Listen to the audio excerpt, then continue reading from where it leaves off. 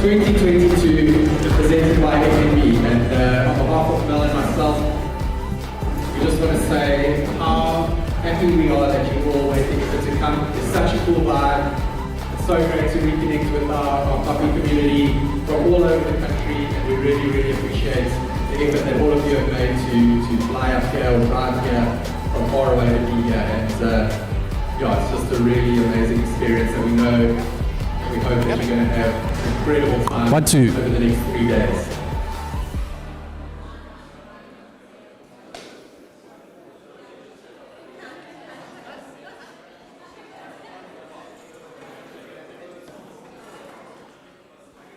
All right, how are we all doing?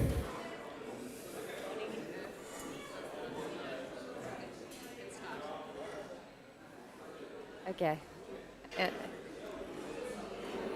Morning, everyone. Morning, Mel.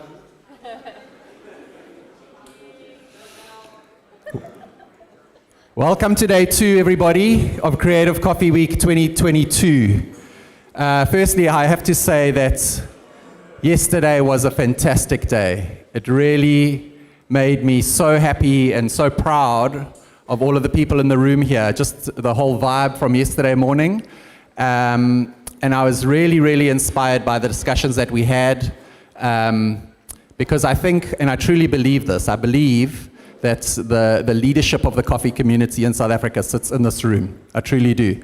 And it's because only when you take time away from your businesses, away from your busy lives, to focus on these things and discuss them with other like-minded people, can we make decisions, and those decisions inform our actions, and actions triumph words. So that kind of discussion makes me really excited. And today we have, if you thought yesterday was good, today is going to be even better. So I'm very excited for for the lineup. It's a really good lineup. But the thing that I wanted to start with today is that we are celebrating some milestones. So we're celebrating a 40th, and we're celebrating a 10th anniversary. The 40th that we're celebrating is this magazine. This is our 40th coffee magazine, which we are extremely proud of. And next month, in August, Coffee Magazine turns 10. So that's our 10-year anniversary. And so a lot of people have asked us about this cover, and they've said, what is this? And Specifically the dolphin. and what is this? Because this cover is the icon for this year's Creative Coffee Week theme. So I would love the brains behind this amazing idea to explain it to you, so you have some insight into what all these amazing elements mean. Okay, yeah, so the idea behind the cover design was that we've been in this industry publishing this magazine for the last 10 years, and coffee has just taken us to places we never would have imagined. And I think that everyone's journey in coffee is different, but there's elements in this that we can all relate to. Maybe not the dolphin, but most of the others. So we've got, we asked Jonty to put together a few things that have stood out for us over the journey. So obviously our A Shot in the Dark competition has been a huge part of getting the roasting community together in South Africa, and so we've got to have a roaster. My personal roaster at the Bean Green was red, so that's why it's a red color, and that's when I started in coffee almost 15 years ago.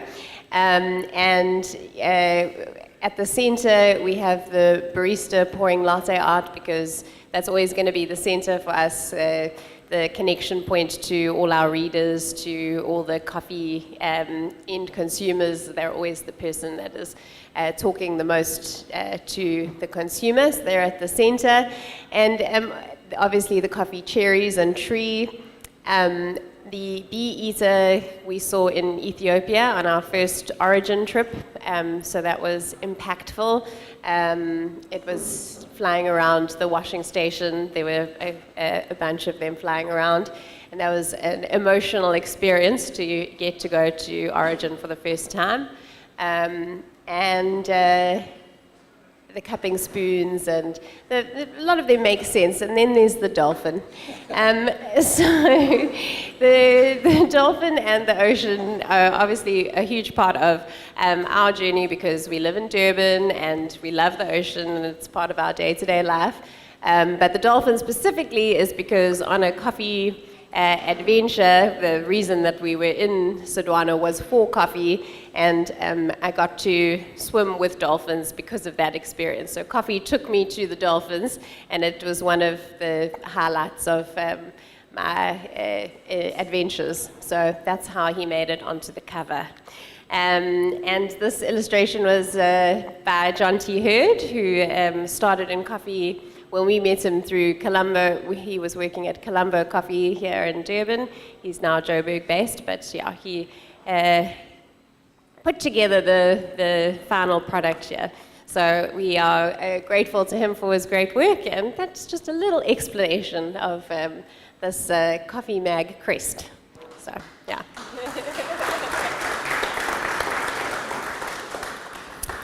Okay, so now you know. Now you know what it all means. Before I welcome up Tabasile from FNB to kick off the day with FNB's Money Moments, tonight we're going to have a cupping relay and a blind wine tasting experience, and it's going to be a lot of fun. But Guess the origin as well. And guess the origin. But the cupping relay, there's some rules, okay? What you have to do, we're going to have 8 teams of 3. You guys have to organize yourselves into teams of 3, but you're not allowed to partner with someone who you work with. It has to be somebody from another company, preferably somebody from another city. Right. Then you've got to go to Jacques and the guys, the printing guys. There's JP, there's Jacques, and there's Josh. And they've got 8 designs, super cheesy, from like really bad to super terrible logos for your team. So if you get there first, you get to choose the best of the worst. I won't tell you what they are. It's a great surprise. You're going to love them. So their designer's got 8 designs for your team. So you've got to have a team name. You've got to go there. They'll print out your team name onto your badge like this, onto the sticker, and then that's your team name. So if you get there 8th, you're going to have like a super, super terrible design for your logo of your team, but you'll still have a cool name because you get to choose it. Okay, so get yourselves into teams of 3. First come, first serve. Cupping relay. There's lots of prizes. It's going to be super fun. Okay, all right. Only 8 teams, so first come, first serve. All right. Okay, now you're going to talk about our wonderful sponsors, FNB, and their endeavors. Yes. Yes. Where are our friends from FNB? Where are they? Oh, there they are. Let's give them a warm round of applause. Welcome, FNB. And so, did anyone go for a run on the beach this morning? Who went for a run on the promenade? Very ambitious. And if you didn't go for a run on the promenade, did you enjoy all the dodgy pubs along the Golden Mile last night? So the reason I bring that up is FNB are going to sponsor the Comrades Marathon this year. Did you guys know that? So that makes us really happy. It's one of the most famous exports of South African sport, and being in KZN, we're hugely proud of that legacy, and it makes sense. FNB are part of that. So well done, FNB. And on that note, I'm going to go for a run tomorrow morning. No, probably not. But Tabasile, if you'd like to come up onto the stage, and she's going to talk about FNB's Speedy Solution, which I think every single cafe owner should be using. Let's give her a warm round of applause. Welcome, Tabasile.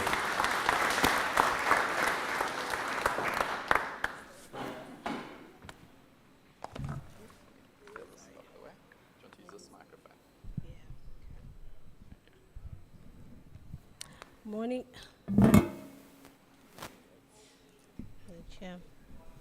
Morning, everybody. I hope everybody's well. My name is Tabisile Zulu. I'm from FNB Merchant Services, and as mentioned today, I'll be speaking to you about the FNB Speedy Zero offering. So with this offering, thank you. So with this offering, you enjoy 0 MMF and 0 rental. So usually you'd have to pay on a speedy device $250, but with this offering, there's no rental, and there's also no MMF, which is the minimum merchant fee that we would charge. So the only thing that you'd pay for is the commission, which is 2.75 for credit, debit, and foreign cards.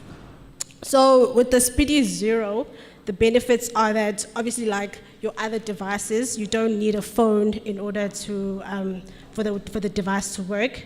And there's also 24/7 technical support. So for example, if you have any problems with your device and you need it to be repaired, you just log a call with our help desk and we'll assist you. And like I mentioned, you don't need a phone because it's dual SIM card. So it comes with an MTN and Vodacom SIM card on it.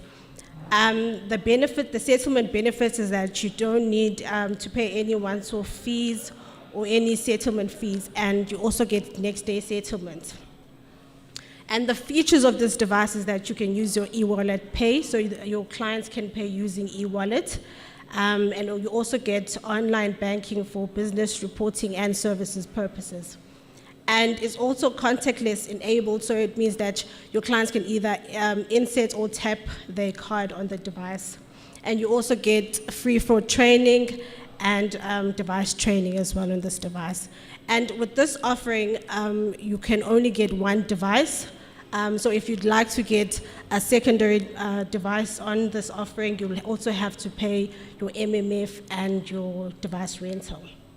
So for customers that feel that they want a device that prints slip, unlike the Speedy device, because the Speedy device you can either SMS or email your receipt.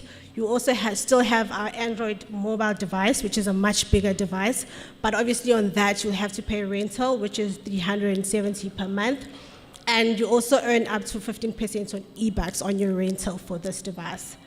And we've also introduced QR code, which is scan to pay.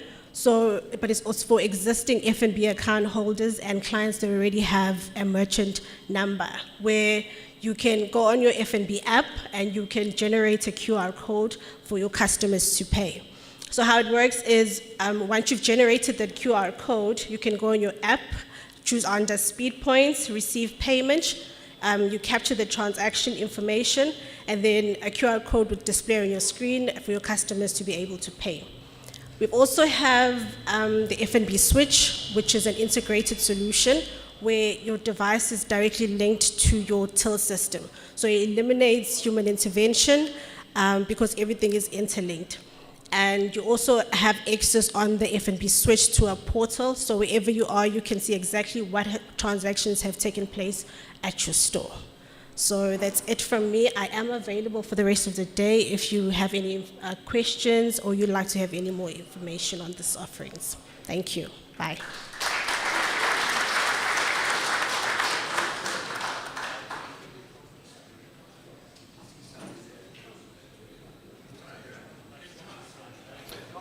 Yeah.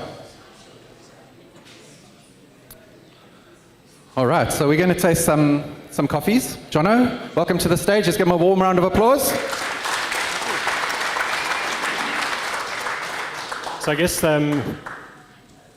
thank you so much for having me. Yeah, we're going to taste a couple of our Olga's Reserve coffees. It's quite exciting because we've got one of the Olga's Reserves released currently. So it's the Kenyan one, which is the one you're going to taste first. And then, I couldn't really come to Creative Coffee Week and not bring something unreleased. I mean, I suppose I could have, but I did have something unreleased. So we did bring it. And it's a coffee, it's a Rwandan natural. So that's the second one. So there's, the washed first and the natural second is the way that I would sort of go.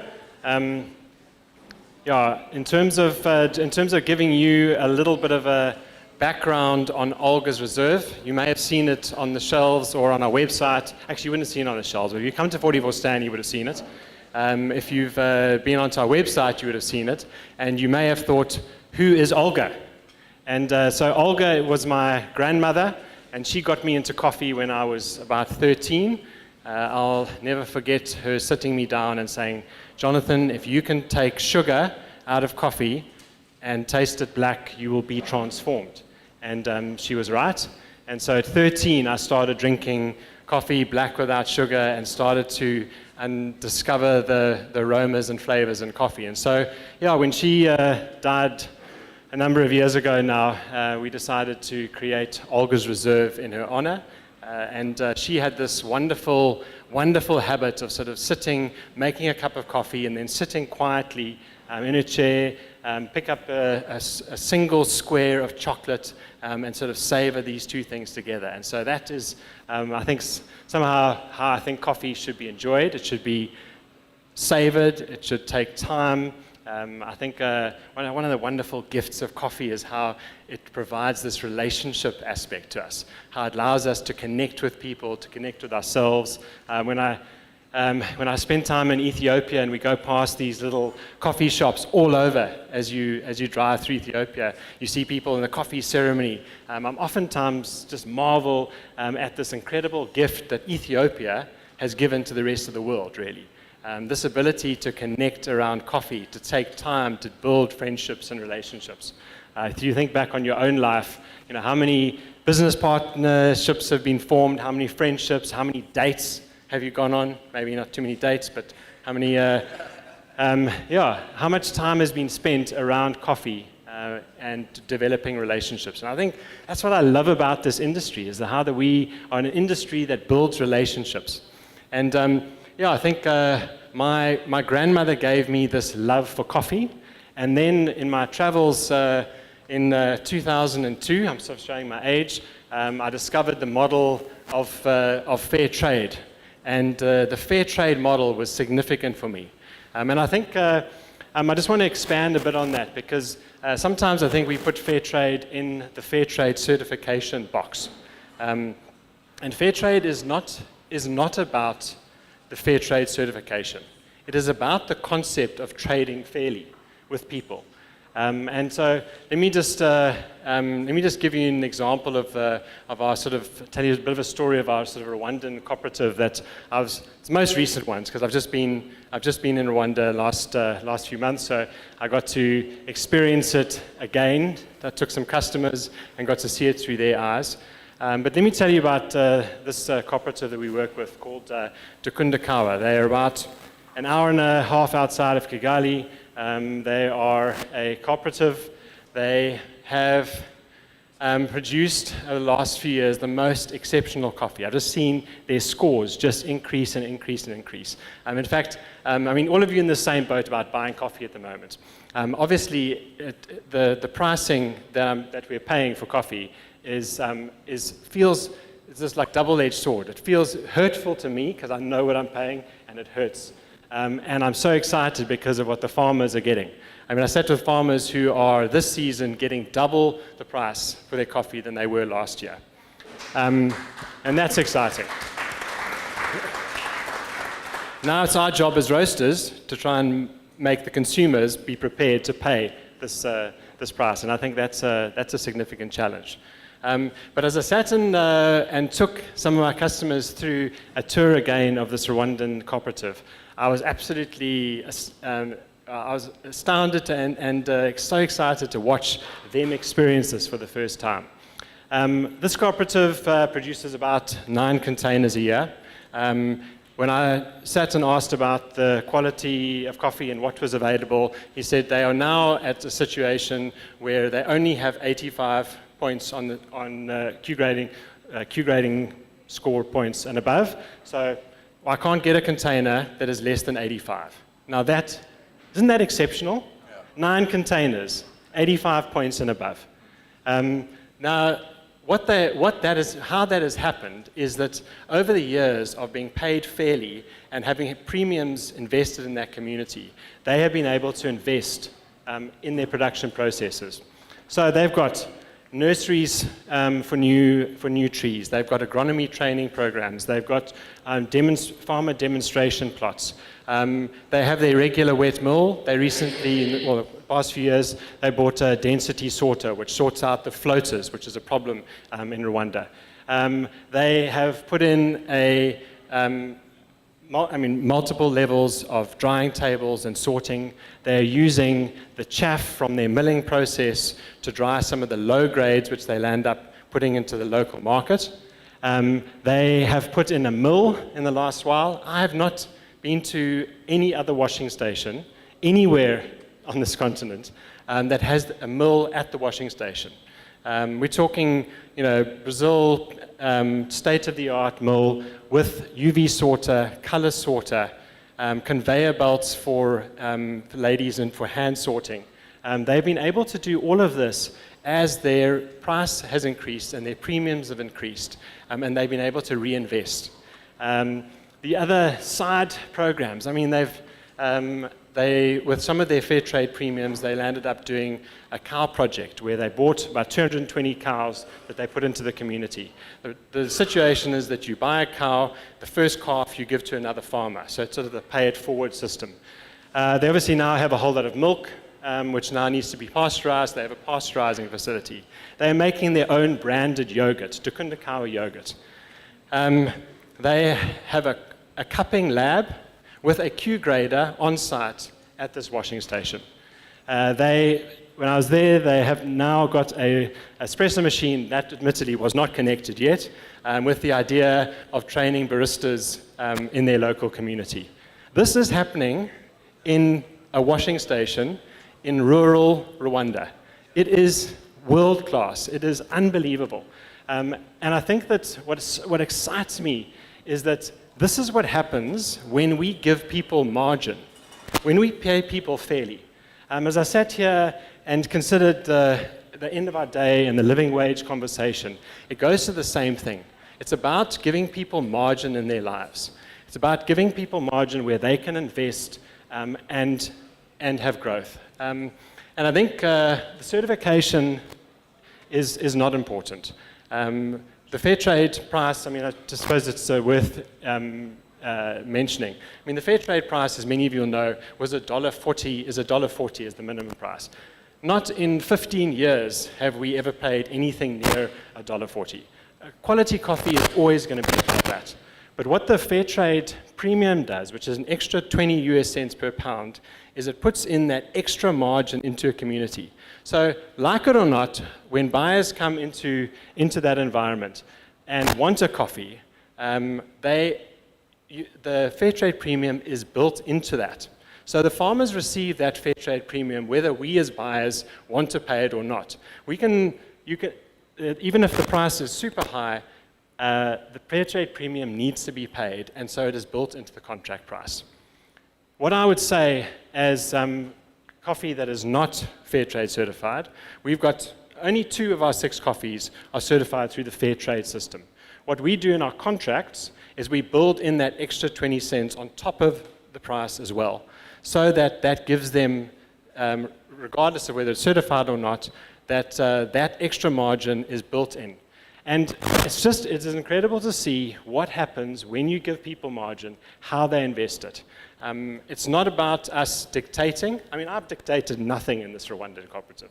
I buy great coffee, pay a great price, and they do the rest. And I think, to me, that is what we should be doing.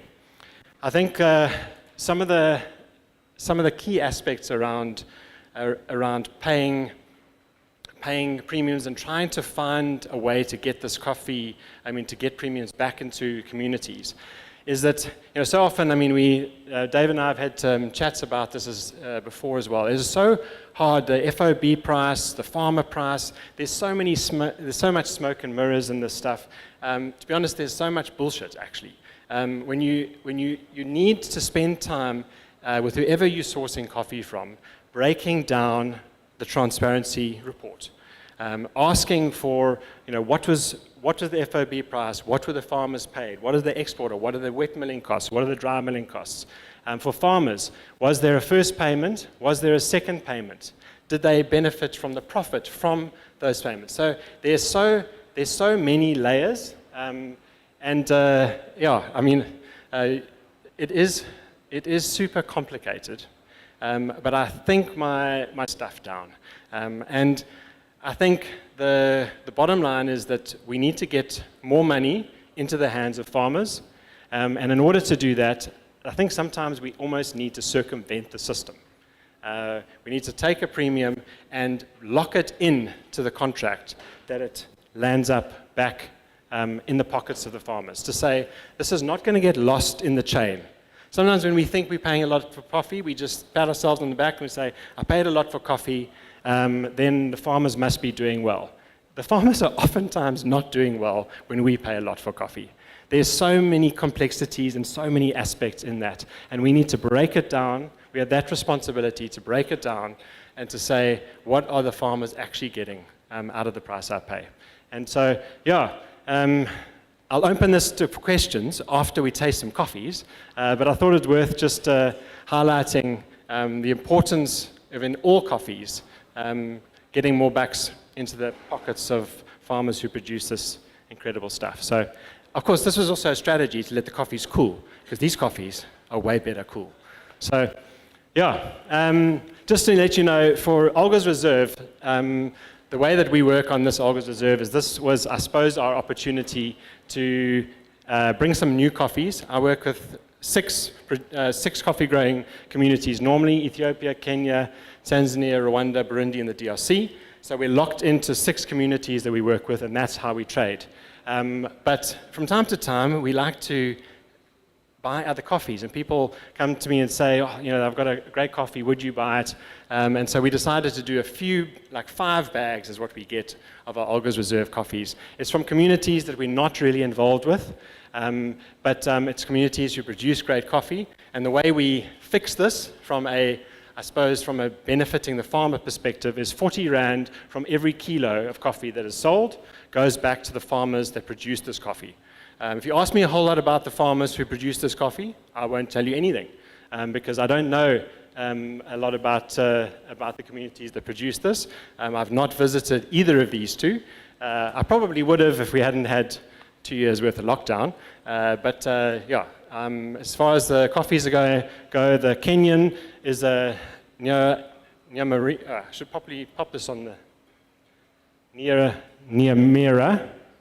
Which is on the western side of Kenya, up near Lake Victoria, and our the Rwandan coffee, the Rwandan natural.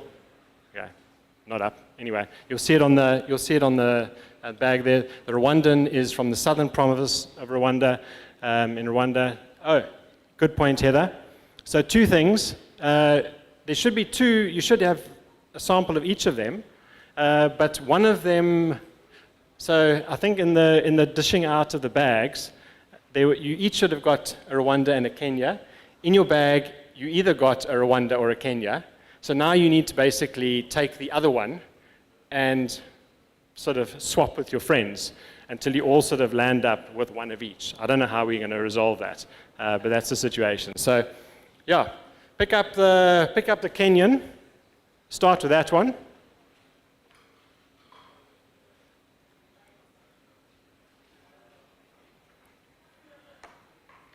So I think some of the flavor notes on this, I mean, this is Kenyans oftentimes a little bit of berries in there. I think what I really liked about this Kenyan is it's a little bit not Kenyan. It has this really sort of silky mouthfeel,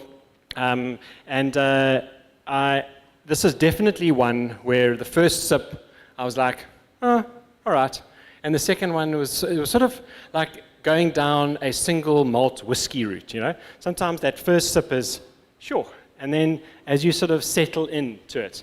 So I think this Kenyan for me has got some lovely a little bit of citrus in there, a lovely smooth, it's super balanced and beautiful. I think it's just a nice, really nice, easy drinking and creamy coffee. Very pleasant. This Rwandan, I don't know if you've had a sip of that yet.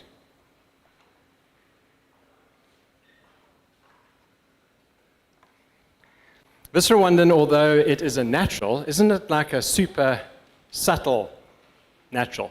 I think we had, the last natural we had, I think, was from Tesfaye, who spoke at Creative Coffee Week a while ago, from Guji, and that is blow your head off natural. You know it. And in fact, some of the great coffees we tasted yesterday were some super, very, very clearly naturals. I think what I quite like about this is it's quite a subtle natural. If any of you know Kath, who's our Q grader, she is not a fan of naturals.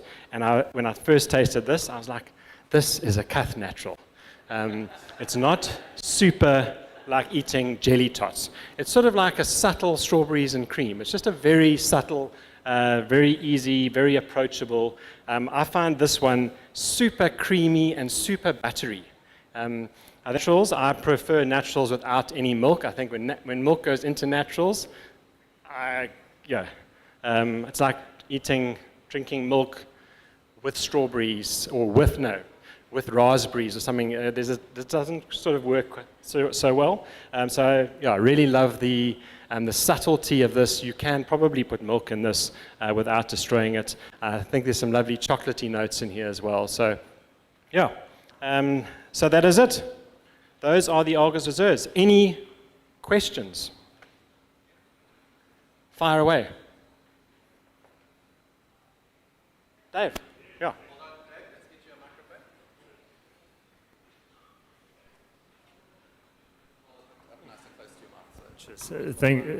Thanks very much, John. Very, very, very interesting. And just something that you were saying earlier, and this is almost, I'm going to embarrass ourselves here by saying this, but we were sourcing coffee from somewhere. It doesn't matter where we were sourcing from, and we were paying a little bit more because of the FOB price, and we thought we were saving the world. And in actual fact, after doing the maths, and John had brought this to our attention, is that Fairtrade was paying more across the board for the coffee than we thought we were paying, because we only bought a few bags and the rest was not the quality, but it still needed to be sold. And that was sold almost under the cost of production. So I think there are great points which you make here, and I think generally, if you can ensure that there is that quality premium or the quality payment to the farmers, you're doing a whole lot more than buying 4 bags of $8.35 FOB. So, well done to you. I think it's a huge feat. John has been in the game for many, many years and has consistently paid above the cost of production. That is a very, very hard thing to get right. So, well done. Thanks. Yeah, I think the joy of buying coffee is that, so farmers, when you buy from a cooperative, the nice thing is that the farmers, you get a cherry price. In terms of breaking it down, you get a cherry price. That coffee arrives at the washing station, regardless of its quality at that point. The farmers get a price. If in the case of a cooperative or any system where you're starting to see improvements in quality, what you land up with is that most of the coffee sold out of that washing station commands a high price. So I think what I loved about what's happening in this Rwandan co-op is just how little low-quality coffee is being produced, which means that their premiums, that their price are just off the charts. I mean, the fact that I can only buy a container of 85 plus. I mean, I bought a container of Rwandan at 85 plus. That's gonna, not even exit the country at about 150 rand a kilo. Now that is a fantastic price for farmers. How I'm going to sell, that's always a challenge. But that is the fact, is that when farmers have this margin, when they start investing, the quality goes up and the price goes up, and that is what changes our lives. And so, I think we need to really investigate how we buy coffee. Jono, how do you choose which coffee you're going to buy?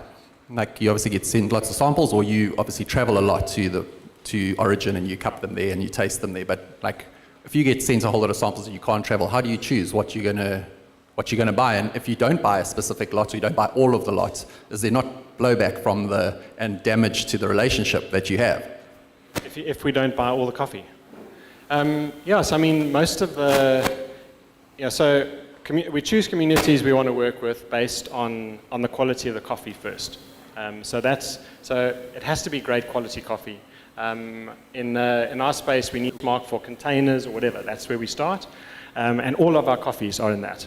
And so we would only choose that and above. And farmers, every coffee has its home. So I mean, obviously, when we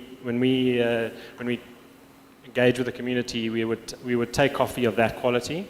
The benefit, though, is farmers have been paid the same price regardless of what they brought. So it's not like they get paid differently based on what they bring. When you bring your coffee cherry, there's a standard price across for coffee cherry.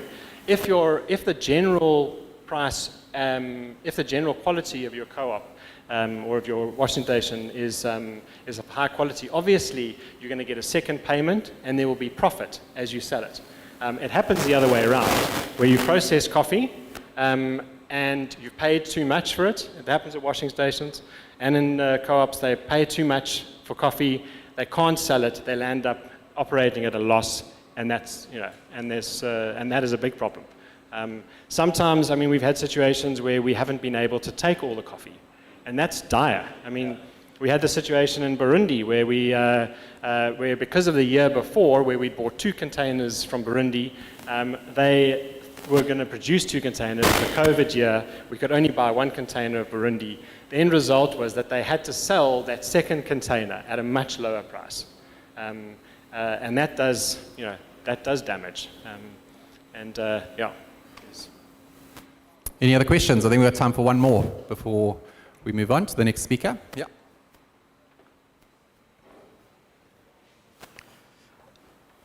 My question is about the farmers. The farmers are working very hard for their coffees. Now my problem is, when you buy the coffee from the farm, the roasters are roasting the coffee the way that the farm doesn't like. Maybe you know your coffee, then someone messed up your coffee. I see that we're trying to bring good quality coffee in the country, but now the good coffee can be messed up by the roaster. So is any way where we can try to, teach the roasters more about roasting coffees? Because each person different roasting profile. You know your coffee, you know how your coffee is supposed to taste like, but someone roasts your coffee like in the way that you don't like. So what do we do about that? Yeah, that is a hard question. I think from a roasting point of view, I think there are a lot of courses available. So, Mike, you guys do a course at roasting course? Yeah? Collaborating with Donovan McLaughlin from Cabal Coffee Roasters. Yeah? Sorry, Mike. We've been collaborating with Donovan McLaughlin from Cabal Coffee Roasters recently. I think he's currently abroad. He should be back in the country September. I think he's planning to run some SEA courses. And that's probably maybe the first course of action, I think, to at least optimize coffees in general. But obviously, if it comes to different origins, then there's maybe a little bit more intricacy in that. But I think as a baseline, doing an SEA roasting course is probably a good idea. Yeah, I think the roasting course is the one aspect, and then, it is disappointing sometimes that, farmers put in a whole lot of work into this coffee, and sometimes as roasters, we destroy that. I think, obviously, roasting course and just working to roast coffee better is something. But then the other thing that we also have to contend with is what the market likes. And so that's also very tricky. Sometimes we'll end up having to roast a coffee darker than we would like to, because that is what our customers want. And so, it's a balancing act. Sometimes we can stand on the high ground and say, listen, this is the way this coffee needs to be roasted, and we roast it, in a certain profile that we like, but it's not a profile necessarily that our customers like. And I personally think that in coffee we need to, for me anyway, I always like to look at what we do through the lens of our vision as a company, which is to make an impact in the lives of small-scale coffee farmers. And we do that best by buying as much as we can.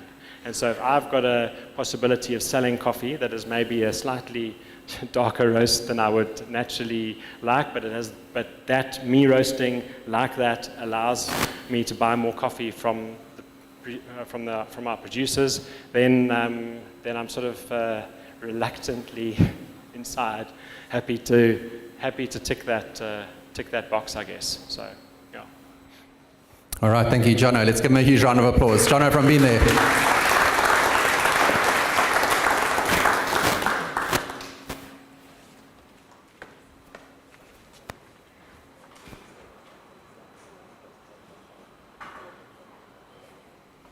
All right, I'm going to invite Pete to come up and set up, but in the meantime, we've got some snacks, because I know you guys have been drinking a lot of coffee this morning, so I think the snacks are going to be passed around, so stay where you are, if you don't mind.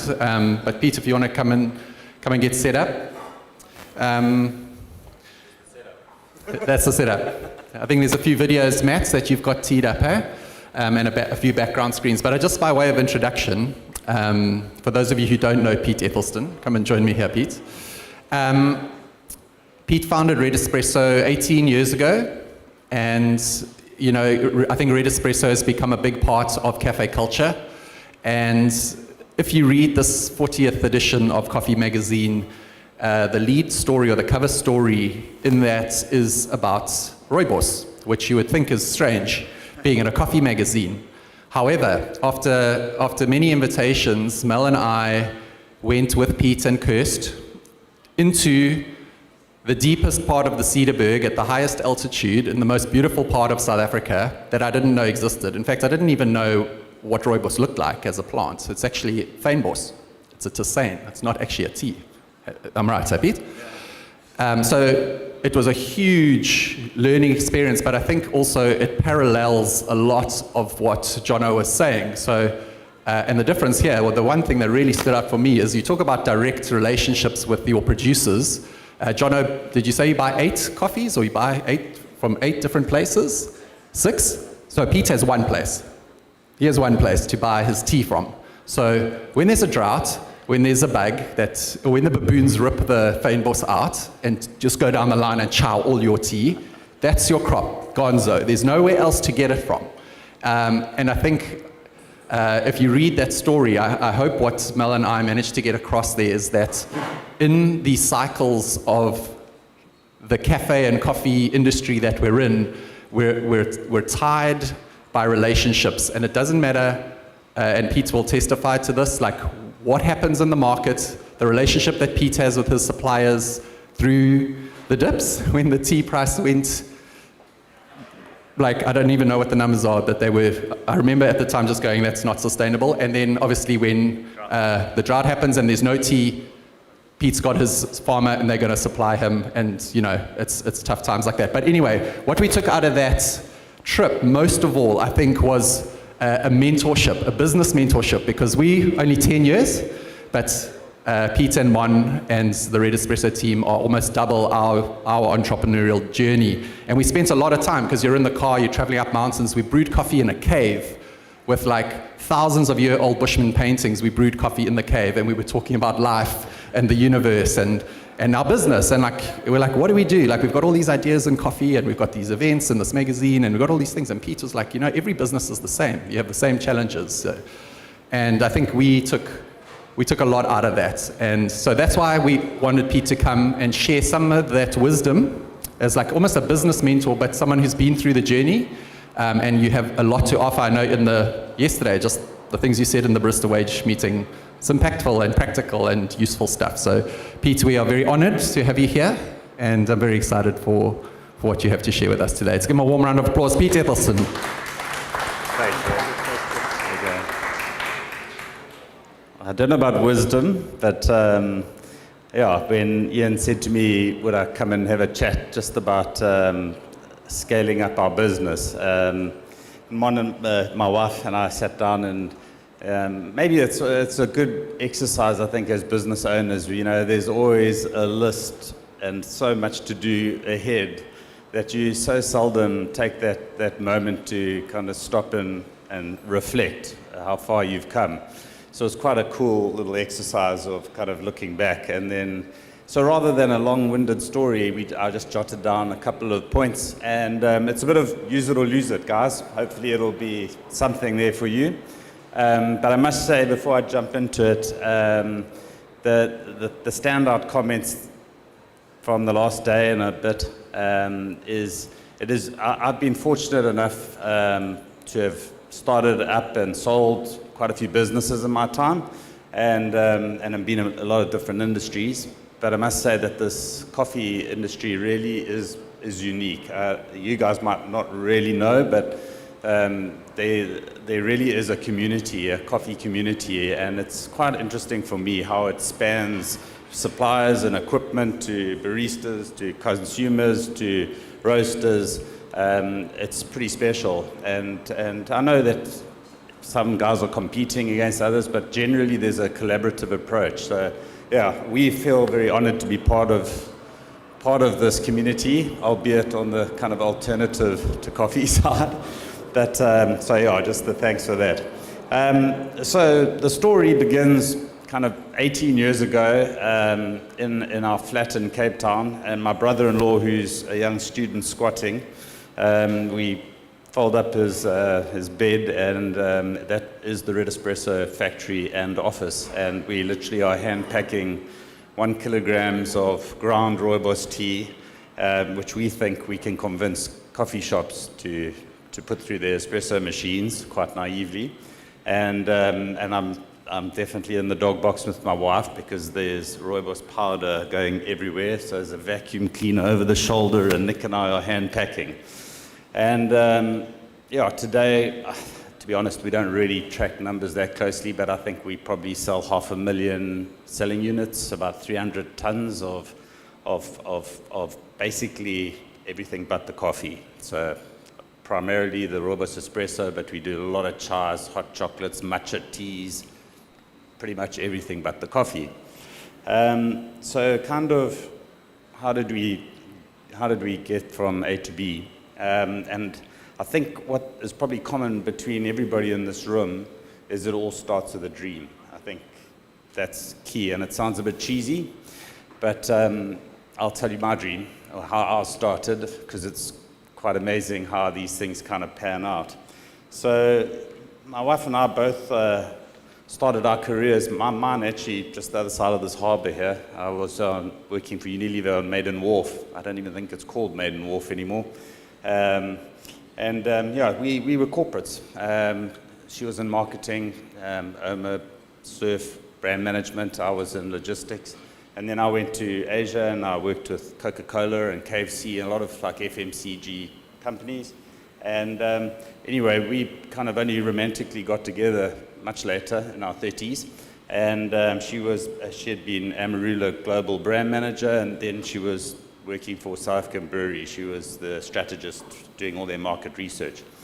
And I convinced her to stop making other people rich and to chuck in the corporate jaw. I had left long ago in my 20s.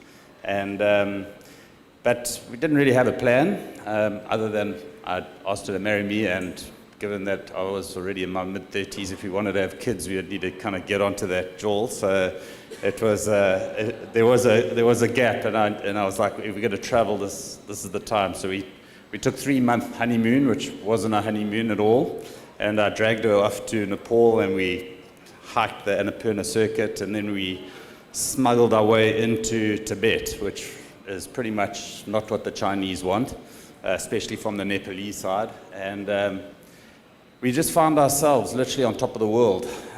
Tibet's quite an amazing place. It's like time has just stood still there. It's like 2,000 years and nothing's changed. You're like guys literally riding ponies and tea ceremonies in the valleys, and and monks around the place. And the earth literally curves on the horizon, and you're standing there amongst these 8,000 meter peaks, K2 and Everest. And it's not often, I think, in your 30s, you find yourself kind of with a blank page, and time, maybe, and in this kind of quite spiritual place. And we just started writing down a list of things we wanted to do in whatever the business was going to be. And I think we had come from from corporate, the booze industry. I'd come out of some of the fast food side. There's lots of skeletons. It's like, here's the marketing message, but don't look back here. And we just wanted something that was really good for people. We wanted something that was going to be good on the planet. It needed to tread lightly. We wanted something that was going to be part of the solution for South Africa. We needed to create jobs. We needed to create value here. We've had global experience, so we wanted something that we could scale, but we understood the big boys, so we needed to do something that was niched, otherwise they'd just come and smash us. So long list with no business, which is quite a strange way around. And anyway, cut a long story short, we came back to South Africa, and a partner of mine in another business had stumbled upon this idea of putting rooibos into an espresso machine, and we got a crema out of it, and that was a bit of a hallelujah moment, because we're all South Africans, or almost everybody, maybe excluding Mark, grow up with rooibos, and you infuse rooibos and you never see any oil. So when we got a crema, not only did it tell us we could make an espresso and do latte art, all those good things, but we knew we had kind of changed the intrinsic kind of value inside the product. So we took it off to the lab, and they did a whole test on it, and that's where we found we're getting like 10 times more antioxidants and all this health coming out. And that's when my good wife, the marketeer, stepped in, and that's maybe the first kind of point I put down here, is it's be very clear on what your strategy is. In our case, it was brand. We were going to create a brand. So it was like, what is the brand? Where's the opportunity? So 18 years ago, guys, I think maybe one Vita Storm, those days two, maybe, I don't know. It's still kind of, Wimpy's hasn't even really educated people about a cappuccino. Remember those adverts? And Italian. And, it's illy and imported coffees, and the average South African's grown up on Rick coffee. That's kind of where it was. But we looked at it, and we knew that Starbucks had taken that third place, that European experience, and mass marketed it. And it was a trend that had to come. So the cafe culture had to come this way. And on the other side of the fence, we saw the health trend was going to be a major trend. And we just thought there was a space for us. And obviously, there was no one playing in that space. So that was very clear on our minds. But what was definitely not clear, and maybe for the guys who are maybe early on in their businesses, it's staying flexible, because, there's no point I don't think, as an entrepreneur, to spend too much time in deep business plans and massive strategies and all the rest. The sales guys around the room will know you've got to get out there and you start the dance, and then comes the obstacles, and how do you handle them. But I think what is important is you've got to have your dream, and you've got to have whatever the strategy or the kernel around that dream. And those are the things you've got to kind of anchor yourself to. So that's kind of like the first one that I kind of wrote down. Taking the leap.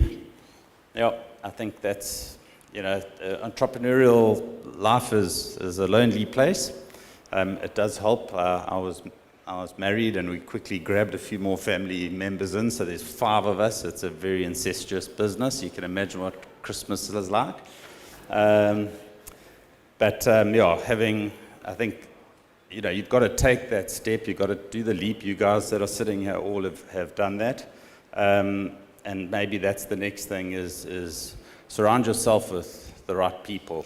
You need to have positive people. You need to have people that believe in your dream. There's going to be some dark moments out there. I had a lot more hair when I started this business. There's going to be some lonely moments, and there's definitely going to be some big obstacles. And you need people that are going to kind of reassure you that you're on the right path. We completely underestimated what a massive job it was going to be to educate the consumer, the trade. There was and we didn't even really understand the supply chain, all those other elements. So, but you have to take that leap. So that was a big one. Arocha, a bit of luck and lots of courage.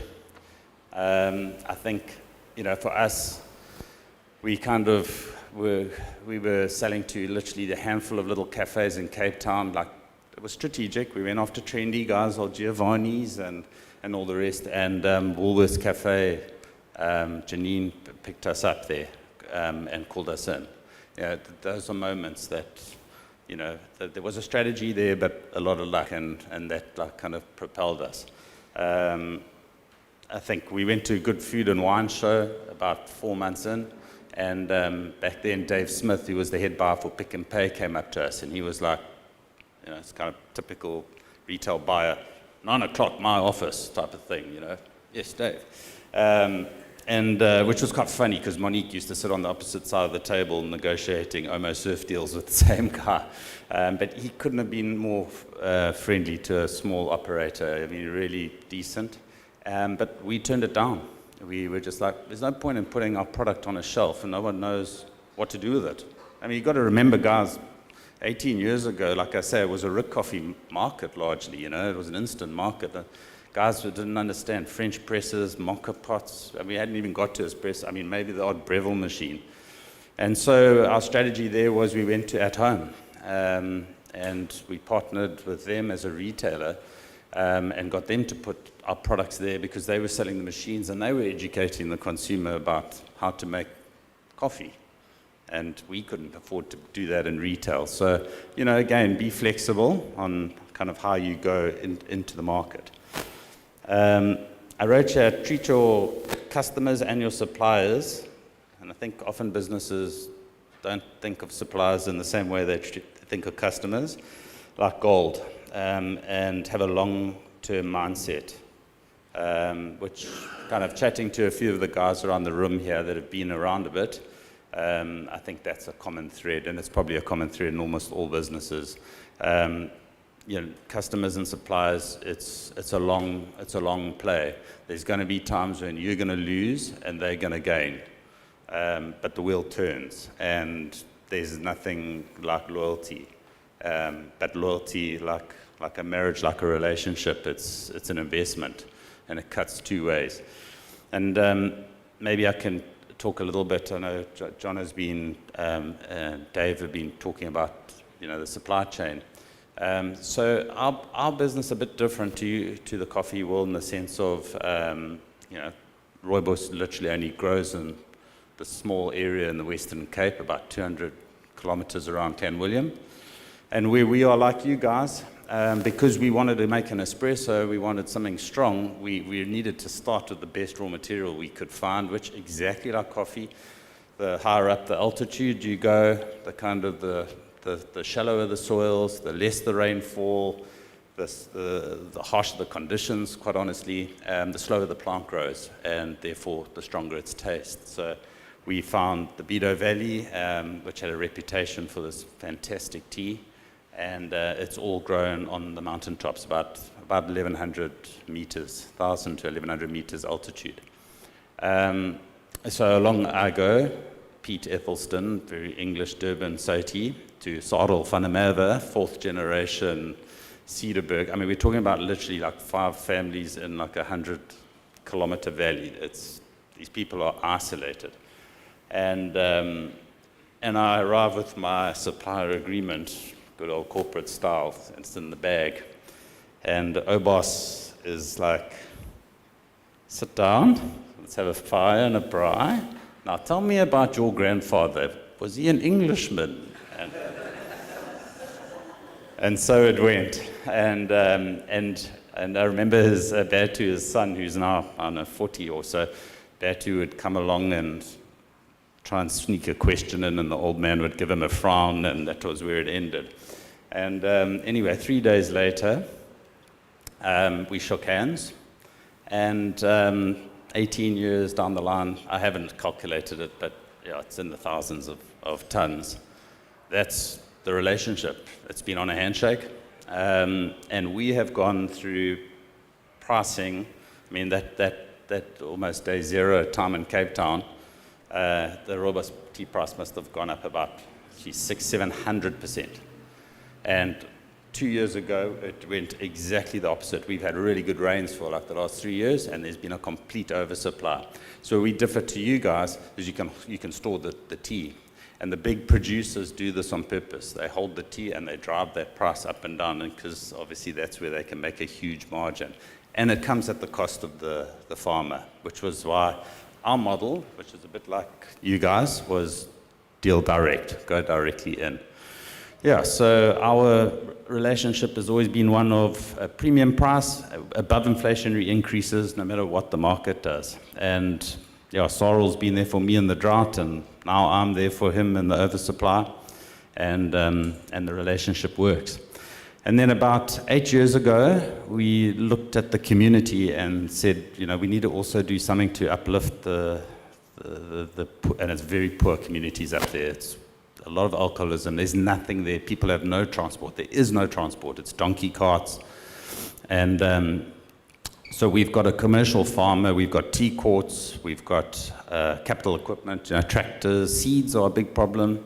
And so I got Sorrel working with, it's largely a colored community.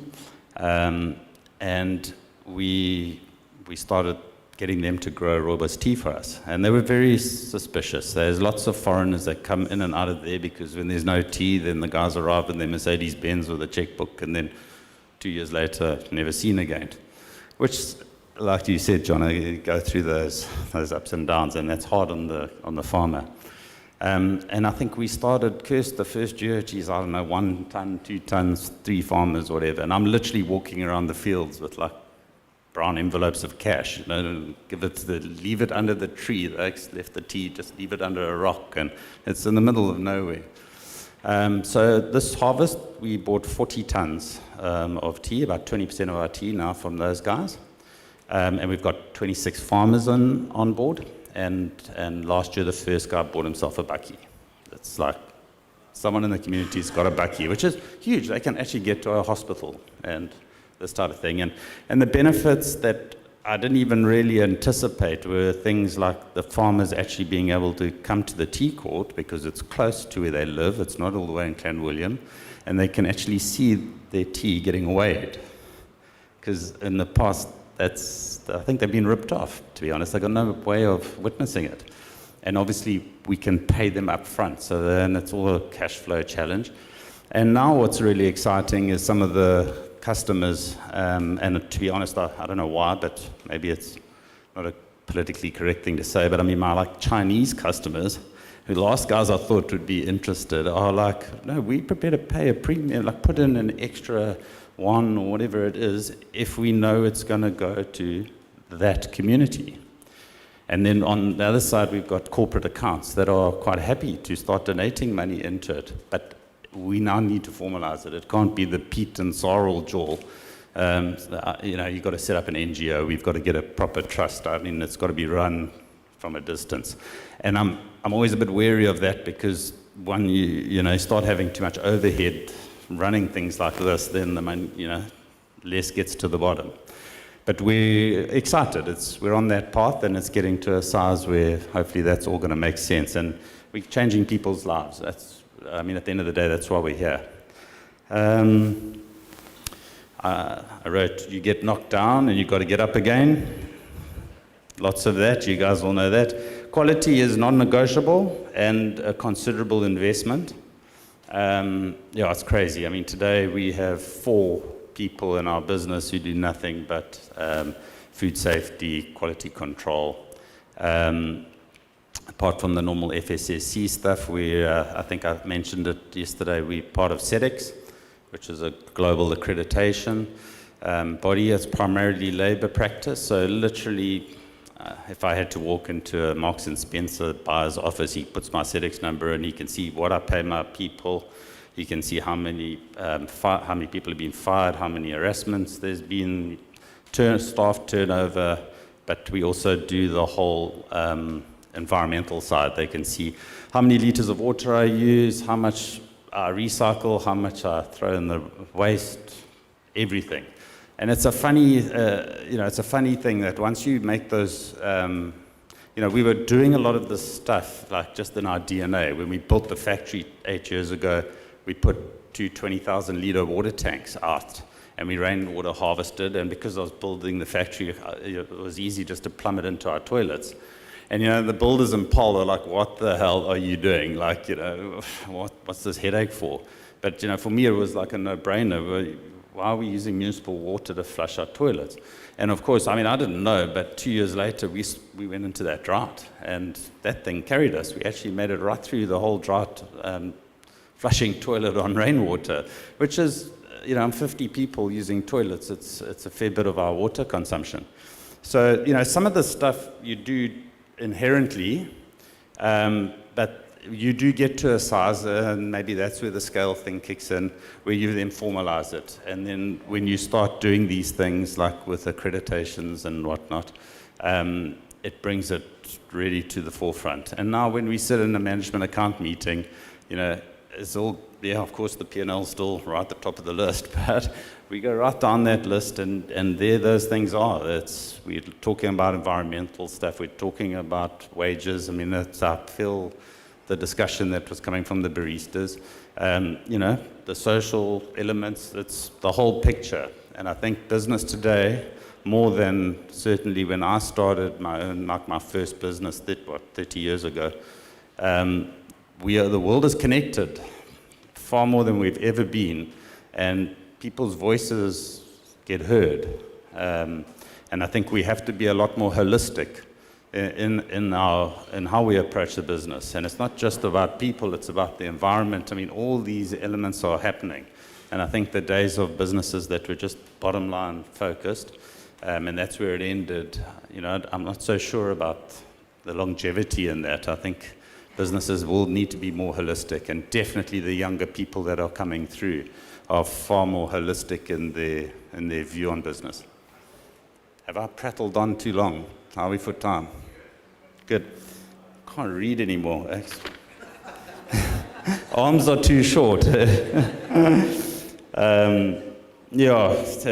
one I don't need to tell you guys. It's a 24/7 commitment.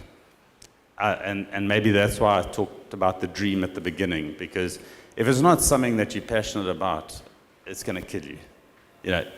I've got a wife who is up very early, 4:30, 5 o'clock asleep in.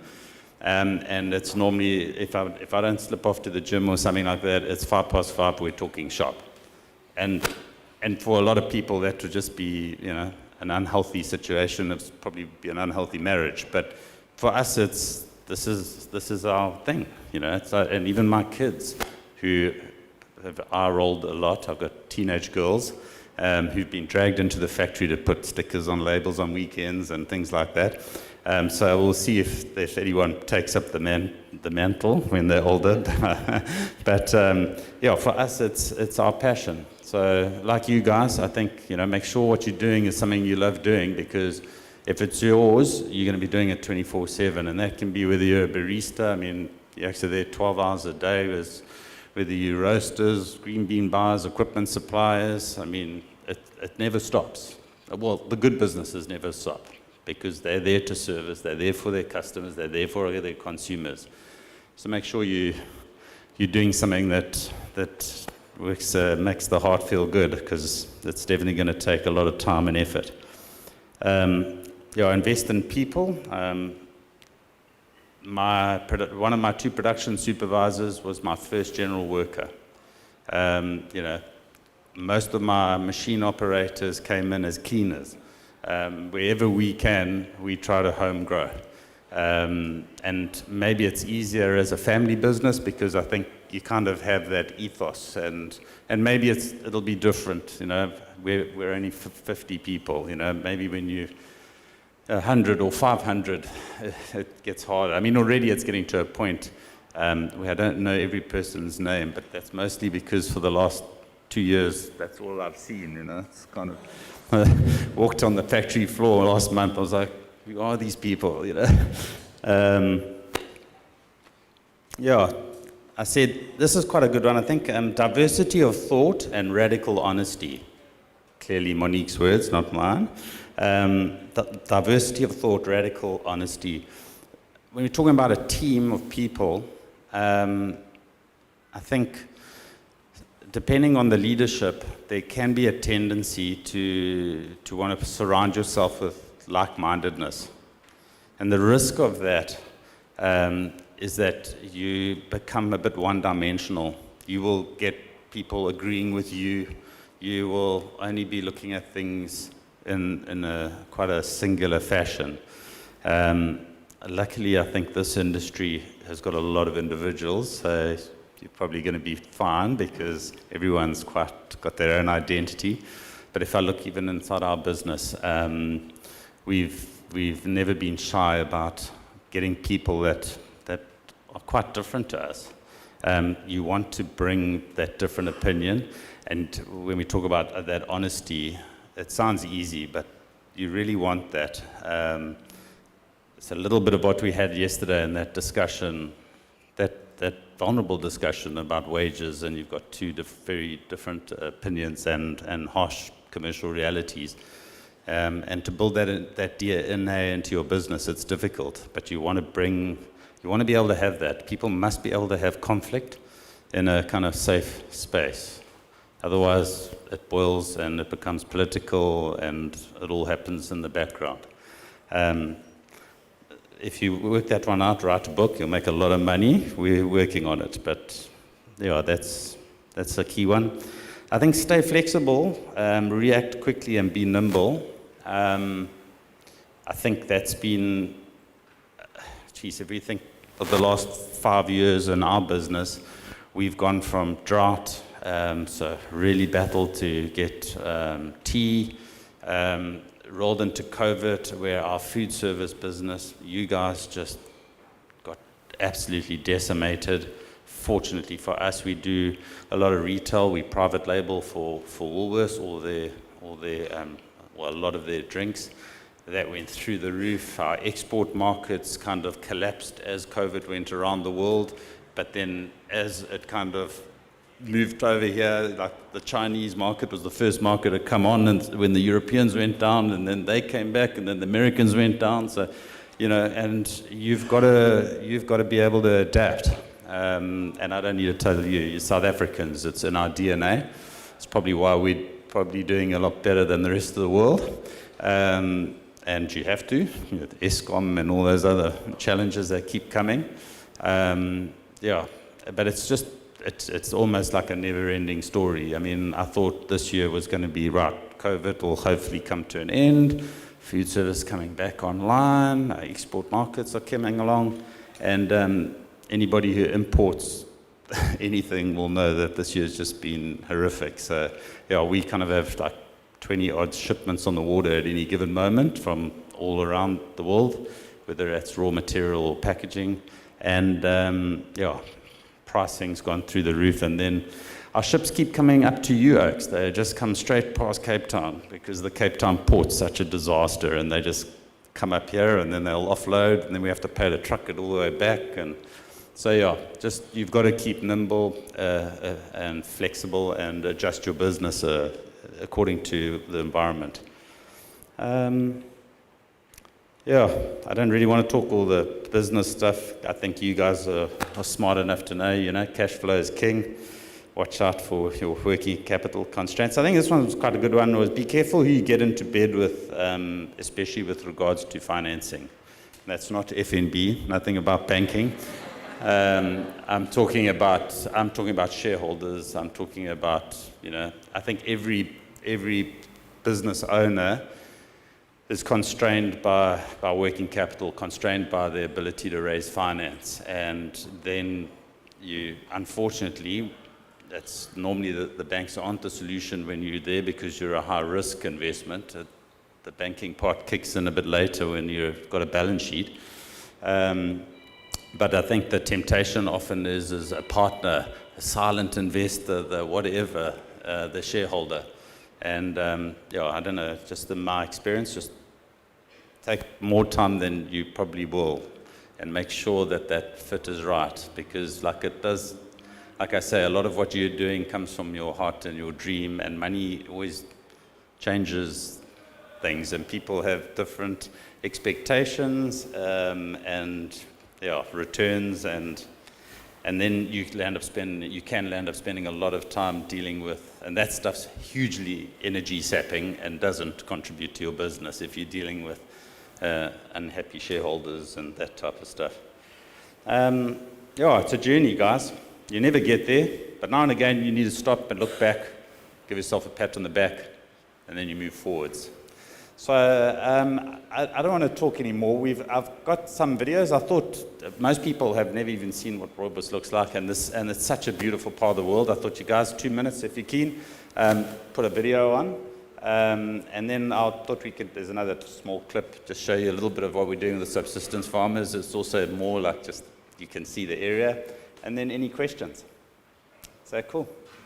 Thanks, Matt. 4 hours north of Cape Town, South Africa, lies the Cederberg, an ancient place where time stands still. Famous for its craggy mountain ranges and fantastic rock formations. Converging currents of the Atlantic and Indian Oceans render the Cederberg an environmentally unique, highly biodiverse region where rooibos grows, here and nowhere else in the world.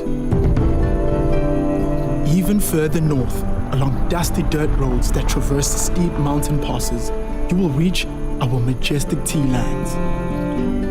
Heat buzzes like the white noise of a forgotten age. Mobile reception fades and time seemingly stops. This is where the Red Espresso story begins. In the semi-arid, isolated area, our tea grows as nature dictates.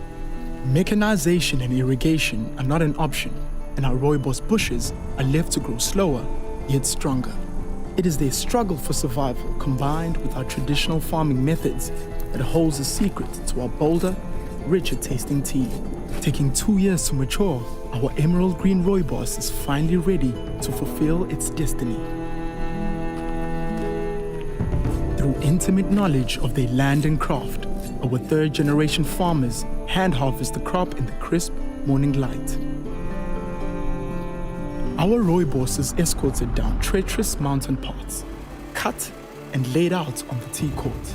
Sprayed with fresh mountain water, it ferments and oxidizes overnight to turn from green to a rich, dark red. Once collected and packed into bags, our single estate tea continues its journey to our factory. Welcome to the home of Red Espresso, where our rooibos tea is carefully cut with specialized machinery to meet the specifications of our patented grind. This is what ensures maximum flavor extraction of our tea to make the perfect rooibos espresso. Every batch of our tea is analyzed, and sensory tests are carried out on final in-cup quality. It's not by chance that Red Espresso maintains its quality and signature taste that you've come to expect and love. When everything is done by hand, the end result is a taste experience that is not easily forgotten. Hand-sewn, hand-picked, hand-packed, and at last, handcrafted into one of our famous red drinks. From crop to cup.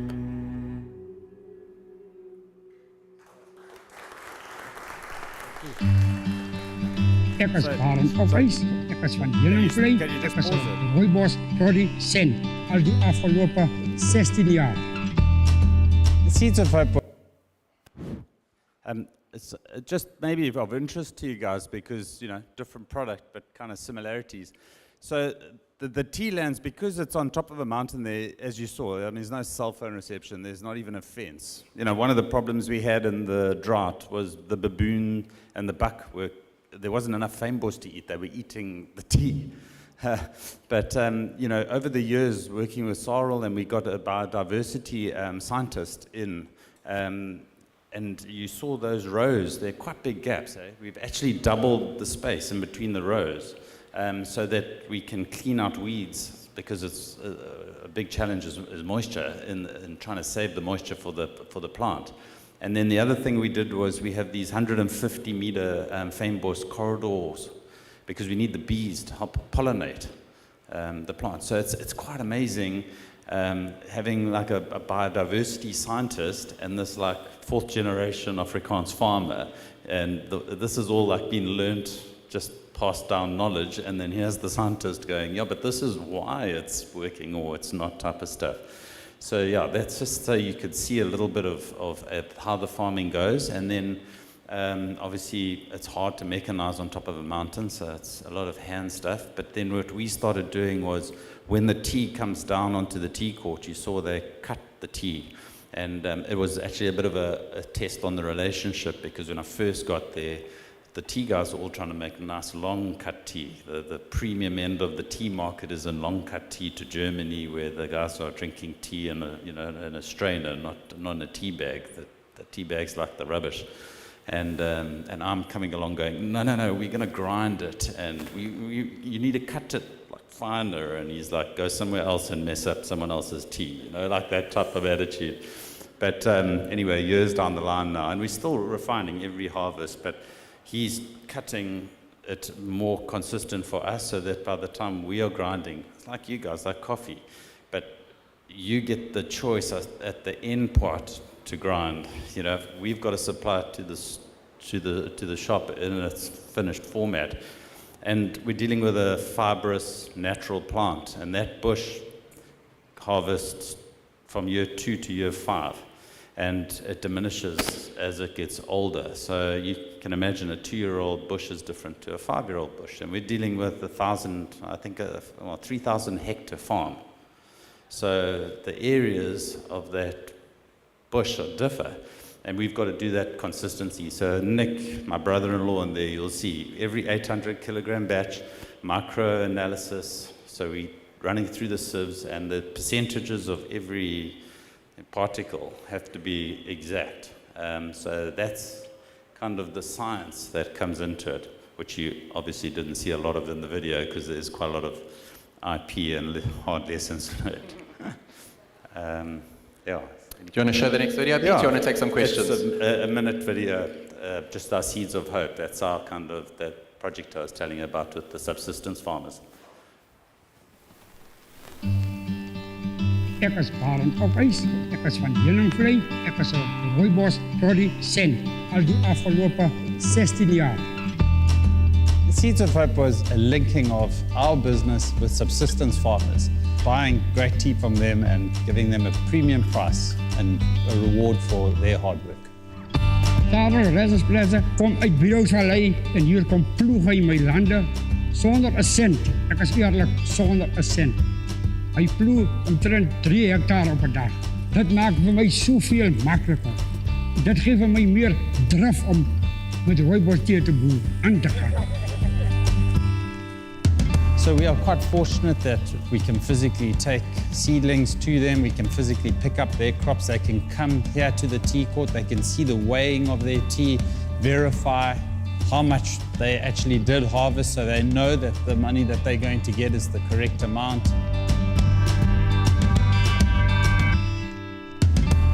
Dit het verander by, ek praat nou reguit by die finansiëel, daar het ek heel wat sterker geword. Het by elke jaar meer en meer betaal.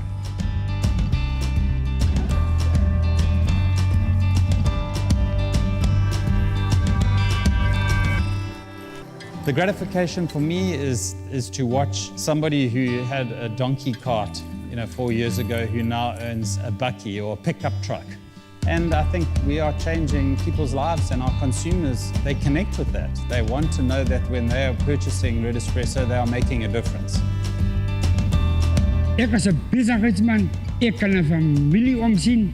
Red Espresso het dit vir my moontlik gemaak sodat ek kan na iemand anders ook 'n hand kan uitreik.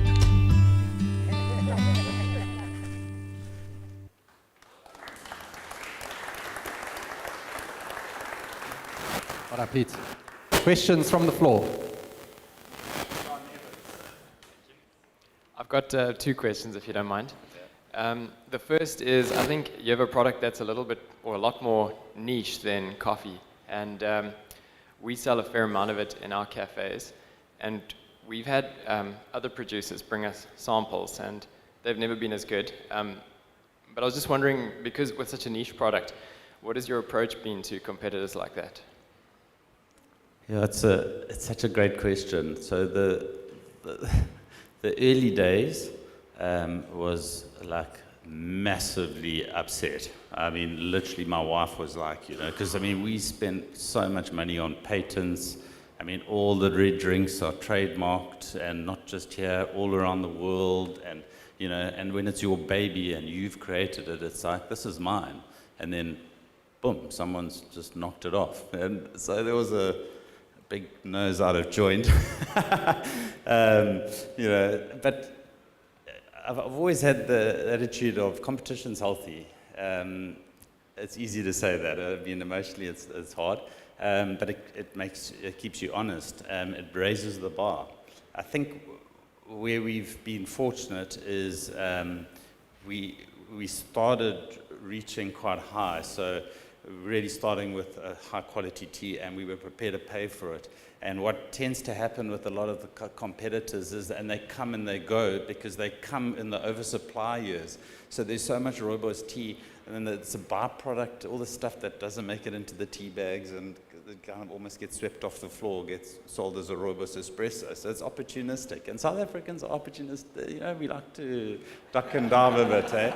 So, the eggs come in, but invariably then, and unfortunately in the Western Cape, the long-term trend is we are getting drier and drier, which is obviously a big concern for me and our farmers. But, and if, trust me, in 2 years' time, there's going to be another shortage, and then these eggs disappear because they can't get. It's a different story. So I think that the science, there's quite a lot of science around it, and we are very focused on that. Things that you guys don't even see, we don't even shout out, but it's all organic. There's no pesticides. It's because we're growing. You can't, we can't actually do it. The stuff that becomes a byproduct comes from all over, and it's normally the rubbish. Unfortunately, it's the stuff that goes into tea bags because nobody sees what's inside a tea bag. So I think it's about quality, and then it's you guys. I wouldn't be standing here without you. That's the bottom line.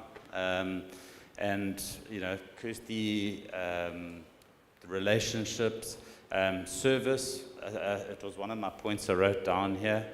Service, I think, in South Africa is such a such a low-hanging fruit.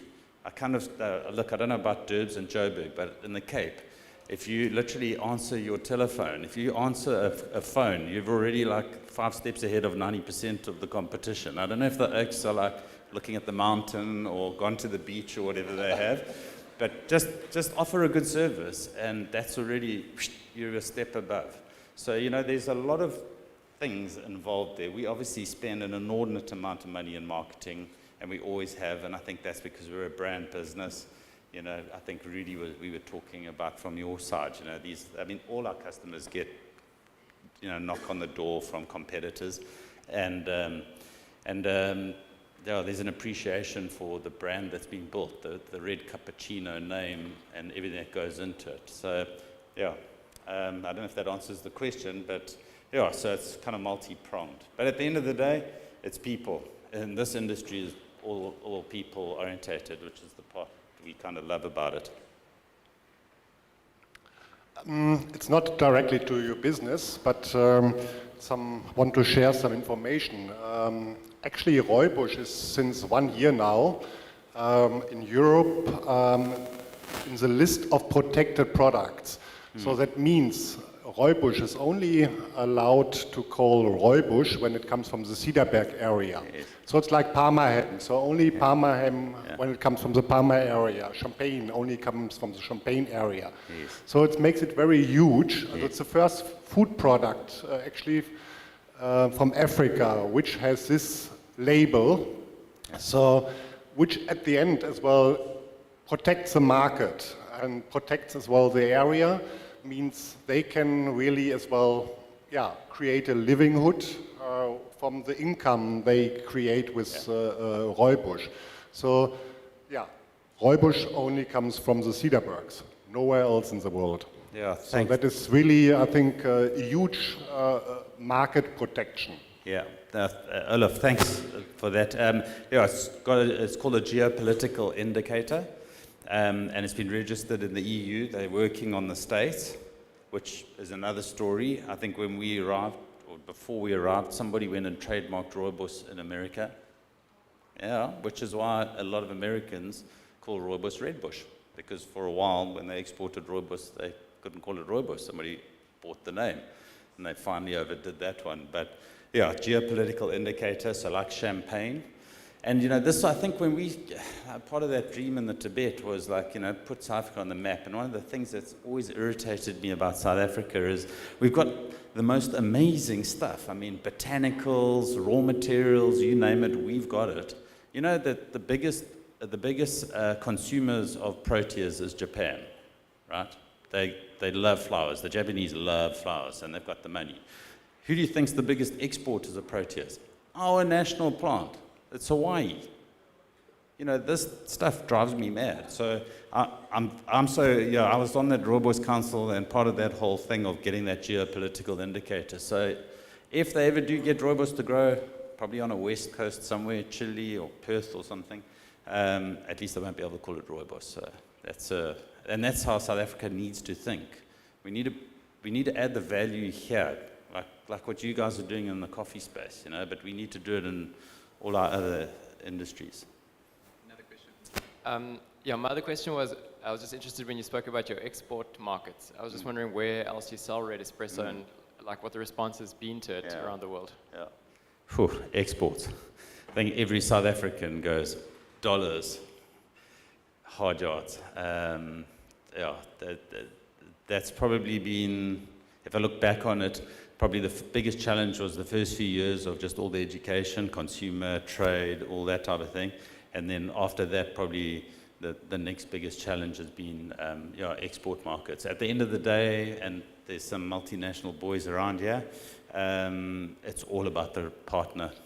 At the end of the day, it's all about the guy on the other side. You can only do so much from this side of the world. We export to about a dozen odd countries.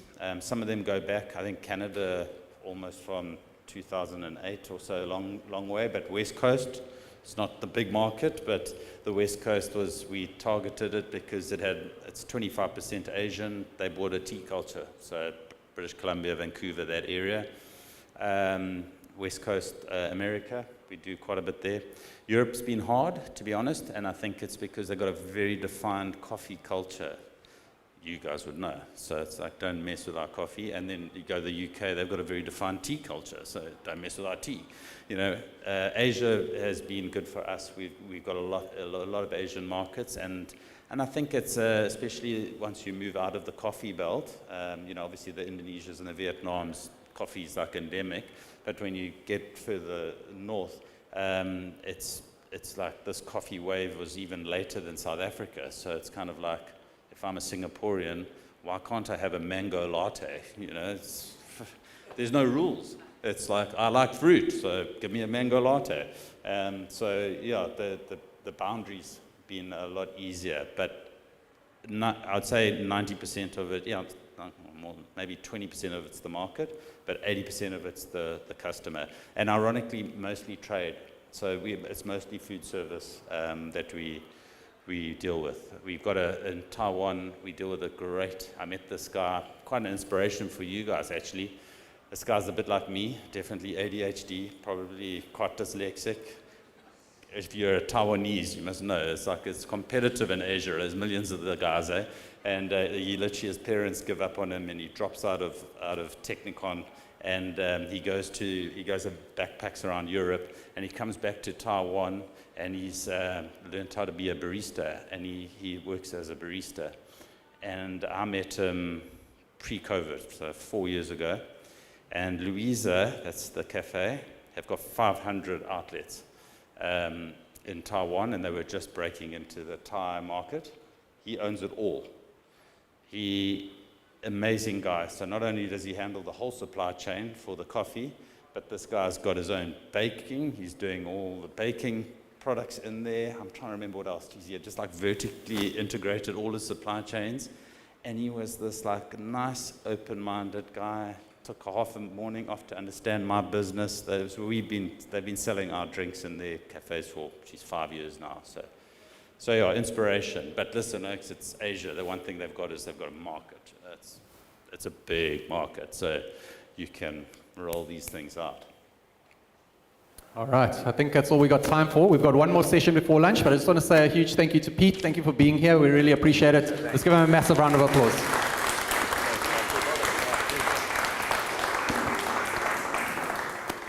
Okay, we've got one session, folks. You've got to push through. One more hour, then it's lunchtime. Also, cupping relay.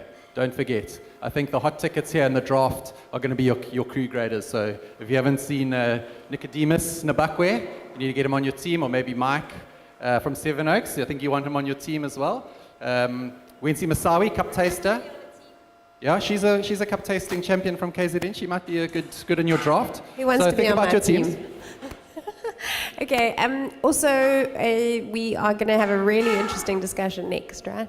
We are. So the guy who's dialing in next is a very, very interesting guy, and I'll introduce him.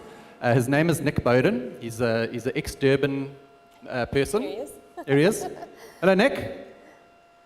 Hey everyone. Hi, good morning. Nick's sitting in Kuala Lumpur at the moment, and as an ex-Durbanite and a friend of mine from many years ago, our paths have now crossed again. And Nick is doing some incredible work in the recycling space. So I'm going to call Edwin Nicholas from Dartpack up here. And just to give you guys a little bit of context and by way of introduction to Nick, who works for a company called Clean, they work with reverse vending machines, but we'll get to that later. What I want to start with is, and the thing that's encouraging about Creative Coffee Week for me has been every year we almost plant like a little new seed. So like 5 years ago we planted a shot in the dark. There it is. And like every year we're improving. And to answer your question about roasters messing up roasts, there's 50 roasters, that's one idea. Barista wage calculator, it's 4 years on. Every year at Creative Coffee Week, we're planting a new proverbial tree, a new issue that we're going to tackle as a coffee community. And last year, for the first time, Edwin joined us at Creative Coffee Week, and it was the first time I had met him. He brought this cup technology, the difference between an LDPA, which is a plastic-lined cup, versus the cornstarch polymer fully recyclable cup. And we spoke about a theoretical washing machine where you could re-wash these cups. And we started talking about a circular economy, driving taking all of the coffee cups that we all use and we all resell in our cafes out of the landfill and selling that fiber back to the cup manufacturers. So that was where we were last year, and it was all theoretical, and it was all kind of like, this is a good idea, should we do that? Okay, so what's happened in the time between last year and this year is the following. I've managed to connect Nick in Malaysia with Edwin, and Edwin hosted a really amazing day down in Cape Town at his factory where a number of people from the coffee industry, and I'm talking about like the procurement managers from famous brands and from Vida and from all of the big chains, and also from being there, you guys were there, and a couple of other people. And Edward basically said, this should be the vision. This is where we need to go as a coffee community. Like, forget about recycling glass and tin and all of that. Like, let's just focus on what we do as cafe owners. And Edwin's business only produces, as he said yesterday in the speed dating session, only produces coffee cups, lids, and cup carriers. So, since then, Edward and his engineers have built the washing machine, and I've seen it. It's about the size of a bakkie, and you can take this cup, all of these cups, and the lid, and you can chuck it in, and it's a big washing machine, and attached to a wine press, and I'll let Edwin explain the rest of it. But from that point, there's a number of challenges. How do we collect the cups? How do we separate at source? And this is where Nick is going to weigh in later in the discussion. And how do we inform policy that government will give us benefits and incentivize us as business owners to do this? Can we create jobs doing this? Can we build enough of the washing machines to do this? Can we create the structures that allow us to solve the problem and drive towards a circular economy? So that's a lot of stuff, folks, I know. It's a lot of theory out there, but we're going to dive deep into it. And Nick's going to talk a little bit about sitting on on a body that informs Malaysian policy called the Malaysian, I've got to get this right now, the Malaysian Government Environmental Technology Council. I think that's right. which basically advises the Malaysian government on how to inform policy to reward people who are doing the right things environmentally. So, Edward, I'm going to give you the microphone and I'm going to stop talking, and you can tell us how far we've come since last year. Okay, hi everybody. Sustainability. So this year it's not cups and things. It's what we do with the cups after it's been used. The guy on the computer over there, can I get the pictures up? Hello. Oh, okay, great. There we are. I'll go out of there. We're going to start here.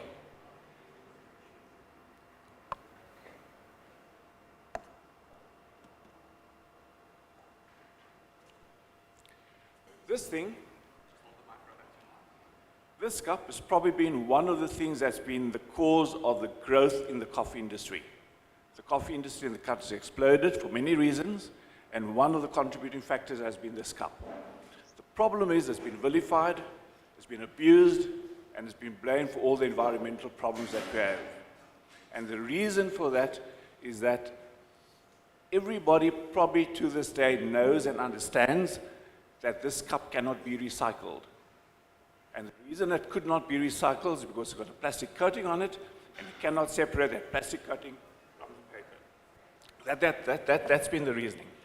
So I think what I'm going to do is I'm going to talk a bit, I'm going to put up 1 or 2 videos, and then we will you guys have been tasting up to now, then we're going to do a touch and feel session and show you how we can actually separate the coating and the fiber, what you can do with the fiber, and what is being done with the fiber, what can do with the waste coating, what is being done with the waste coating. That's the plan. So let's go back maybe 5 years. A number of things happened in the last 5 years. 5 years ago, 6 years ago, society started kicking up against this concept of thin-walled, single-use plastic components. It's a problem, and everybody started going away from thin-walled, single-use plastic to paper or fiber. A good example is we then developed the molded fiber lid, otherwise making making a sip lid out of fiber as opposed to plastic. One of the first in the world developed right here. We also started making compostable cups as opposed to the plastic coated cups with a cornstarch coating, which made it compostable.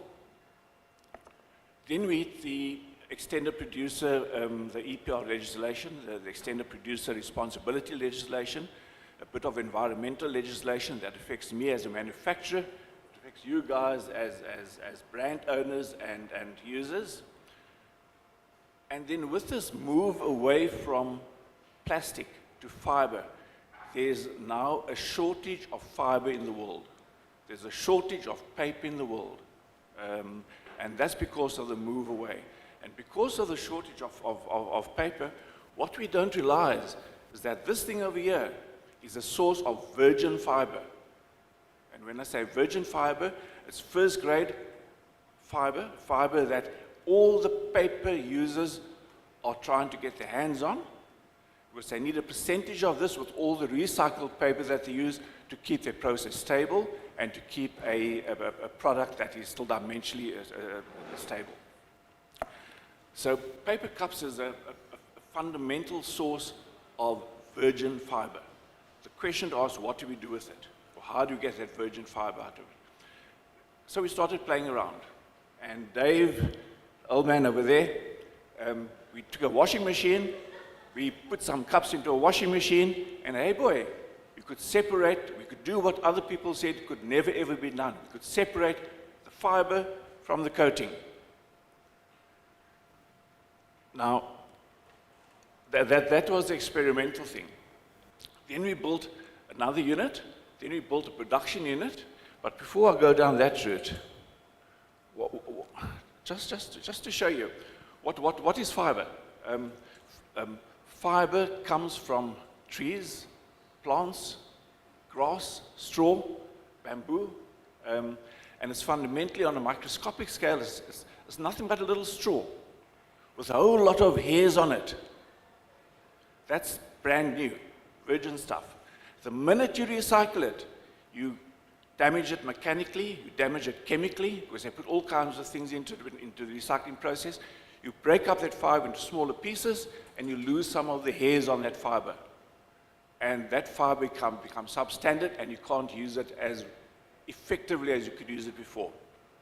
Then you recycle it again, and it becomes even smaller, it loses the hairs. Third, fourth generation recycle, it's worth nothing. You need an element of virgin fiber to go back into it.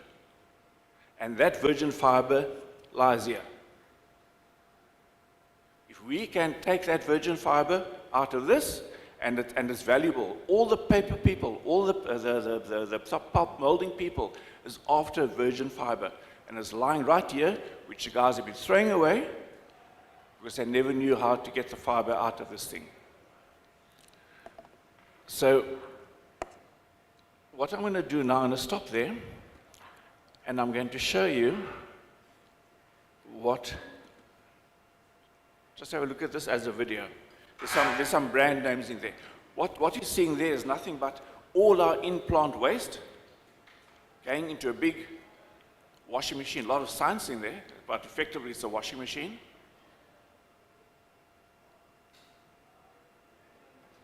Going into an old-fashioned wine press, also a lot of science in there. It's not a wine press anymore, but effectively that's what it was, or that's how it started out its life. And what you're looking at coming out there is virgin fiber.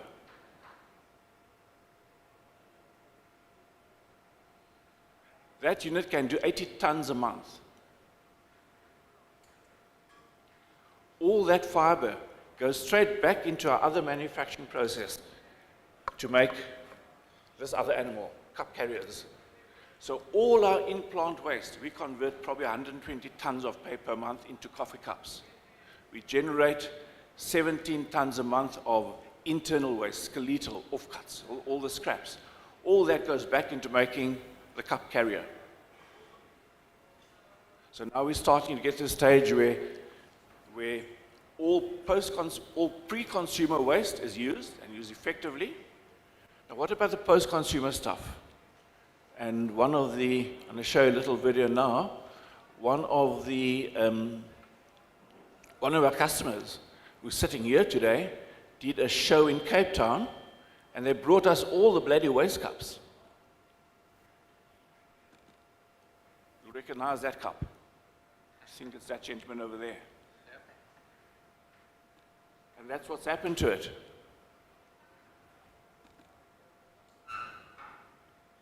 All going in with all our other waste, and all other people's post-consumer waste, and turned into fiber. Or not turned into fiber, separated the fiber which we use from the coating. Then we said, oh, now we've got a problem. We've got compostable coating and we've got plastic coating on our hands. What do we do with this lot now? And I'm going to stop there. I'm not going to say anything now. Now we're going to we go on to a touch and feel session.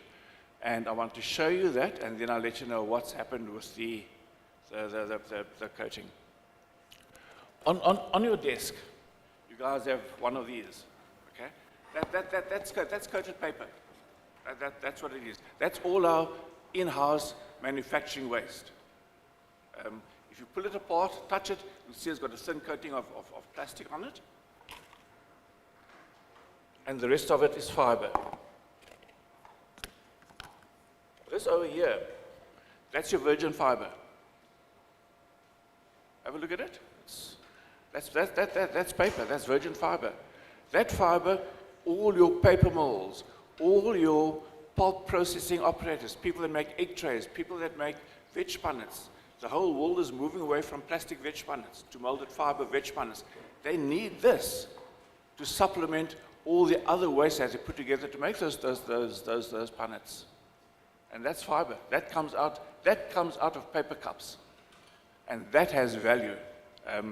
As long as we have the mechanism and the means of collecting it, a low-cost mechanism for separating, was that system that we built is small, it's low cost, will talk a bit about how we're building one at the moment that can go into the back of a bucket, that can go to a show and separate the coating of the fiber. This over here, this is interesting. This is the coating. Now I want you guys to take the coating out of there, because there's two coatings in here. The one is plastic coating, and the other one is cornstarch-based coating, PLA coating. And I want you to feel it, and just see if you can tell me which one is which.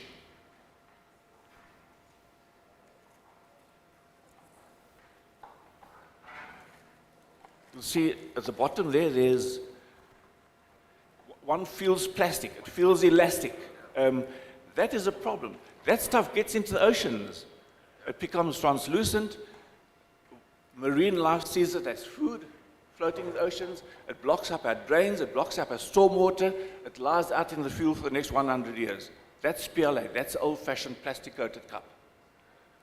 The other stuff there, that is PLA, polylactic acid, cornstarch. And you feel that that's brittle, it breaks up, and we have done our own in-house trials. We put this into a little bucket with soil and earthworms, and within 3 months, that's gone. Now, I'd rather take a cup that's got PLA coating on it, throw that in the field, and 3 months later it's gone, as opposed to a plastic-coated cup, and 10 years later, the fiber's gone, but the plastic coating is still lying there. So now we come to the predicament. We've got a blend of PLA, because we have PLA cups, and we've got a blend of low-density polyethylene, or LDPE, which is plastic-coated cups.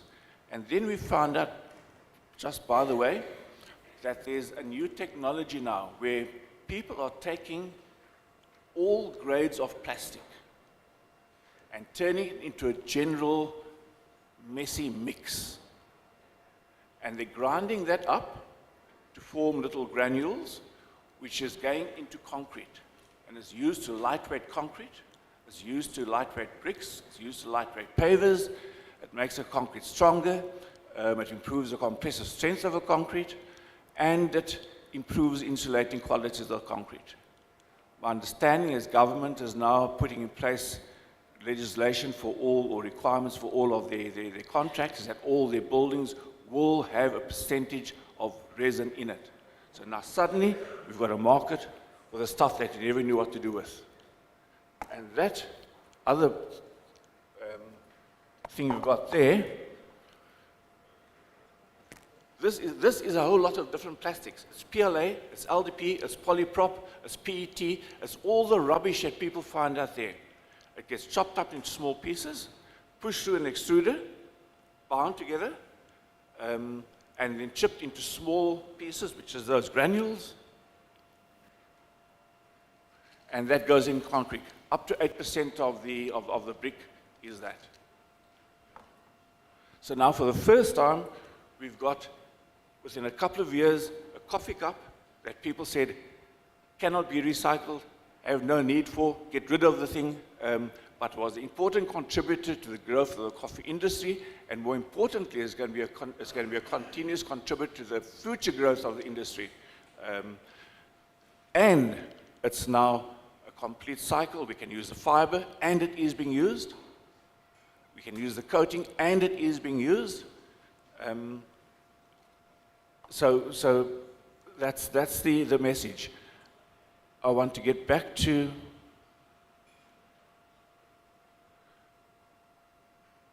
if I can just get away from here.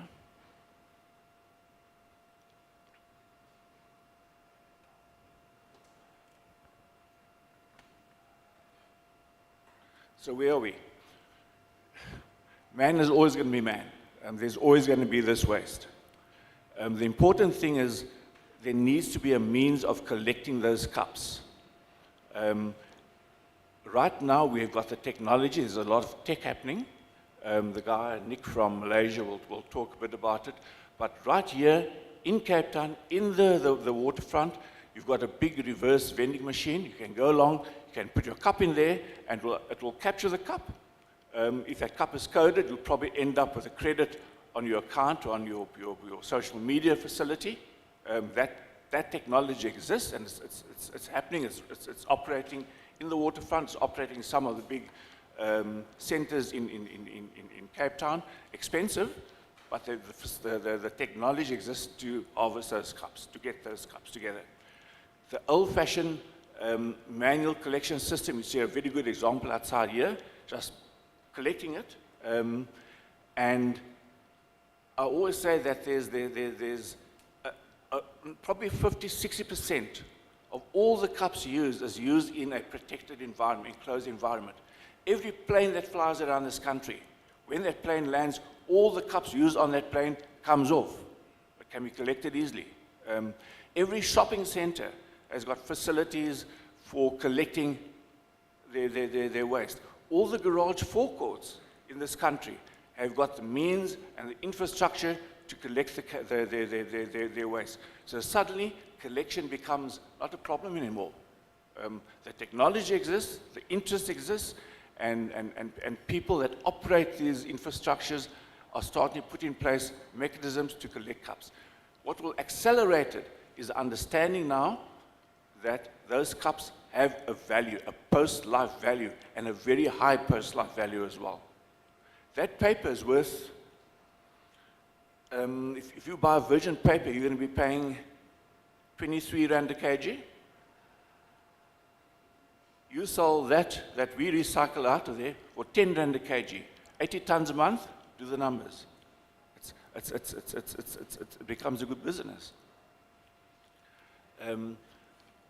We've got the fiber recovery process. That technology exists as well, so that's done. The collection technology is there, the interest is there, the fiber recovery process is there, the market. So who are the people that's going to use the stuff? Like I said, all the egg tray manufacturers, all the paper mills, all the fruit and veg punnet manufacturers, and more people are going away from plastic to molded fiber punnets. They all need probably up to 30% of virgin paper per pulping batch be blended with recycled paper so as to maintain the strength and the quality of the product. That virgin fiber is in high demand. The whole world is after virgin fiber. The forests, the virgin fiber suppliers around the world cannot keep up. As a paper cup manufacturer, we have been put on allocation. They simply said, you used 1,000 tons last year, this year you're going to get 1,000 tons, you're not going to get 1 ton more. We don't have the paper to give you. They are not taking on new customers, they're not taking on new manufacturers, simply because there is not enough paper in the world. We need to start using the paper that we've got. And that paper cup is extremely valuable post-life. Extremely valuable as it's made, extremely valuable to the industry as it's being used, and post-life as a massive value as well. Okay, so I told about the market. What we need to do now, there's a massive employment opportunity here, and a number of the corporates realize it, and they're starting to say, how do we take all our waste? We can collect it, we know we can collect it, a bit of systems in place. We know we've got the technology to separate the fiber and the coating. We know we can use the coating, there's a market for it. We know there's a market for the fiber. How do we start incentivizing people to set up as little businesses to collect that waste, separate the fiber, sell the fiber into an already established market, given that the technology exists and it is low cost, it is small. We're in the process at the moment, and Dave is busy with trying to make a unit like that will probably do about 15 tons a month. That goes onto the back of a trailer, can go to a rugby stadium. All those cups there will be harvested and that fiber captured and resold again. It can be like the coffee trucks that move around with the trailers doing barista fancy coffees on the streets. You can have a guy in a bucky with a unit at the back going along collecting waste. Must be virgin waste. Cups is one of the few virgin paper products, harvesting the fiber out of it, and it becomes a business. There's a market there for that fiber. So sustainability, that's where we are. I think it's become a full circle. Many of my customers have always said, you know, this extended producer responsibility legislation, they're under pressure all the time to do something about the cups. For the first time now, we've got a complete circle. Something can be done with the cups. It has value. It can be used. And like I say, we're converting about 17 tons a month. That's going straight back into the manufacture of cup carriers. All right, so thank you, Edwin. That was very insightful. I hope you guys enjoyed the touch and feel session there. I want to bring Nick Bowden back into the conversation. Nick, can you hear us? Yeah, let's give Edwin a big round of applause. Nick, do you want to tell us a little bit about what you do and give us some insights into the technology that Edwin was just talking about? Yeah, sure. So I'm just going to share the screen because it'll be a little bit easier to visualize. Give me 1 second.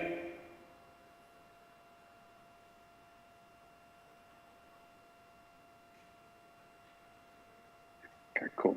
So hopefully you can see that. Yeah, looks good, Nick.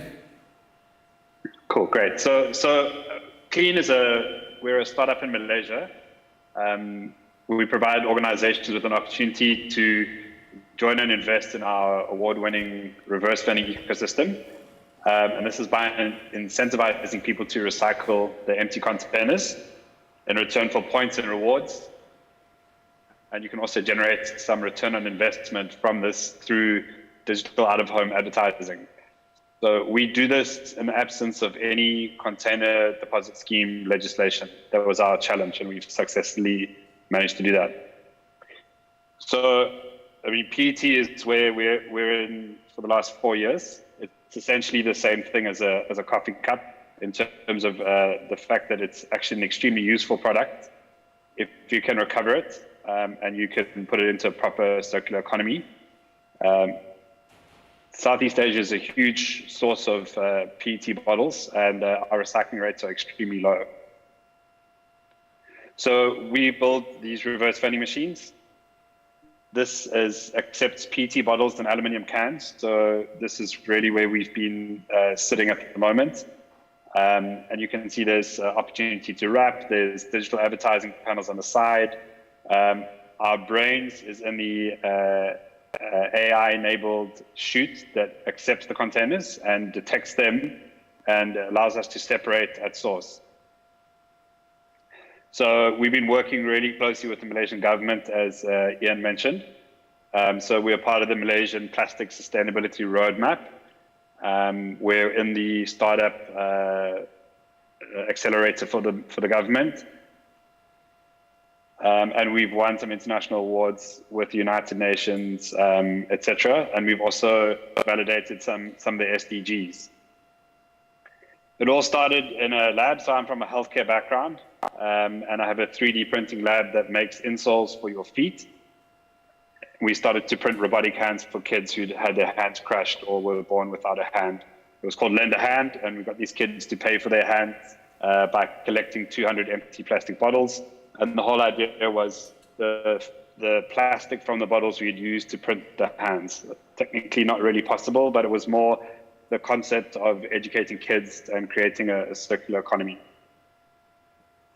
I then ran the Berlin Marathon, and Germany has a 98.5% recovery rate of PET bottles. And that's by virtue of it having the longest container deposit scheme program in the world. So every time you buy a bottle of water in Berlin or in Germany, there's a 20 euro cent attached to that purchase. If you put that empty bottle back into the reverse vending machines in the shops, the 7-Elevens or the supermarkets, you print off a little piece of paper and you go to the front and they give you money back. So that's how they have such a high recovery rate of plastic containers. There's probably around about 65 to 70 territories around the world that are now doing this. Nowhere in Southeast Asia is it being done. So our challenge was to create a financially sustainable model without any legislation. So we built the world's first, as far as we know, AI-based reverse vending machine. So instead of recognizing a barcode and having to spin the container when it goes into the machine, we just use AI. So it's much cheaper, It's modularized. We can use it for different scenarios. So coffee cups is where we're now talking about today. It's machine learning, so we can train the brand. So we can even tell you that this is a Starbucks coffee cup going into our machine. And it allows us to collect amazing data and also have fun gaming and activation campaigns associated with it. Around that, we had to build an ecosystem. So it's all fine and dandy producing compostable cups, but how do you get them back? And this is where this conversation is so exciting with Edwin and Ian and the DartPack team, is how we can help to close the loop in terms of recovery in a sustainable way. So we have this network of smart reverse vending machines. We have our clean app, which is where you generate all the points. So every time you put a container into the machine, whether it's an aluminum can or a PET bottle, we give you 10 points. You don't have to have the app to use the machine, but if you want to collect the points back at the end, you just put your phone number in, send you an SMS, you can download, and you can preload all the points you've been using as long as you use the same phone number to register. And then we work with loyalty partners to give you discounts at shopping centers, free theme park rides, you name it. So we have about 25 different loyalty partners on board, and they provide free rewards to encourage people to recycle so that we increase the perceived value of this empty container. And the really interesting part is around the data that we collect. So we have a dashboard that will tell you at every single machine how many recyclers recycle that machine, when they recycle, popular recycling times, how much carbon is saved. We can cross-reference that with the app information to even tell you how old the person is that's recycling there. So this is really important ESG data. And understand in South Africa, as here in Malaysia, more legislation is in and around ESG reporting, especially for large multinational companies. So we're probably the only company in Asia at the moment that is collecting really granular data down to being able to show you a photograph of every single container that goes into our chute. We touch on some good health and well-being opportunities for the SDGs. So this was a project we did in Fiji, where 50% of Fijians born today will die of a diabetes-related disease. So we've managed to link sustainability and healthcare, where if they recycle their empty containers, they'll be able to get free diabetes checks, HbA1c blood tests, free micro healthcare insurance, and that project's ongoing with the United Nations in Fiji. And the cool part about that is that because of our AI technology, if you put a normal Coke can in there, we might give you 10 points. If you put a Diet Coke in there with no sugar, we could give you 100 points. So we can even gamify how people recycle into the machine to get them to consume and recycle healthier products. Of course, this builds a culture of sustainability, which is important. And then we create a really proven environmental impact through responsible consumption and production, whereby the containers that we collect are recycled back into our PET to be used again or to be upcycled, used in bricks, etc., which Edwin touched on previously.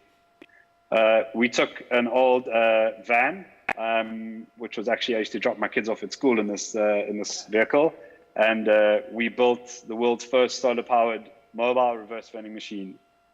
So at the back, we put 2 slots with a nice big digital advertising screen below.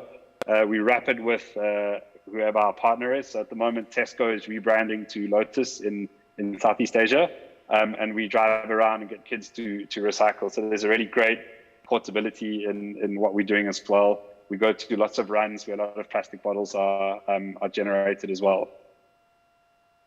And we're off the grid. This is just a brief video of how the system works.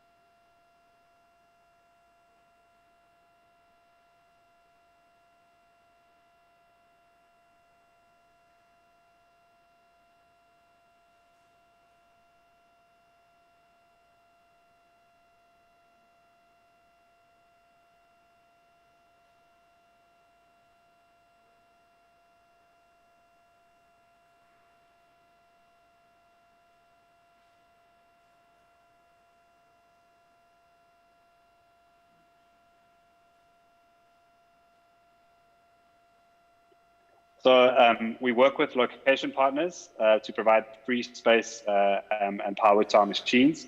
And this is really cool because it allows them to shout out some sustainability efforts as well.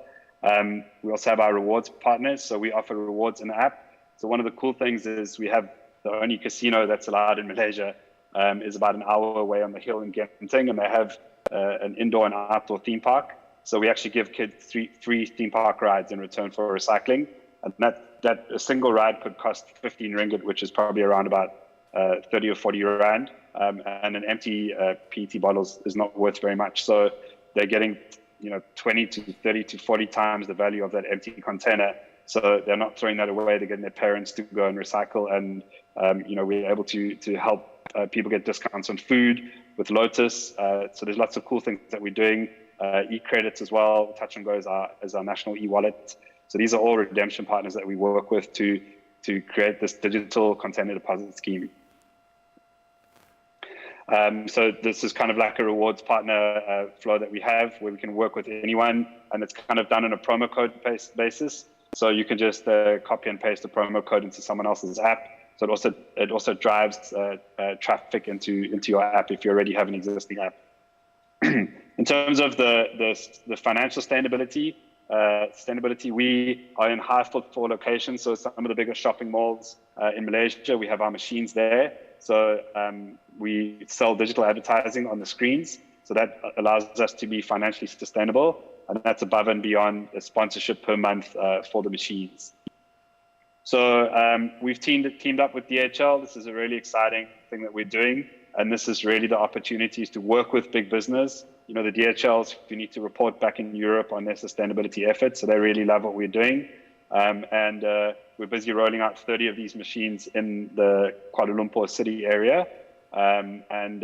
We've got some really cool data coming out of our machines. So just last month alone, we collected more than 100,000 plastic containers from 10 machines. We've created 3,200 recyclers, unique recyclers. We've saved a ton of carbon for DHL because by nature of their business, they produce a lot of carbon. So there's a lot of scope 1 and scope 3 ESG data that they can get. And every single machine can tell them how many recyclers are recycling at that particular location. So this is the type of information we collect. We've done work with Shell as well. And we're taking end-of-life vehicles from DHL and we're turning them into more mobile reverse vending machines where we'll be able to go into the more rural areas to go and educate the population about recycling, doing community and school recycling programs. So the coffee opportunity is not a big step for us.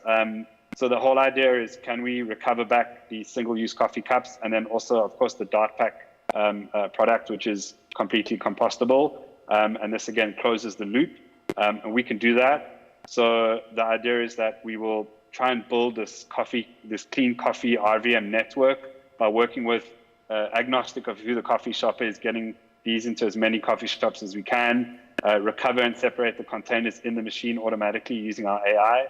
So one portion might be the single-use cups, and the other portion might be the Dart Pack cups. So that's done immediately.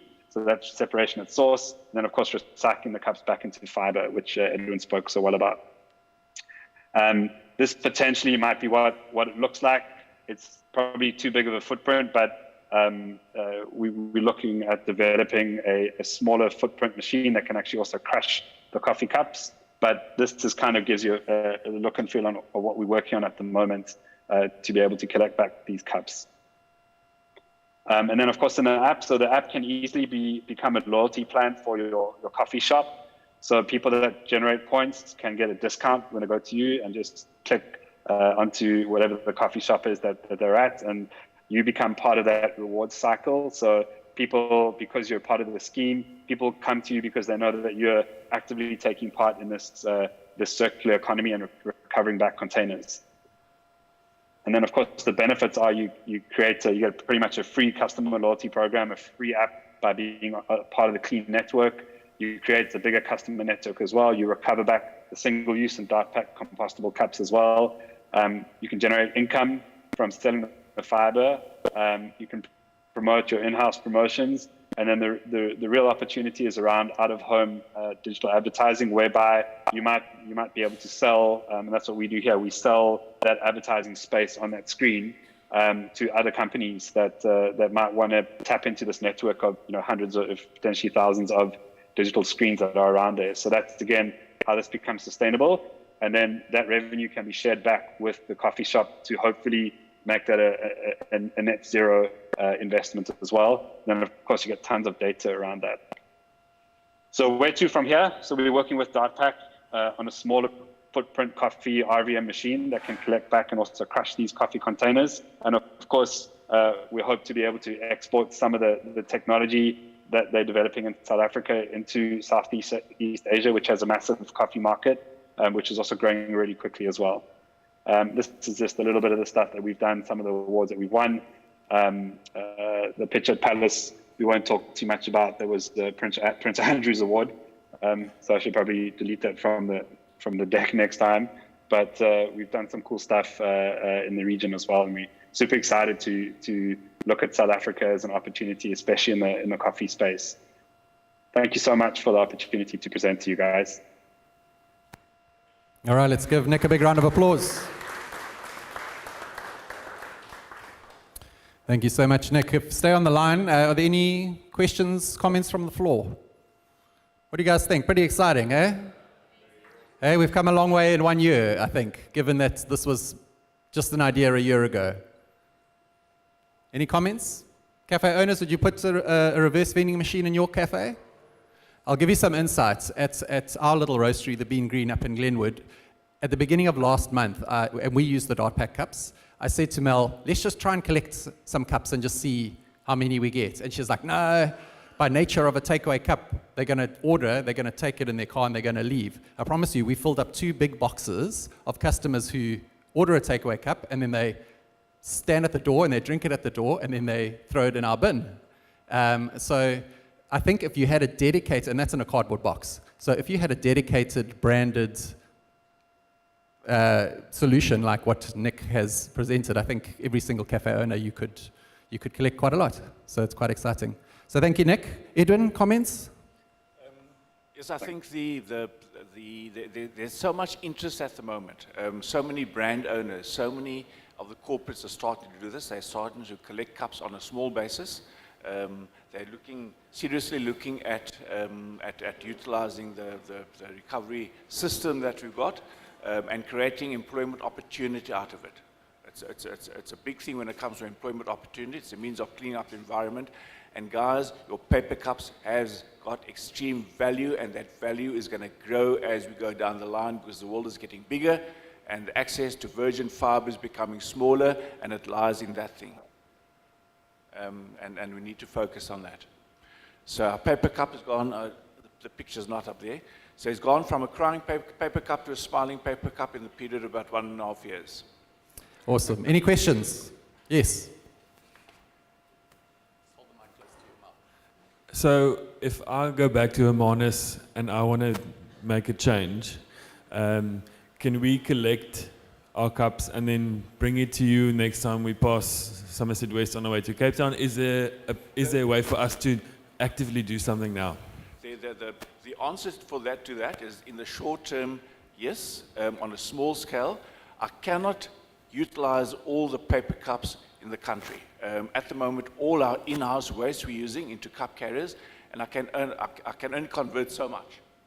So if you as a small operator drops off, I've had been there drop off some cups. I've had you guys have heard of the Corona Sunsets Festival. I don't know if you know about that. We also make beer cups in compostable paper, both for Corona, for Budweiser, for what's the SAB one? So anyway, there's Savannah coming on stream. So all these guys are going away from plastic to paper as well. And they had a big Corona Sunsets Festival in Cape Town. All those cups came back into our operation, and we got free raw material. What a pleasure. But the answer is, I don't have a problem supporting like that, something like that, but I can't take everybody's cups. I just can't convert it. The next step and the discussion now is how do we roll out a low-cost operation. It's going to cost less than 400,000 Rand for a bit of kit. Somebody to go around, make contact with the coffee community, collect all those cups back and turn it to business and sell that fiber back into the fiber manufacturers, which is the egg tray manufacturers, the pulping people, the people that make corrugated cartons, massive market, massive volumes. That's where the secret lies. All we can do is we engineers, we build things and we manufacture things. We now need to roll it out to the rest of society and to the rest of the industry and say, how do we turn this into business opportunities for the millions of people out there that have no opportunity? We need Dave to build a few more washing machines, eh, Dave?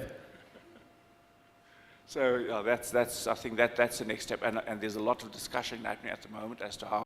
Just cruising past and want to get rid of it quickly, to just drop them in and it automatically gets allocated to sort of a touch button, tip farmer, tip barista, and sort of move on. It may also then encourage consumers to put their takeaway cups in, knowing that that this is going to farmers or baristas or whatever other. Of course, I suppose there's potentially lots of applications, and then I think it's. The use of the pulp in other industries and corrugation, corrugated cardboard, etc. That's also super exciting. The secret is people don't understand the value of that fiber. That is virgin fiber. There's not many products out there in the marketplace that is made from virgin fiber. Coffee cups is one of them. And I think the coffee industry needs to understand and realize its value and the fact that it can be used now. 2 years ago, your only option was to throw it away. And people shout at you because you're doing that. Those days are gone now. Any other questions? Comments? All right, let's leave it there. One more time. Big round of applause for Edwin from Dartpack. And Nick, if we can maybe get you on screen and just say cheers to you. No, it's probably late in Malaysia, but lucky to see you, and very excited by what you've presented. So thank you. Thanks very much, Nick Bowden. All right, big round of applause as well. And then it's lunch, folks. Ready for lunch? All right, that's it. Let's break for lunch, and we'll be back in 1 hour and a half and a bit. Enjoy your lunch, everyone.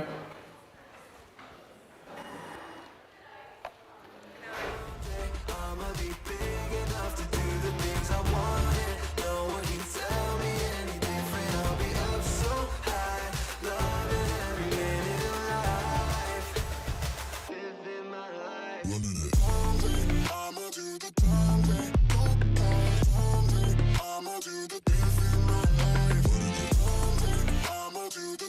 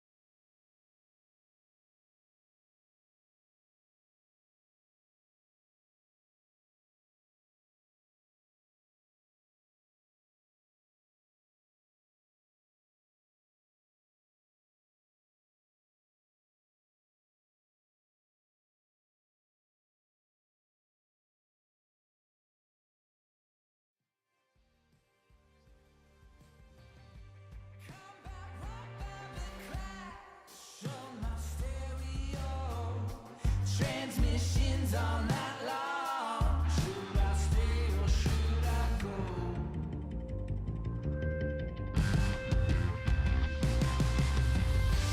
You move in strange ways. I can't keep up with it. Since we met, I've seen stranger days. Specters sitting in my sound.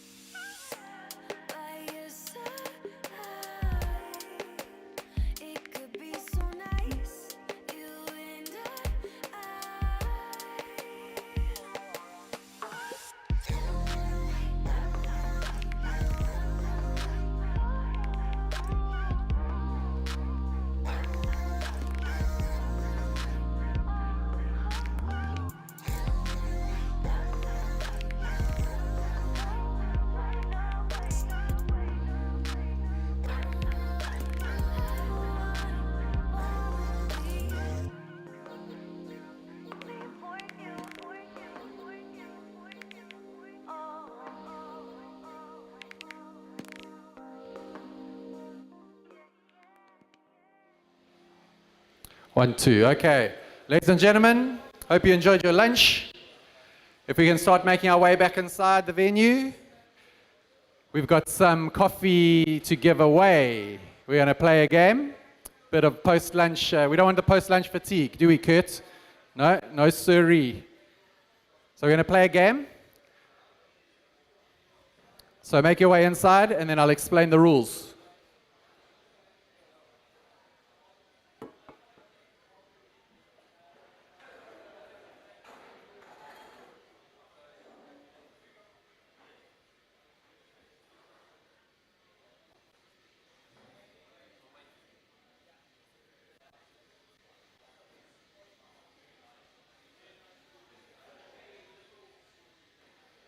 Folks, grab your coffee, grab your waters, your cool drinks, the rest of your lunch. Make your way back inside. Want to try and kick off in the next 3 minutes if we can.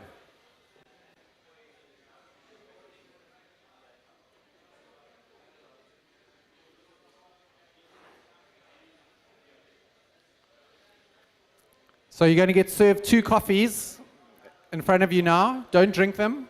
Wait, pause. This is your warm-up. All elite athletes need to train before the big event of tonight's cupping relay. And I know you all elite athletes, so this is training. But I know training is hard, people. Training's hard, so I've got some goodies. I've got some prizes. if you do the training the best. Especially Etienne, you have to train hard, Etienne, before the big event. He knows. He's an athlete.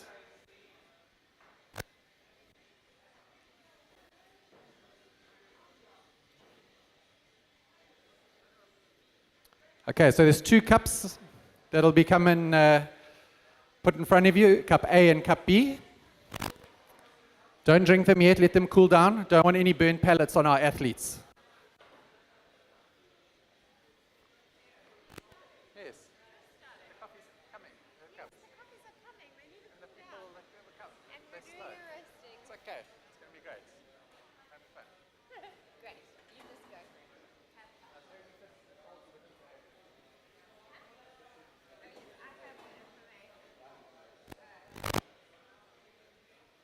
Do you need the information?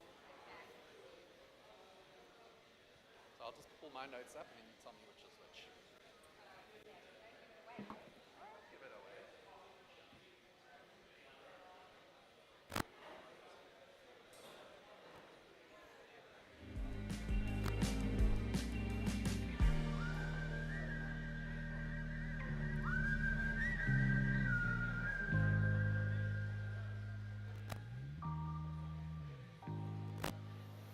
Okay, how are we doing here, athletes? Cupping relay aficionados?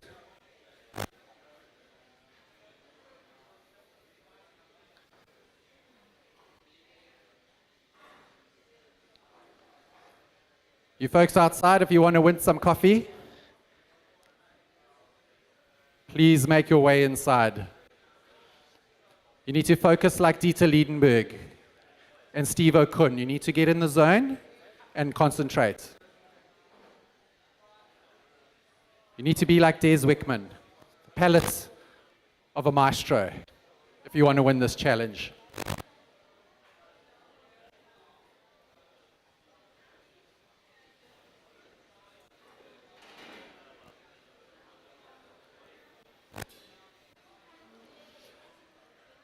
Okay, so our team are bringing you 2 coffees, cup A and cup B. Don't drink them. Leave them where they are. I'll let you sniff them. You can smell them, but you can't drink them.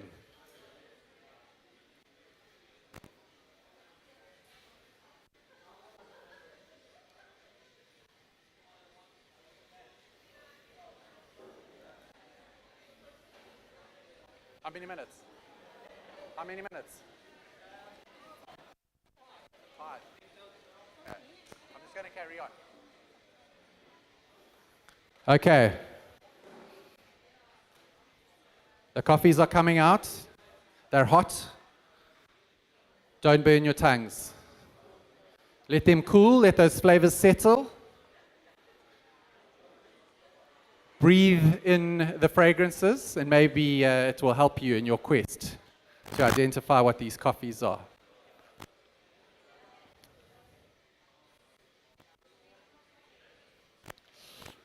I'll tell you what they can win, Mel. I'll tell you. But first, everybody take your cell phone out and put it in the air so I can see, and place it face down on the table in front of you. Okay, hands and feet check. No crib notes. Are those cell phones on the table? Okay, you can put your hands down now. You don't have to stand like that. It's not the military training session. I know I said you were going to train, but it's not physical training. This is mental training and palate training. Okay, are all the phones face down on the table? Okay, now you've got to watch your mates, eh? Make sure there's no cheating here. The last of the coffees are coming out. Who doesn't have an A and a B coffee in front of them? Raise your hands, and the runners will bring them to you. Okay. Do you guys might need a table in front of you so the coffees can... You're going to put them there? Okay, are you sure? Are you going to share? No biting, no fighting, no elbows? I'm watching you guys. This is competitive. All the cell phones on the table. Toro, hey, Team Toro. Face down, no Googling. Watching you, Oaks, from Poch, tell you. Yeah, we play fair in Durban, eh? Watching now. It's like a compulsive habit, like we're so wired to the phones here. Not allowed to touch your phones. Okay, phones down.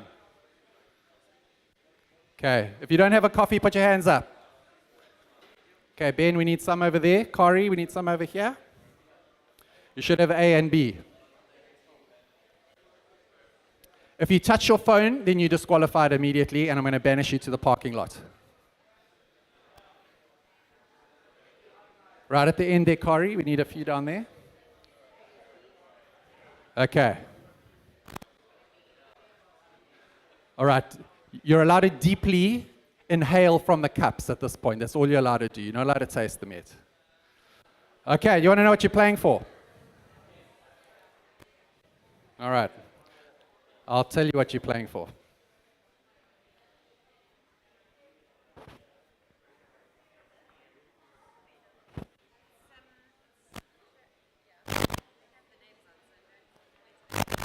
Okay. So Mel called in some big favors before Creative Coffee Week to get this coffee. It comes from a very famous coffee roastery. This is why you're not allowed to touch your phones. Watch, please your mates, watch, no cheating. It comes from a very famous coffee roastery called Drop Coffee. Everyone heard of Drop Coffee? Okay, it's very expensive. Very expensive, Des. Yummy. Okay, good. All right, is everyone ready to play? Anyone not got coffee? Who doesn't have coffee? Okay, we need some more down here. Anyone else? Do you need one more over there? A B, we need some B coffees. Thanks, Tim, if there's extras. Who needs a B? Put your hand up if you need a B. There's Precious is here. What you got, Precious? B. Precious has got B if you want. And we need some A's down this end over here.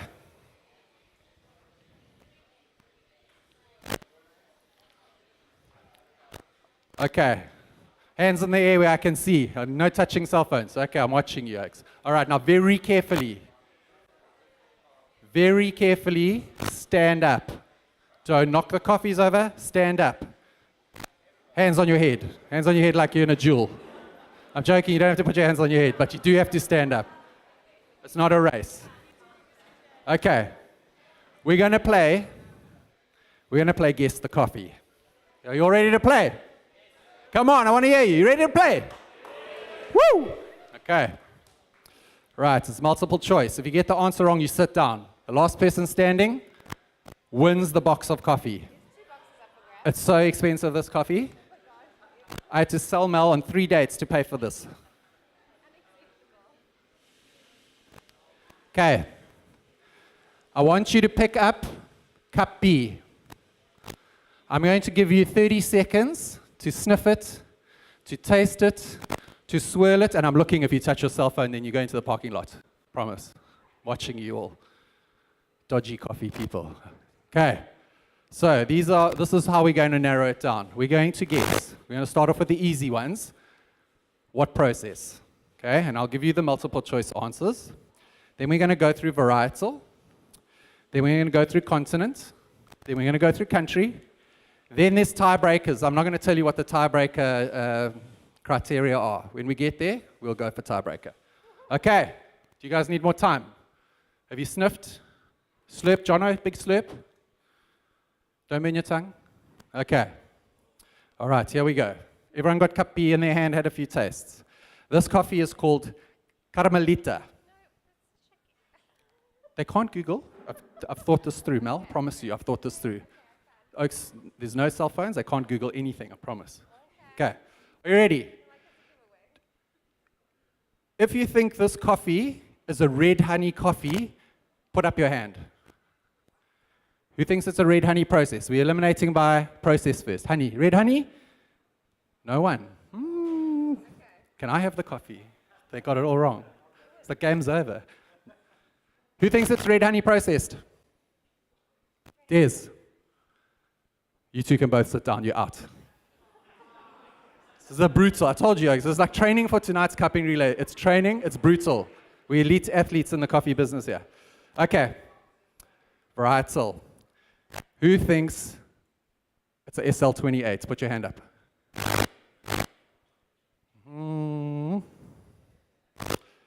Okay, you're correct, it's not a SL28. Who thinks it's a Java? Who thinks it's a Java? All of you, sit down, except for Daniel. He's the only one. Daniel, that's my partner for the cupping relay. Sure, coffee people. Come here, Daniel. Give him a round of applause. He won a very expensive coffee. But don't worry, Oaks, you get to play again. So it was from Bolivia, Caramelita, Caranavi, natural, processed, Java.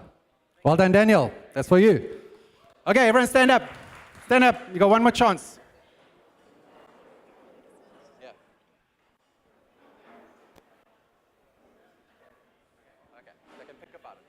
Okay, all right. All right, that was a test and you all failed terribly. You're terrible. Okay, but that's why we train, so we get better. Okay, are you ready? Now, everybody, which cup are we sipping from, Steve-O?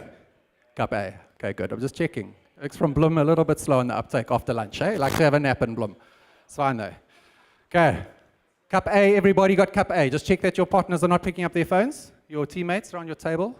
Okay, this is called Los Andes, and the producer's name is Ernesto Mendez. Okay, it's a clue. Steve-O, it's a clue. Okay, starting with process, because process is the easiest way to eliminate. So I'm going to give you all the options first, because I know that was a bit tough on you, Oaks. All right, so these are the options. Carbonic maceration, washed, natural, or anaerobic 72-hour fermentation. Those are the 4 options. Okay, got it, everyone. Okay, here we go. If you think it was carbonic maceration, put your hand up. Just you, Eugene, you're the only one. Okay, you're out, so you can sit down. And who else? Or someone else? If you got it wrong, you sit down. Okay. If you think it's a natural, put your hand up. You're all wrong. Sit down. Sit down. You're out. Sit down. Sit down. It's not a natural. If you think it was anaerobic 72-hour fermentation, put your hand up. Washed. What do you say, Des? Sit down, Peter. Sit down. You're so wrong with your hands up in the air. Okay, so everyone else is still in. It's a washed coffee. So that's the first criteria. Geez, we don't have a lot of people standing, eh? That's okay, though. Like I said, it's training. All right. Varietal. These are your options for varietal. Caturra, Courtois, Bourbon, or Typica. Come on, coffee professionals. You need to know the differences in taste. All right. Who's going Caturra? If you think this is the correct answer, Caturra. You're incorrect. You have to sit down, sit down, sit down, sit down. Courtois. Who thinks it's Courtois? You won last year, didn't you? Yeah, you're wrong. You're out. You didn't win this year. You're out. Sorry, Des. Okay. Who thinks it's Bourbon? Put your hands up. You guys are correct. You can stay standing, and the rest of you sit. Sit. Yo, okay, how many? Yes, this is an expensive coffee, eh? Yo. Okay. What continent does it come from, Steve-O? These are your options. Central America, South America, Africa, Asia. Central America, South America, Africa, Asia. Who says Central America? Put your hands up. You can stay standing. 3 left. What country does this coffee come from? You 3. I think we should just ask you to shout out. Heather, what do you say? Okay, I like this. Ladies first, good manners. This is how we play in Durban. Good manners here. El Salvador, Guatemala, Costa Rica, Panama, Honduras. Okay, what do you say? Honduras? What do you say? You're all wrong. You're all wrong. The answer is El Salvador, so we've got to move on to a tiebreaker. You 3 are still in. Got one more chance, lifeline. Okay. Meters above sea level. Is it high grown? Is it medium grown? Is it low grown coffee? What do you think, Heather? Let me give you the options, because I actually don't know what's high, medium, or low myself. Is it 1720 meters above sea level, 1800, 1900, or 2000 meters above sea level? Okay, 18. What do you say? 2000. What do you say? You say 18.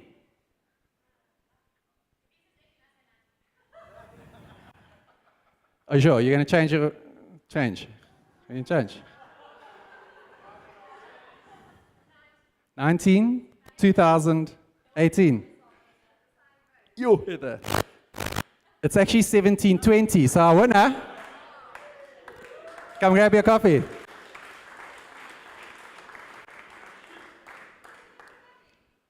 Come get your coffee. Come.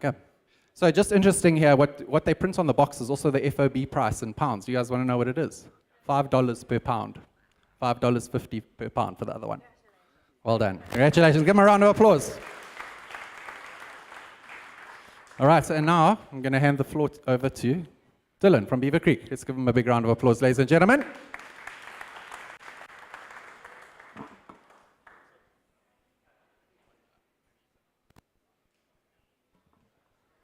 Hello. Okay. Just as a show of hands, has anyone read that article that I wrote in the latest magazine, other than Mel, who actually edited it? Don't feel bad. I found out my mom only read it 2 days before I came here, and my dad hasn't read it. So, but has anyone read it? No. Perfect. So we can start off just fresh. So what I'm going to be talking today about is what we call Coffee 4.0. It's a play on the idea of the fourth industrial revolution, as well as the third to fourth wave. And the title of title of the article is called "Breaking Myths, Misnomers, Misconceptions for the Valorization of Coffee at Origin Through Modernization and the Establishment of New Origins." So it's a very long title, but basically what we're going to talk about is these myths that hold us back in the industry on a global level, and in what we call new origins, or potentially new origins like South Africa. So I'm going to begin with probably one of the biggest myths that I always continuously get with, from being from Beaver Creek. Everyone, when you meet someone overseas or locally, and you say, you grow coffee in South Africa, they're first pretty surprised. And then the second thing they always ask you is, at what altitude? And today, even, it's come up a couple of times, the altitude. So there's this myth around altitude that it impacts quality. And what we've recently done to kind of compete with this idea is look at a suitability study of South Africa. So in 2015, there was a researcher called Bun who did an analysis of all the origins around the world. And what he did is he took the climate data, and then they clustered it, and then they pushed that data again across the globe to see where you could grow coffee. So I knew that, I read his article many years ago, and I, in one of the research papers, I saw a glimpse of South Africa being shown up in the map. So I worked with a local data scientist, and we took Bun's data and we put it into a map of South Africa. So I'd just like to show you that now. So if I just, this is the app we created. So this is South Africa, obviously. So we've only looked, what we found in South Africa is that actually South Africa has 3 climatic zones for coffee. So I'm just going to turn those on now. Okay, you're going to have to bear with me while I connect my phone to the internet, my laptop.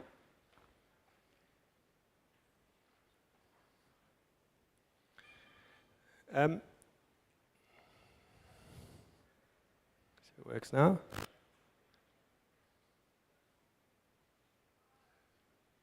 All right, so you can see that blue zone.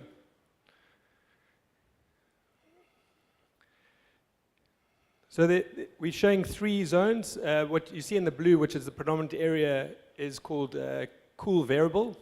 but we also have regions of hot dry and cool dry going towards the north.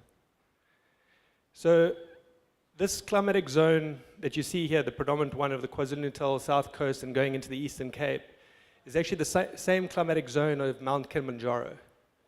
And if anyone's traveled down the South Coast or been in and around Arusha, Moshi, you have that same familiar vegetation feel. It's that same subtropical climatic conditions. So what the misnomer in altitude is that we're not looking at altitude as a factor, we're looking at climate. And altitude is a factor that affects climate, but also latitude. So the simple analogy is, as you go further away from the equator, you have to get to lower altitude to achieve those climatic zones for coffee. And that's why we show up so highly like this, is because of our latitude. And the other factor affecting this coastal belt is the warm ocean current that runs past the coast. So what we did is this is Bun's data. We then took, these pixels are quite big, and then we went even deeper, and we're just going to look at Durban.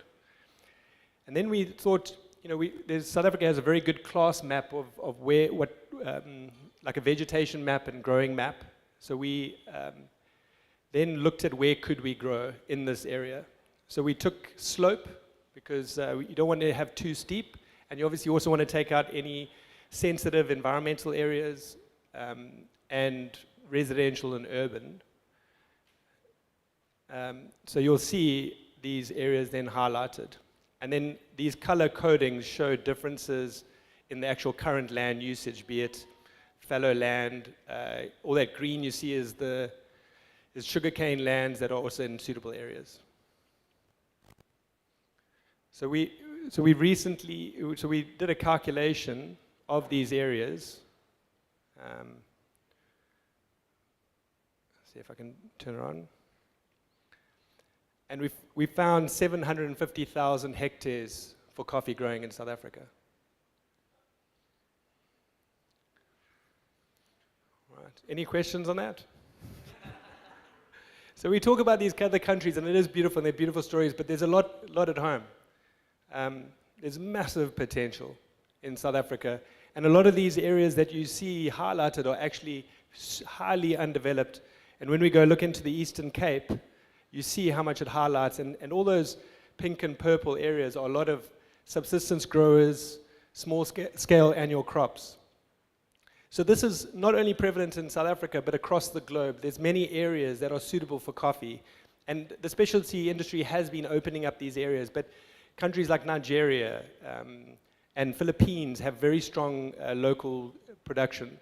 So this current shortage that we're going to be experiencing in the next couple of years, which I think, looking forward in 3-5 years, the prices we're paying now are going to be kind of okay. They're going to be kind of low prices to what the prices we're going to be facing in the future.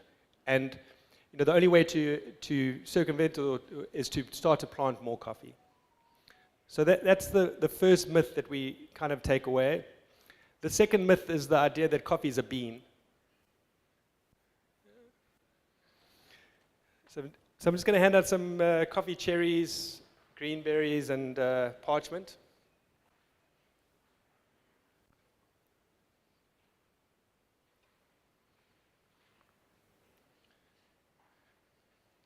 So you can just take one and pass on. So when you get the red berry, if you just take it, I mean, a lot of you guys have obviously been to Origin, some maybe haven't, but if you just squeeze that berry and see inside,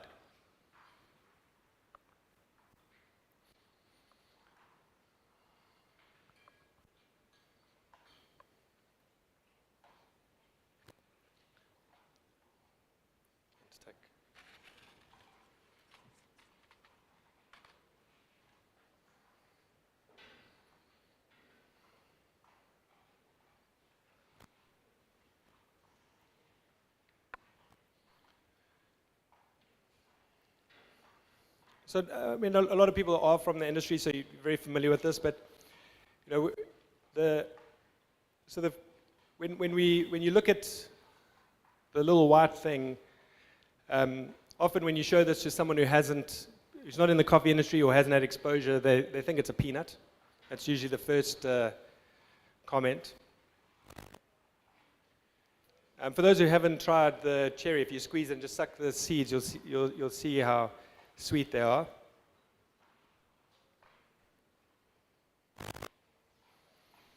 So just to recap the processing, and then we'll go further deeper later into kind of other things. But so that green berry you'll see is the beginning. What we're not seeing is the flower that it begins with.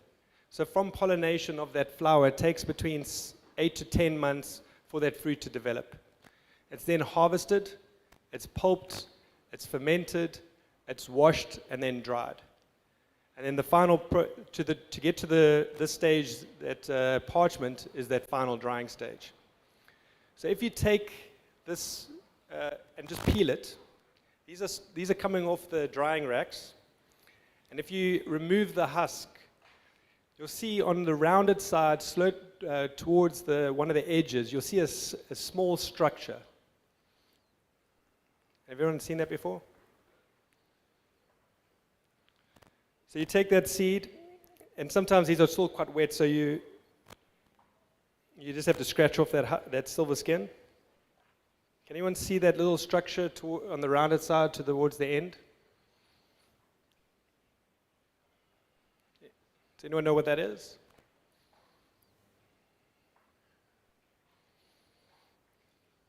Can anyone see it?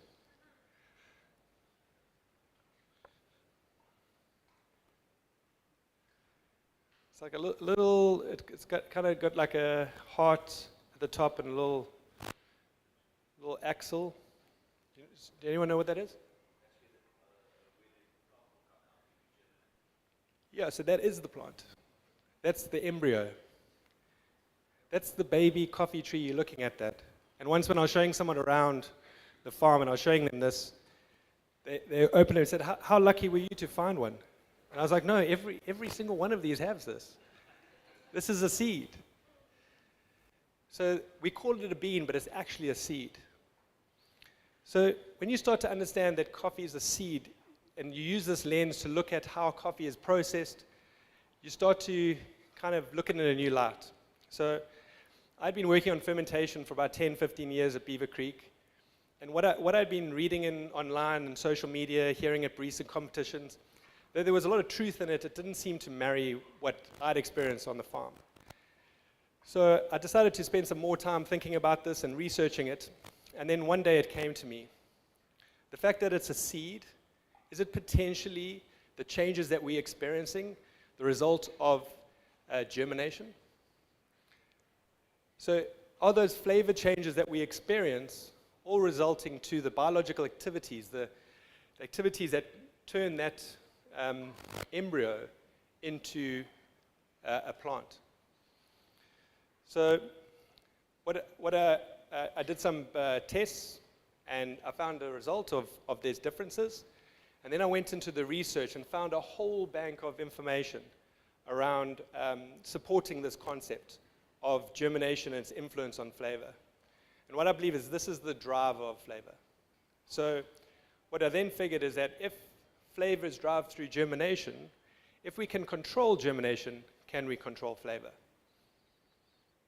All right. Any questions? Someone was saying that there was going to be an argument with fermentation people? No? All right, so in that thinking, it's not to say that fermentation doesn't have an influence. It's every single stage of the process has that influence.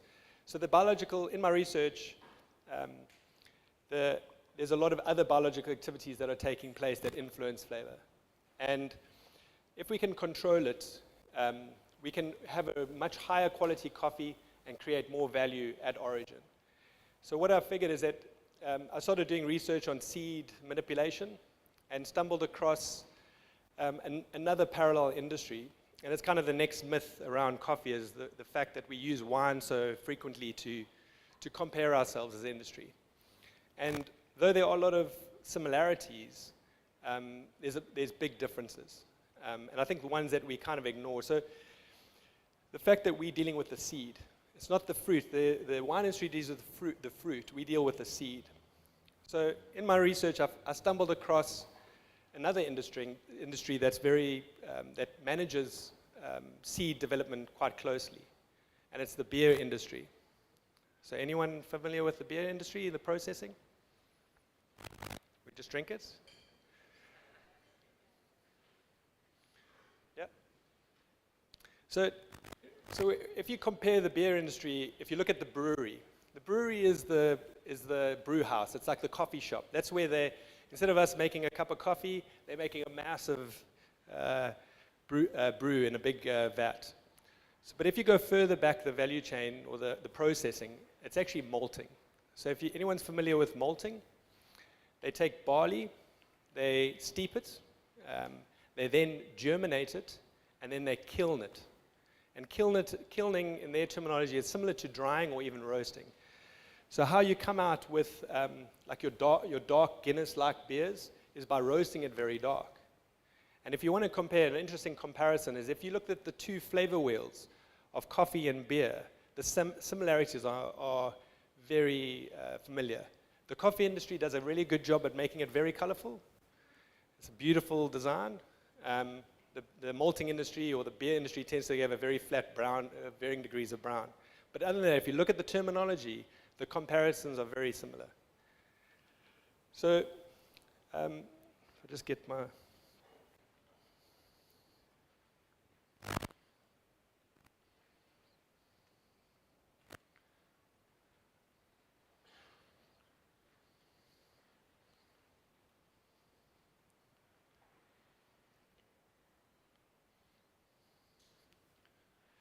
Right, so what I then did is I contacted a malting company in Germany, and I got a quote for a malting facility. So when I first got the quote, I kind of read the top line number, and then kind of got excited that it's possible. And then when I got to the bottom, I realized there was a lot more money involved to get one of these machines that could absolutely control the processing of coffee that I, growing up on a coffee farm, being very much involved, would love to get. But what I realized is that that's kind of insurmountable currently at our current production. So I decided to designing a super factory. So, we faced with so many problems in the industry, and and just the difficulty of getting coffee processed. And anyone who spent enough time at Origin understands how difficult it is. So I decided to design this, and we continue to design this super factory where every single stage of the process is controlled. So we looked not only at the malting industry, we looked at other small fruit industries. So we looked at the blueberry industry. We looked at the latest technology right across the whole value chain. So we're currently designing the super factory. We've been working on it about 4 years now. We've been looking at various countries to put it in, but really what we've seen is that South Africa has the biggest opportunity. So just to show you a few things about it. So it's a state-of-the-art facility. It's everything from cherry collection all the way to the finished product. And we do include roasting, but it doesn't necessarily have to include roasting. If you start to unpack the current processing methods at Origin, it is phenomenally antiquated. And though we romanticize these, like, on social media, you see these like sun-drying racks, hundreds of meters of racks, kilometers. And when you start to understand in the realm of seed, like those temperatures that coffee is reaching is detrimental to the quality. So we should not be sun-drying. And it's not only, we talked about increasing, Jonathan had a good talk about, and we chatted briefly about the impact of increasing quality at Origin, what an impact that it has. And the industry has been driving towards these kind of extrinsic factors that affect quality. But what we're forgetting is how the actual quality of the coffee is important. Yes, it's important to have sustainability, it's important to have all these other things, but if we cannot focus on the quality of the coffee, ultimately it's not going to be sustainable. So that's what this this factory tries to achieve. So we're calling it Coffee 4.0, and it's the idea of viewing it as in the sense of coffee is a seed. We're looking at the fourth industrial revolution, things like IoT, like dark factories, all these kind of things. And it's kind of beyond specialty is what we're saying. So our mission is it's re-engineering the coffee value chain to make a more sustainable future for farmers and farm worker while delivering a sustainable quality supply to customers. And the vision is to have a fully integrated and connected coffee ecosystem with a focus on sustainability, innovation in coffee processing systems, and the use of science and technology for continuous improvement in quality and consistency of products. So we won't go into too much of these, but problems of the coffee industry we're seeing, and these are the, that this model tries to overcome. It's kind of quietened down recently with the increase in coffee price, but the price crisis, and this is cyclical. I think this price crisis is going to shift from the farmer to the roaster, as we've been experiencing, because it's just the value chain is not really efficient. The fact that there has been no increase in quality in the last 50 years. So the technology that we've seen lately, innovation, roasting is amazing. So the technology development in roasting, the technology in espresso preparation of temperature control, absolutely amazing. But if you look at everything up to the green processing, other than optical sorting, color sorting, the containerization, the fact that we no longer hold coffee in a big ship, and now we put it in a container, and the latest technology in that area is the Grain Pro bag, which is literally a plastic bag in a Hessian bag. Other than that, there's been no innovation in the last 50 years. So this is what this super factory tries to overcome. From the consumer, the prices of coffee is expensive to the consumer. So we look at green bean pricing, the coffee looks at the roasted price, and if you ask anyone the price of coffee, and it doesn't matter whether they're an instant coffee drinker, a pure coffee drinker, a specialty coffee drinker, they will tell you coffee is expensive. The problems from the farmer, again, not so much anymore, but if trends continue, it will eventually get to this point again. Low farm gate prices, organizations like Raw Material and others try and alleviate these problems. The low quality of post-harvest processing continues to create those problems. Climate change, changing environments, limited access to information, all these become problems for the farmer. So what we believe that the solution to all these problems is a coffee super factory. So what you're seeing here is kind of the key technology. That vertical tank on the left-hand side is where the fermentation would take place, and the horizontal tanks are where the germination and drying will take place. So traditionally, in the current value chain, we have a nursery that supplies a farmer. The farmer will supply a wet mill. The wet mill will supply a dry mill. The dry mill will go sent to an export warehouse, import warehouse, and then roastery to the consumer. So what this concept and model tries to do is combine all those things. So from the field and farm, we have a greenhouse and nursery. We're looking at the latest technology, just to show you an example of looking at new technology in nursery practices. So these are coffee seedlings. What you're looking at is it's called an Ellie pot. So you can manufacture these little things where you plant the seed in, and a tray like this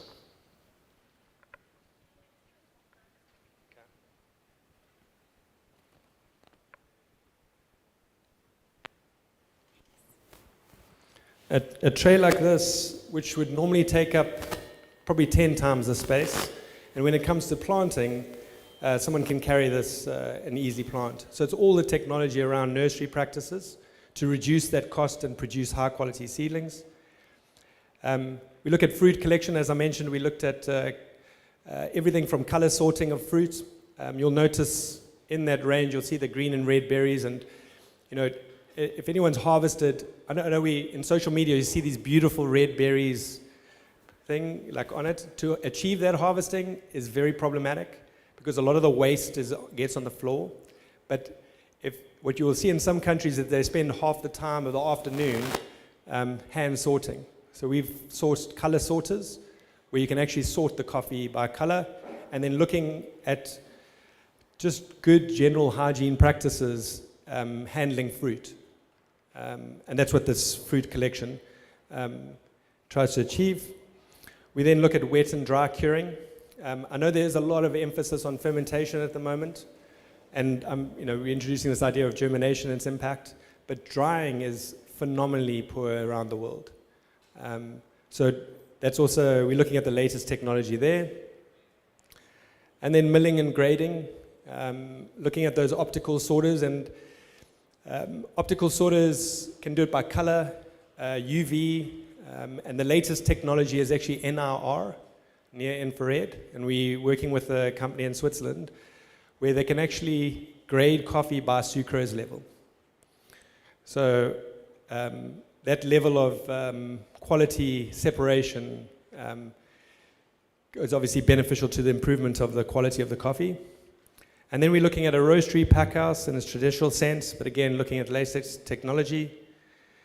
And then storage and dispatch as per any other factory. And the thinking is that this can happen at origin. And when I was chatting to Jonathan, he mentioned in his mill that he visited, that wet mill has vertically integrated into a dry mill. They're now processing and getting this value. And they've also recently purchased a roaster to look at exporting coffee. So this is already happening. There's a new generation of young farmers that I've met in South and Central America that are no longer, kind of have been schooled, come back to the farm, and they're pretty internet savvy. They're learning about these things and looking at improving quality at origin, and often roasting at origin comes with that. Right, so this is a picture of what it could look like. I won't go into that. Right, so this is the system that I created. Well, system, it's a fundamental look at every step of the process. And when you take the lens of the coffee is a seed, this new level of processing, and you take each step of that process and look at the impact of quality, it gives the potential of a higher level of quality. So I think there's I went off to Tanzania. I was consulting to a big coffee estate there of like 650 hectares. They're doing close on 600, 700 tons of coffee a year. And on my flight back, it was just post-COVID. It was quite a mission to get up there. It wasn't easy to travel. And on the flight back, and having grown up here in South Africa, having farmed coffee, what I realized is the opportunity lies in South Africa. So we're working hard to develop this super factory, this ecosystem in South Africa. We're currently working with growers. We have growers in Shawi, Empangeni, Vryheid, Zanin, Nelspruit area. So we continuously looking to develop the supply side and also working towards developing the market side. But the key thing is to develop the technology to process coffee at a very high level to increase the quality of the coffee. All right. Does anyone have any questions? My first question would be, how much coffee do you need to fuel that super factory? Can you take this one? So we've designed 3 models. We've got a Deca model which does about 10 tons of coffee per month. It's equivalent of about 100 hectares. We have a hectare model, which is about 1,200. And then we have a kilo model, which is over 10,000 hectares. So if you look, we look at the macadamia nut industry. Is anyone familiar with what's happening in the macadamia nut industry? So the macadamia industry is phenomenal. If you look at it as a case study of how agriculture can boom, macadamia nuts in South Africa is that example. So if you asked farmers 15, 20 years ago, what about macadamia nuts? These are areas which are predominantly sugarcane, bananas, a few other small subtropical plants. Macadamias was kind of a small little industry. All of a sudden, the exchange rate changed and the farm gate price skyrocketed. It became like gold. So the value of just that fact of increasing that farm gate price has turned an industry of a couple of thousand hectares or hundreds of hectares over 60,000 hectares now. South Africa has surpassed Hawaii, Australia as the biggest producer of macadamia nuts in the world. And that's within a 15-year period. So sure, we're not, and the investment in the macadamia industry has been phenomenal in South Africa. And it's not necessarily only the farmers investing, but it's supplementary equipment suppliers, fertilizer companies, and it's built a massive industry. So this is not going to happen overnight. And even though we looked, as I showed you, there's 750,000 hectares of potential, and we only require about 1,200 hectares, I think the possibilities are big.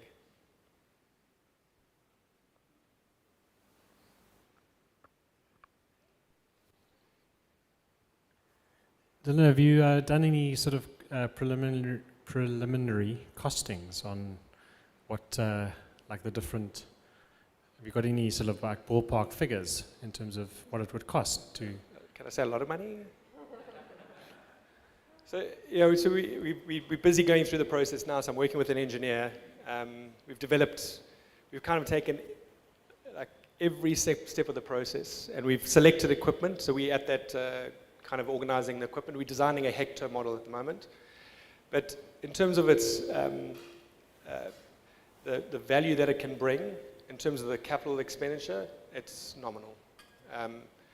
It's a 6-year payoff period with like just 50% capacity. But it's that initial investment, and it is in the hundreds, a few hundred million.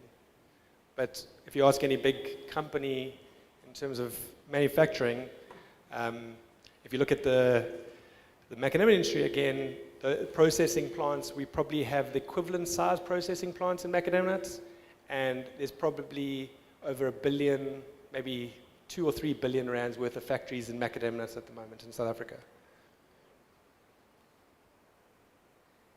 Questions? Yay, love it. Who's first? There were 4 of you.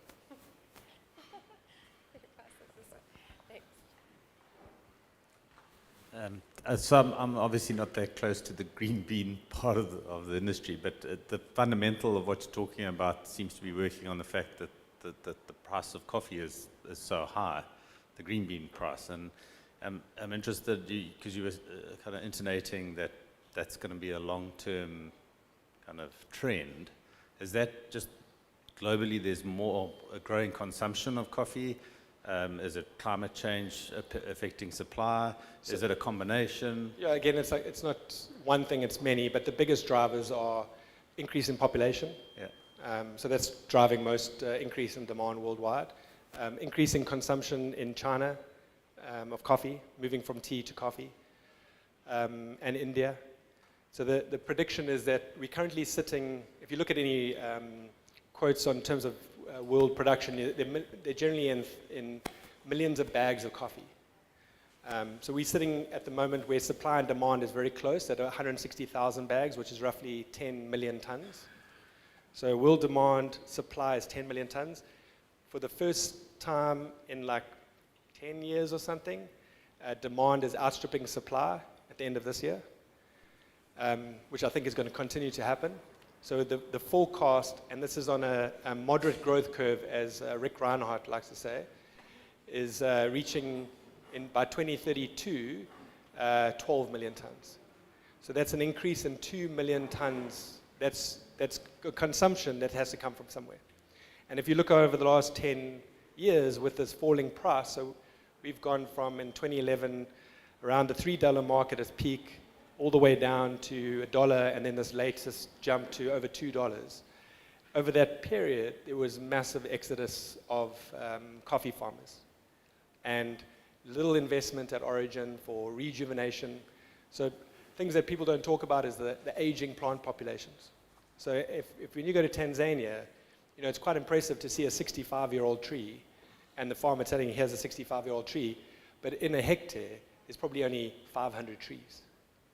So you're not getting the yield per hectare. So that's, I think, what's the biggest driver. What about the environmental impact and also sustainability in a country that doesn't always have a lot of water and electricity? Which country? South Africa?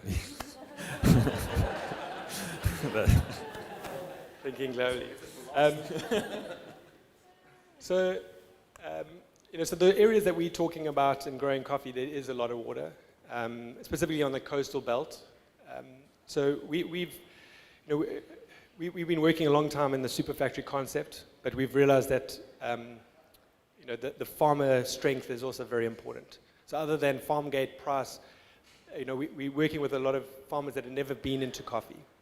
So we're designing a system that looks at irrigation as a key thing. So we've looked at drip irrigation. We're working with a company called Netafim, which is kind of the leading irrigation company in terms of water usage. They're Israeli-based, so water is a very big thing. So we're looking at that. In terms of the factory, we're designing it that it can be, the joke with the engineer is that we like a ship out at sea. So everything has to be self-contained. And though we will probably plug into Eskom, we want to design the factory that is highly efficient in its electrical usage and potentially using solar and other things to achieve that. And then also when you look at origin as a model for origin, and if anyone's been to origin, like other countries, where the coffee grows is typically very far where they're from electricity, from any resources. So you kind of have to be a ship in the ocean. Sorry. The germination terminology that you use, just explain that a little bit. So there's a very big influence on talk around fermentation at the moment, as we saw yesterday. So just to go back to germination. So when we use the term germination, you think of it in the context of a nursery. So you're thinking of that the radical breaking the seed coat and then it's becoming a seedling. So if you had to rewind that back to the beginning, that process doesn't just happen like that. It slowly happens. So if you consider, when you take that cherry off the tree, that's 0.0. And when the radical breaks the seed coat, that's 0.10. So along that, if you had to stop the germination along that stage, you would get different flavors. So the interesting thing was the linear line of germination. So when you look at naturals, how far is naturals actually on the germination versus carbonic maceration versus all these other styles of processing. So we're looking at fermentation on the outside, but what's actually happening is in the inside. It's the germination that's driving that flavor. And no doubt fermentation has an influence in many respects. But all the processes before and after also are critical.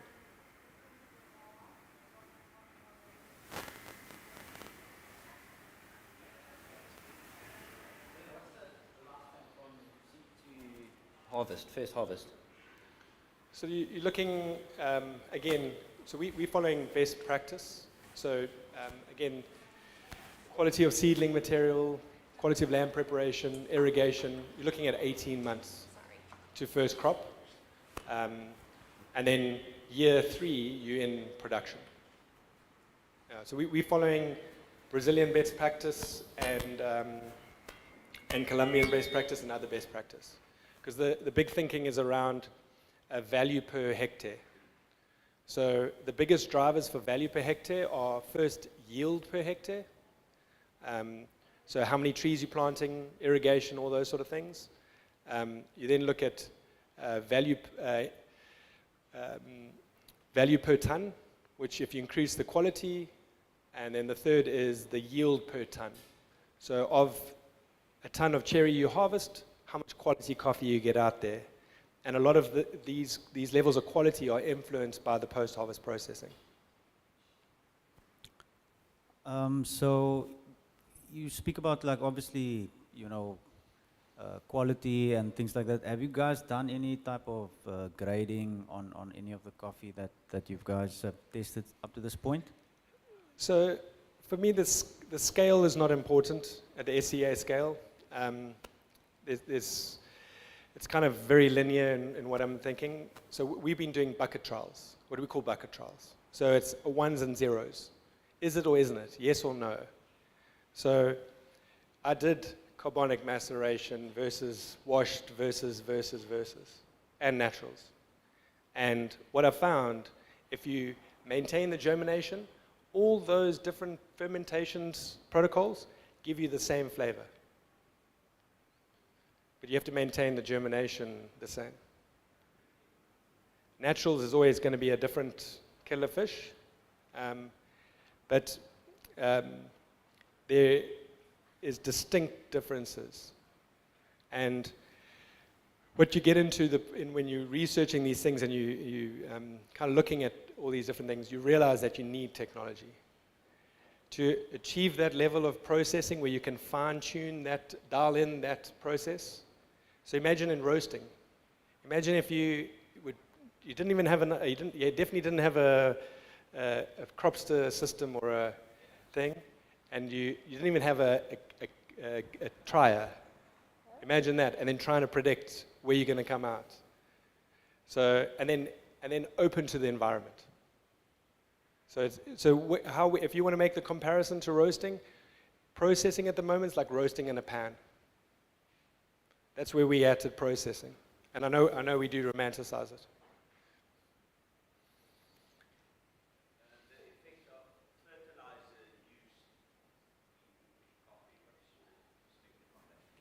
So it's like any farming practices. If you need to fertilize, you need to maintain nutrition of the plant. A healthy plant produces a healthy fruit, which produces quality coffee. A healthy plant is a lot more disease resistant. It's resistant to pests. So part of the ecosystem we're creating is we're working with an agronomist at the moment to train them up to be able to support the farmers we're working with. So things like soil analysis, leaf analysis become quite critical, and we're working with ARC, the Agricultural Research Council, for both soil analysis as well as disease and mostly disease assessment, so that we can react quickly in the field to help our farmers. But nutrition in plants is very important, not to the level that Vietnam do it. So Vietnam in coffee is phenomenal in how much they fertilize. So again, it's always about a balance of environment and plant health. Sorry to ask another question. I'm also growing coffee up in Botswana. So why I ask this is pesticides, for instance, that you guys use on your coffee, pesticides residual analysis. Do you guys do that? So not currently. I know it's quite strong in the macadamia industry. As the industry develops, I think those become important. But things like integrated pest management, maintaining certain thresholds that you only spray after that, and where possible, organic and environmentally friendly products is, we're looking at all those sort of things. Because when you start to look at the full value chain, the sustainability of the farmer is tied very much into how the coffee tastes and all those other extrinsic things that we're more familiar with in coffee around sustainability. All right.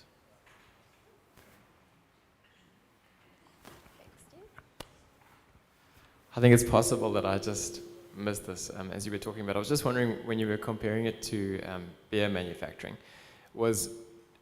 did you say malting is where you sort of roasting the malt? What is that? So malting, in beer manufacturing, the process, and it's also in whiskey and also bread manufacture, is malting. Okay. So they take barley, and if you had to take barley and put it into the brewery, it's not going to taste like it would taste. It's going to be a raw material. So what they do is they steep it, but our processes, we are already at high moisture content, so we don't steep. Yeah. We have to ferment. But the following process before kilning, which is before the roasting, it's actually germination. Okay. So they germinate the barley to where the root is the length of the seed, and then that's what they roast. So that germination process is what develops the flavor in the coffee. So I mean in the barley. But what we're doing already, this is nothing new. It's already happening. So I've taken it to the extent where I've roasted coffee with where the root has come out this far. But you wouldn't do that. Yeah. You know? I mean, you could if you want that particular flavor. Guess. Someone said coffee, but obviously, or someone actually said, when I said that, someone said chocolate. I'm like, no. Malt. So, I mean, when you start to, the fun part is when you hear Sasha Sejcik, or I pronounce his name, or Lucia Solis, or someone else, you try and figure out and understand that that impact, that what they're doing has a massive impact on not only the germination but other biological activities. But it's always fun to try and figure out where on the germination, and it's not linear and it's very complex. And I've got someone who's much brighter than me, got PhD working on this, to try and figure out exactly where it can fit on that line. Right.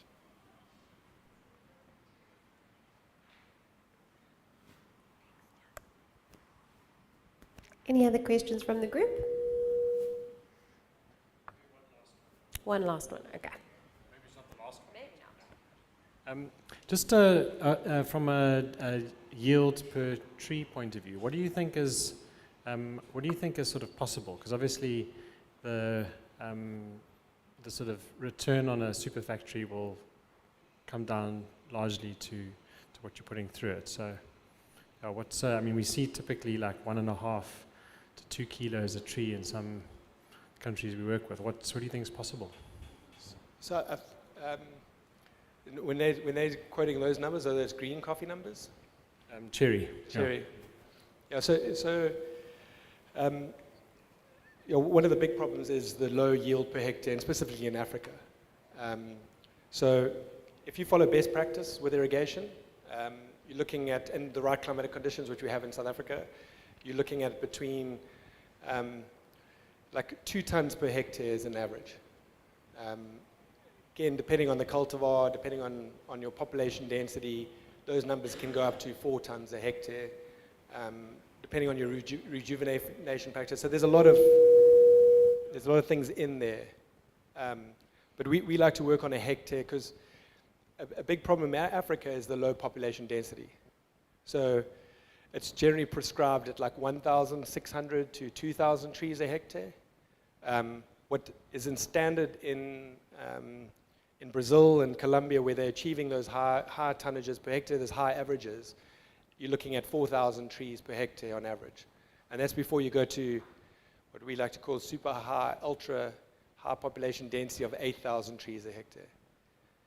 But what Brazil has been very successful at is producing more of less land. So they've increased their production by 50% in the last, I think it's 15 or 20 years, with an increase of like 10% of land usage. And when you fly over countries like Rwanda and Burundi, and you see the poor land management, it looks like a patchwork. And tea is a very good example of how a super factory would look like in Africa. And if anyone wants to find finding coffee farms in Africa on Google Earth is absolutely, it's pretty close to, it's very difficult. And the only times you can find it is on the straight lines of the drying racks around a wet mill. It's typically where you'll find it. Brazil, it's another, you can find them easily. You see these big crop circles and these massive, beautiful green lines. In Africa, there's hardly any coffee if you really look at it. But when you go look at tea estates in Africa, it's phenomenal. I mean, I've been to a beautiful teas. I don't drink much tea, but tea estates and tea factories are beautiful things. Tea farming is absolutely amazing. When you drive through a tea farm, it's phenomenal. It's just a carpet of green. But if you go on Google Earth, you can find these tea estates very easily. And what an amazing thing you find, and there's one in particular in Rwanda, in the south, you've got this tea estate, and surrounding it is this absolutely lush green nature reserve. Beautiful. And it's because that tea estate has enough economics for that local community that they don't have to go into that area. And that's where kind of, I think one of the areas in coffee we haven't focused on is increasing yield per hectare, that we don't need to use more land. And that's what we don't want to achieve. It's increasing the yield per hectare, the yield per ton, the quality of the coffee, and the value for the farmers, that we don't have to take more forest, reduce the land usage, look at alternatives, etc.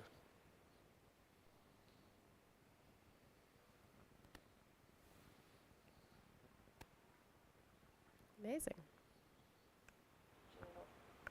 Okay, Dill, that was very interesting. Thank you very much.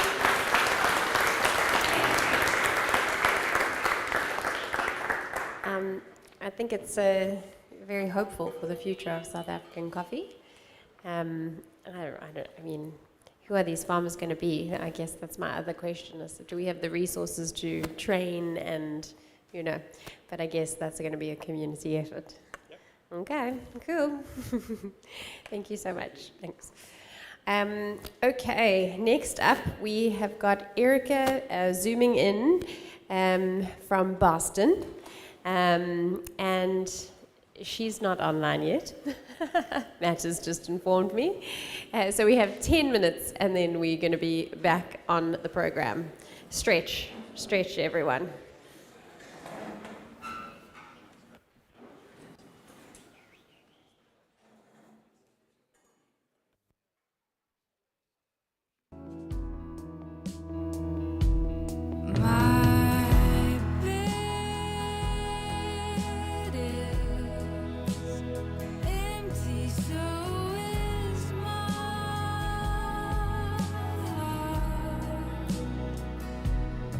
Though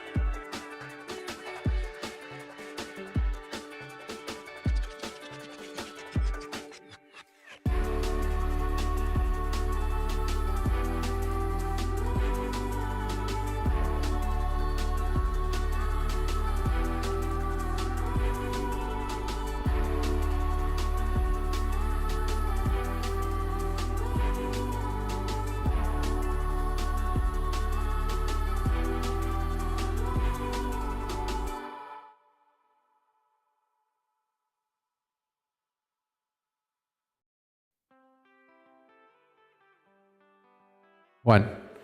Okay, folks, if you can make your way back inside. Our next speaker is standing by on Zoom, all the way from Boston. So let's not keep her waiting. If you can make your way back inside, folks.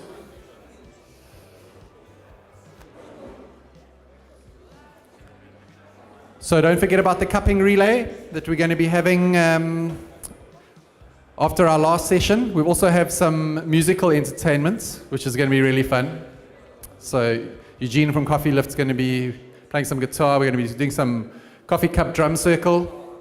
Lots of fun things planned. And also the cupping relay. So if you go to the Ruxo label, guys, they've printed out some really cool team icons and mascots. And so you need 3 of you from 3 different companies, a team name, and then you go get it printed.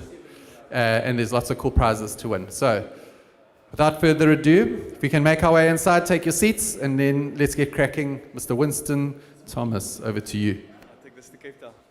Yeah, you can have it. Okay, ladies and gentlemen, we're going to do an auction now on these coffee teas coming up here. It's going to start off at 150 Rand. The small one over here going once. Do we have 200? 200 at the back there. Do we have 250, folks? 250 for coffee tree. 250. Going once. 250. We have a WBC certified technical judge who will sign the leaves for you. 250. And sold for 200 Rand.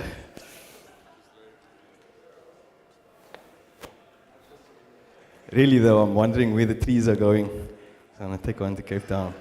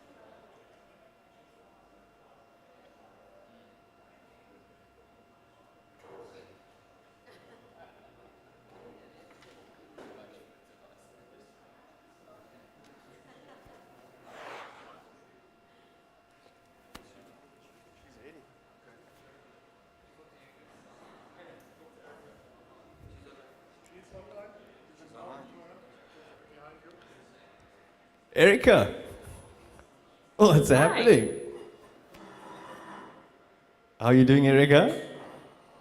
Good, Winston. Can you hear me? Yeah, we can hear you loud and clear. We're just waiting for everyone to return from the coffee break, and then we're going to get started. I've got a little intro lined up for you as well. Amazing. Thanks, Winston. You It's call great it- to hear your voice. I can't see you yet, but I can hear your voice. Okay, there we go. Hello, Eric. Hey. Hello, Erica. You're in Boston right now, right? Yes, I've moved out of my apartment in Canada, and I'm on my way to move back to Nairobi. Okay, there we go. Well, we're going to unpack that as soon as everyone comes in. Give me 1 sec. Maybe you can hear this. Okay, everyone, we're ready for the next talk. Erica's online. If you can join us inside, that would be amazing. Erica Cross, everyone. Ready for you inside. Thank you very much.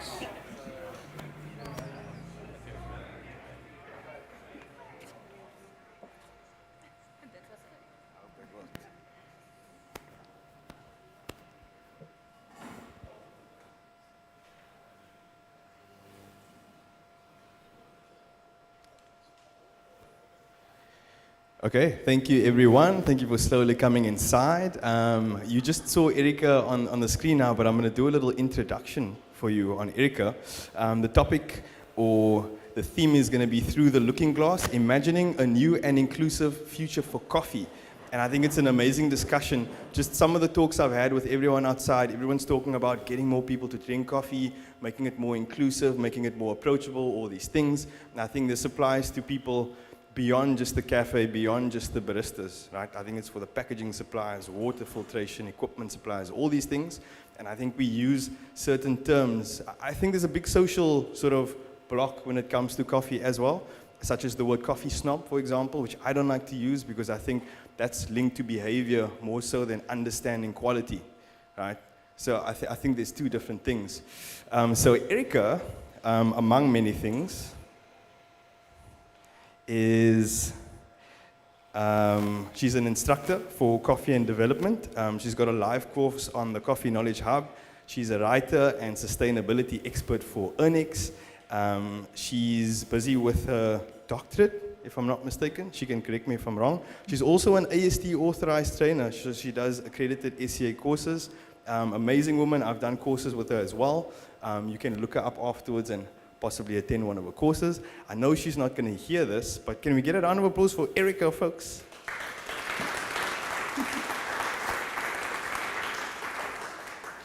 There we go, Erica. Welcome. Hey, Winston. Thank you for introducing me again. 2 years in a row. Here we go.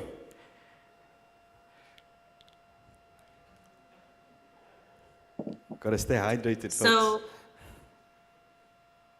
I can hear myself through the video, so I wasn't sure if I should just go ahead and go. Should I go, Winston? The floor is yours, Erica. We're all ears. All right, great. Well, I thought I would, instead of doing like a PowerPoint presentation or anything like that, which is more formal for my courses, I thought I would just speak to all of you about a little bit about my own story for coffee and how I came to write this article. So I think we're focusing a little bit on the 40th anniversary magazine edition. And I have this article in there, which I was really delighted that was able to be published in this form, where I am including a lot of literature as well as coffee. And I'm using the story of Alice in Wonderland as a way to speak, I hope, more deeply about coffee. And I hope in a way that is a bit unique for some of you to maybe think about what's wrong with our coffee industry, but also the ways that many of us are trying to change things for the better. Winston, do I sound okay? You sound perfect, Erica. We can hear you loud and clear. Right, folks? Okay. Beautiful. All right, great.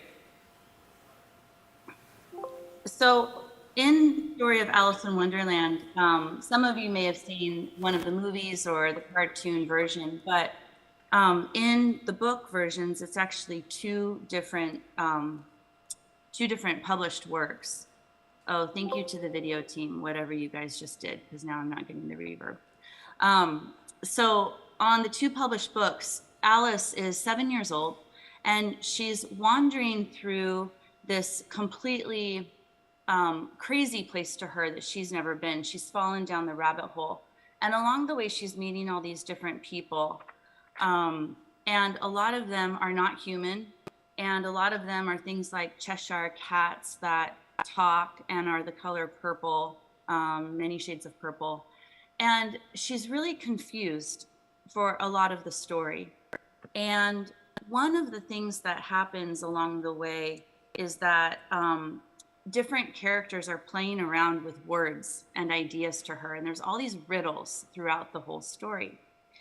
And, you know, she's only 7 years old, right? So it's not like she has an adult understanding of all these things, but I think that's part of the pleasure of the story, because as she's going along this journey, we're following her in the journey, and we can be a bit confused as well as she is. And there's this one character, Humpty Dumpty, who is an egg, and he is sitting on top of a wall, and Humpty Dumpty, as this older gentleman kind of egg, right, has a very good vocabulary, as a lot of the older characters do. And Alice is just having this conversation with him. And so there's this quote which which the editorial team in the Coffee magazine put as a big highlight in my story, which I pulled from the novel. And I'm just going to read this one little moment because it kind of embodies everything I'm trying to say in this article. And Humpty Dumpty says to Alice, "When I use a word, it means just what I choose it to mean, neither more nor less." And Alice responds and she says, "But the question is whether you can make words mean so many different things." And Humpty Dumpty replies, "The question is which is to be master, that is all." And I use this as a way for us to try to think about, of course, words have many different multiple meanings, and depending on context, words are very important. But, we now have in our coffee industry this word, sustainability, which is being used in all kinds of ways. And while on the one hand, I'm very pleased that this concept is becoming more talked about and becoming more familiar, and now we have the SCA curriculum, which is part of what Winston and others have been a part of. It's also a word that is starting to lose its meaning. And so one of the things that I'm trying to do in my teaching and my talks and even today is to ask us all together to think about what is the root of this word? Because in the case of sustainability and in the case of so many words, the root is very beautiful. And there's a beautiful image in the word, but kind of in the ways that we're all using it without sometimes a lot of thought, we're losing the beauty of the word. And so just as a starting point, I wanted to share with you all that sustainability actually comes from this Latin root, sub plus teneo in the etymology. And this is important because sub is under. So like a submarine, right? A submarine is under the water. Teneo is our hands. It's to have, to hold. And so even when I'm holding this coffee cup, right, quite literally, my hands are sustaining this coffee cup because I'm holding it.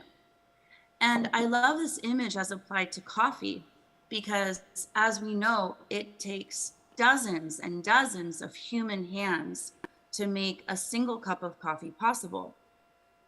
But we need in our industry for every single group of people, from those who plant the seeds and sometimes are even, creating seeds in different seedlings or different, gene pool situations, to the farmers who are planting, to pickers, to everyone involved in importing, exporting, transport, right? All the way through cafes. And here I am today. I happen to be unexpectedly in Boston today, drinking this cup of coffee. And I think, for us to have true sustainability in our coffee industry, we all can benefit together if we're more thoughtful and mindful about everyone involved in this cup of coffee truly having sustainability. So what does sustainability mean then as a concept? So I get into this a little bit in the article, and I'm happy to, we can have a Q&A as well.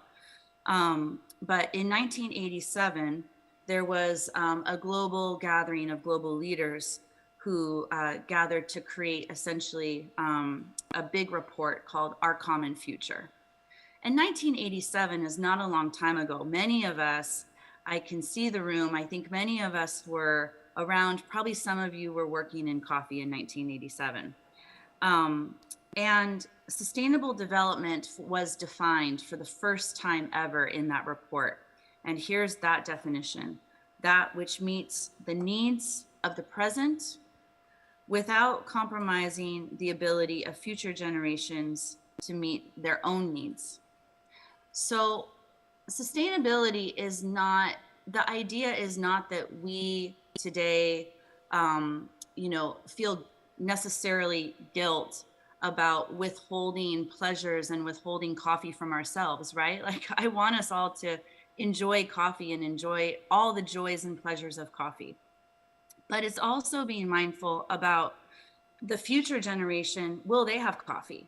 What will that look like for them, whether it's 20, 40, or 60 years?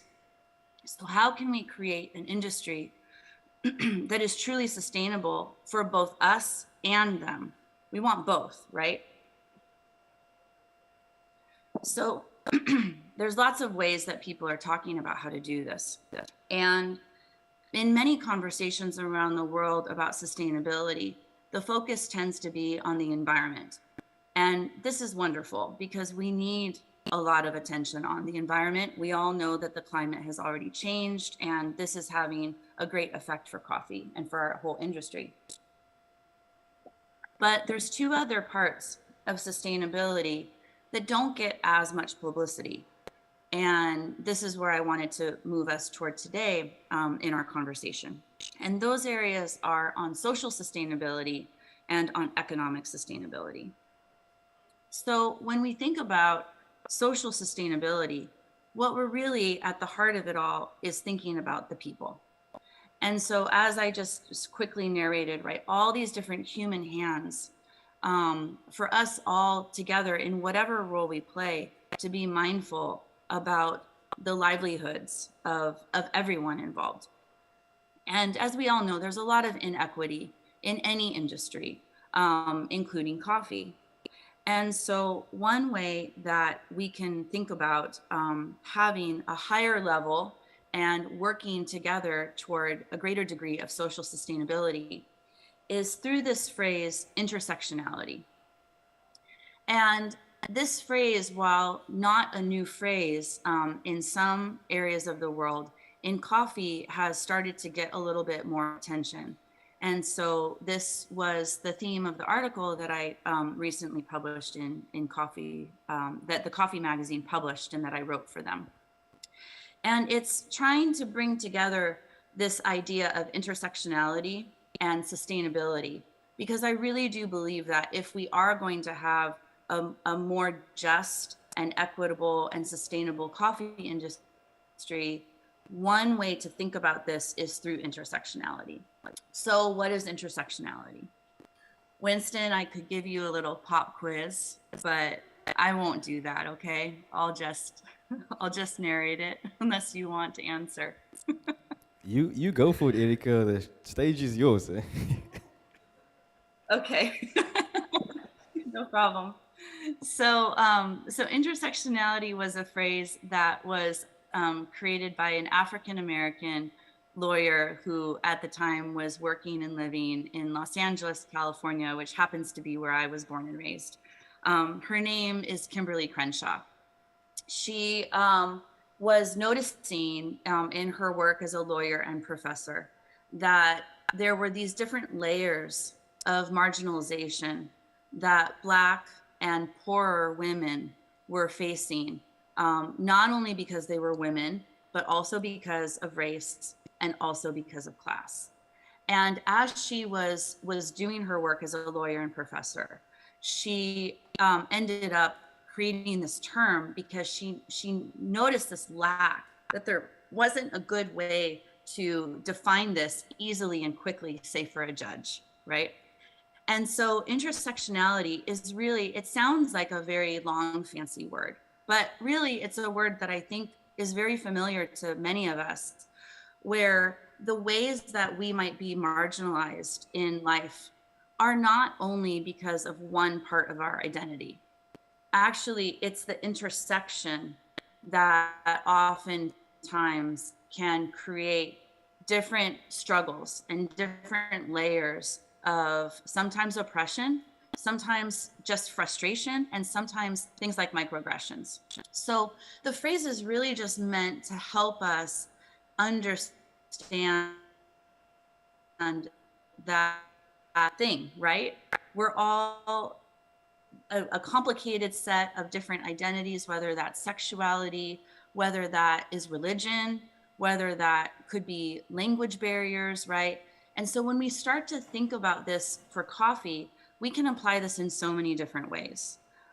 We can certainly think about it in terms of the original sense of intersectionality with race, class, gender That's absolutely true, and we see evidence of that in coffee all around us.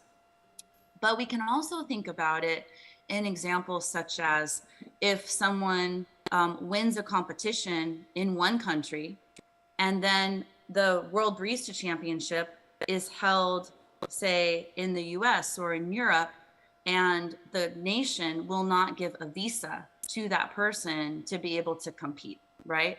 So then we have a kind of national political barrier, right, that exists and that person might experience. Despite their achievement in their own country, they can't progress in that moment, right? And you know, of course, there's many very real examples of competitions where people have been restricted because of visas or politics based on nation, identity, language, right? So in all these ways, you know, when I think we think about how do we create a more just and equitable coffee industry, intersectionality can be one way for us all to be more mindful that whatever, I'll just use myself as an example, that whatever barriers I may face, they're not necessarily the same barriers that others may face. And for me to be mindful and empathetic and sympathetic toward the concerns and the challenges of other people around me.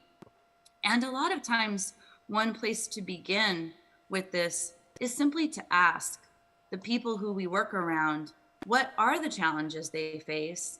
And hopefully, if we have trust with our colleagues and the people that we work around, we can, you know, it's often an uncomfortable conversation, especially with an employee or an employer, to say, well, I'm facing this struggle because I'm a woman, or I'm facing this struggle because I'm a single mom and I don't have childcare for my children, right? There's all kinds of things that, like, it may evoke uncomfortable conversations.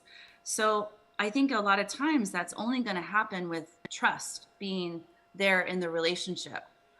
So that's even another part of sustainability too, I think, is to be able to nurture real relationships with people. And I think, you know, these are just some ways to help us move forward together, because as we all, I think all of you in the room, you're here today at Creative Coffee Week because you care about the coffee industry and because you work and you want to see this industry continue. So I think in that sense, to the extent that we can be more mindful about each other and about all the people on whom, you know, whatever moment or whatever role we play in the coffee industry, that we can think of those who are working to make our jobs possible. I think we can move this phrase, like move the needle a little bit on this question of justice in the case of coffee. So I think I'll end my formal remarks with that and maybe open the floor for questions or comments. And even though I'm on Zoom, I hope maybe we can have a conversation.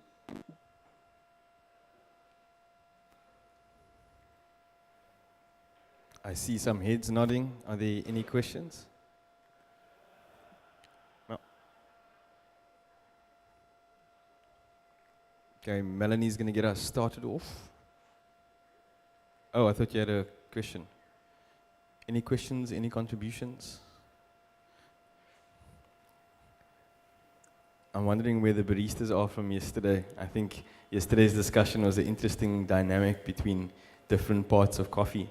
And I think it easily ties into what Eric was chatting about and intersectionality. Any questions? Any feedback?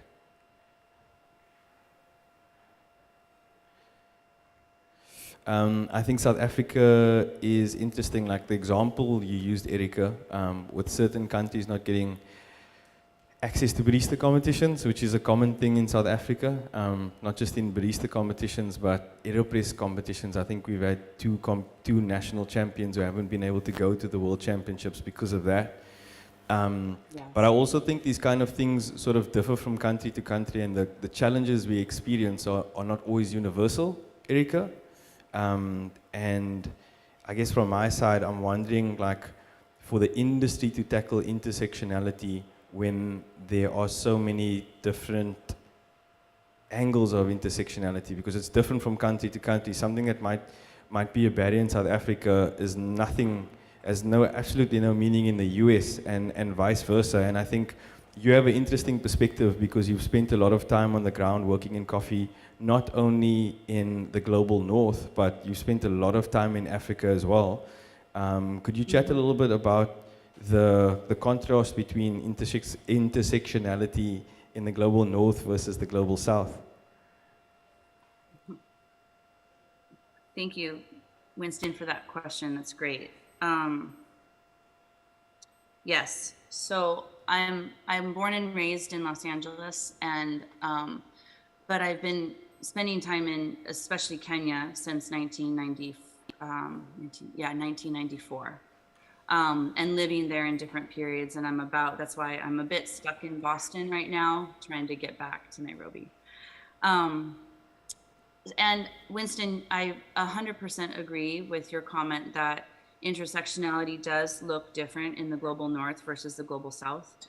And when we think about coffee, you know, there tends to be, of course, it's like everything, it's not a perfect divide, but, you know, because a country like Brazil, which is our biggest coffee producer in the world, is also a country that consumes and enjoys its own coffee, right?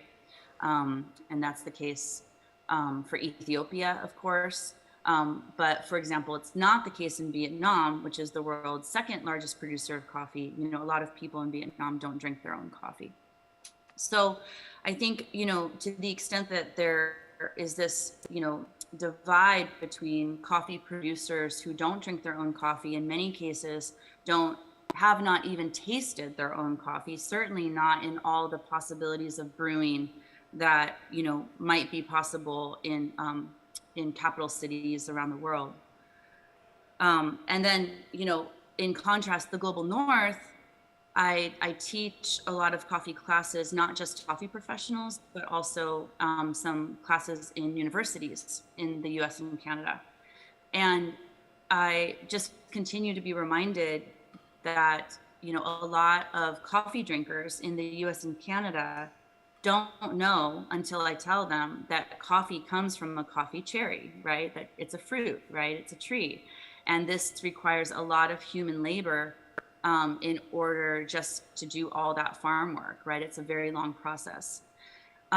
So, you know, there's certainly a divide in terms of the way coffee is, you know, even what is coffee, right? What is coffee in Kenya might be a different thing for many people than what is coffee in Canada, where it's you know, maybe just a cup, maybe just a beverage, right?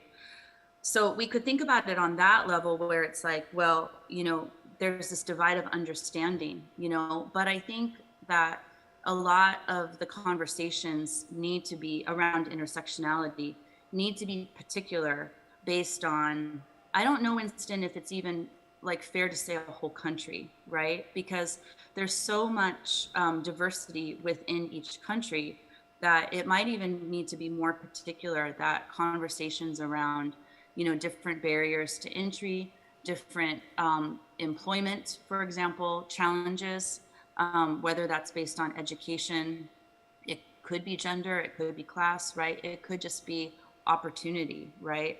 And what does that look like, whether you're all in South Africa, I'm currently in Boston, there's a huge racial and class divide in Boston as well. You know, it's gonna have different manifestations, but I think the root of some of these problems is a lack of understanding by some people that these are systemic issues of barriers that have been created by culture, right? In some cases, they've been created by colonialism. In other cases, they've been created by different laws and policies. And Winston, I know exactly the example you're talking about for AeroPress. I didn't want to name that because I didn't know if that was appropriate for me to do, but I know what you're talking about. And I think, you know, even these global competitions of where is the competition held in terms of access or transport, you know, these are all the kinds of conversations that I hope we will become more mindful of as we seek together to have more equity in our coffee industry. We may not be perfect at this, you know, in my lifetime, right? But I think we together, it has to be together. It can't just be one person. It can't just be one part of the industry.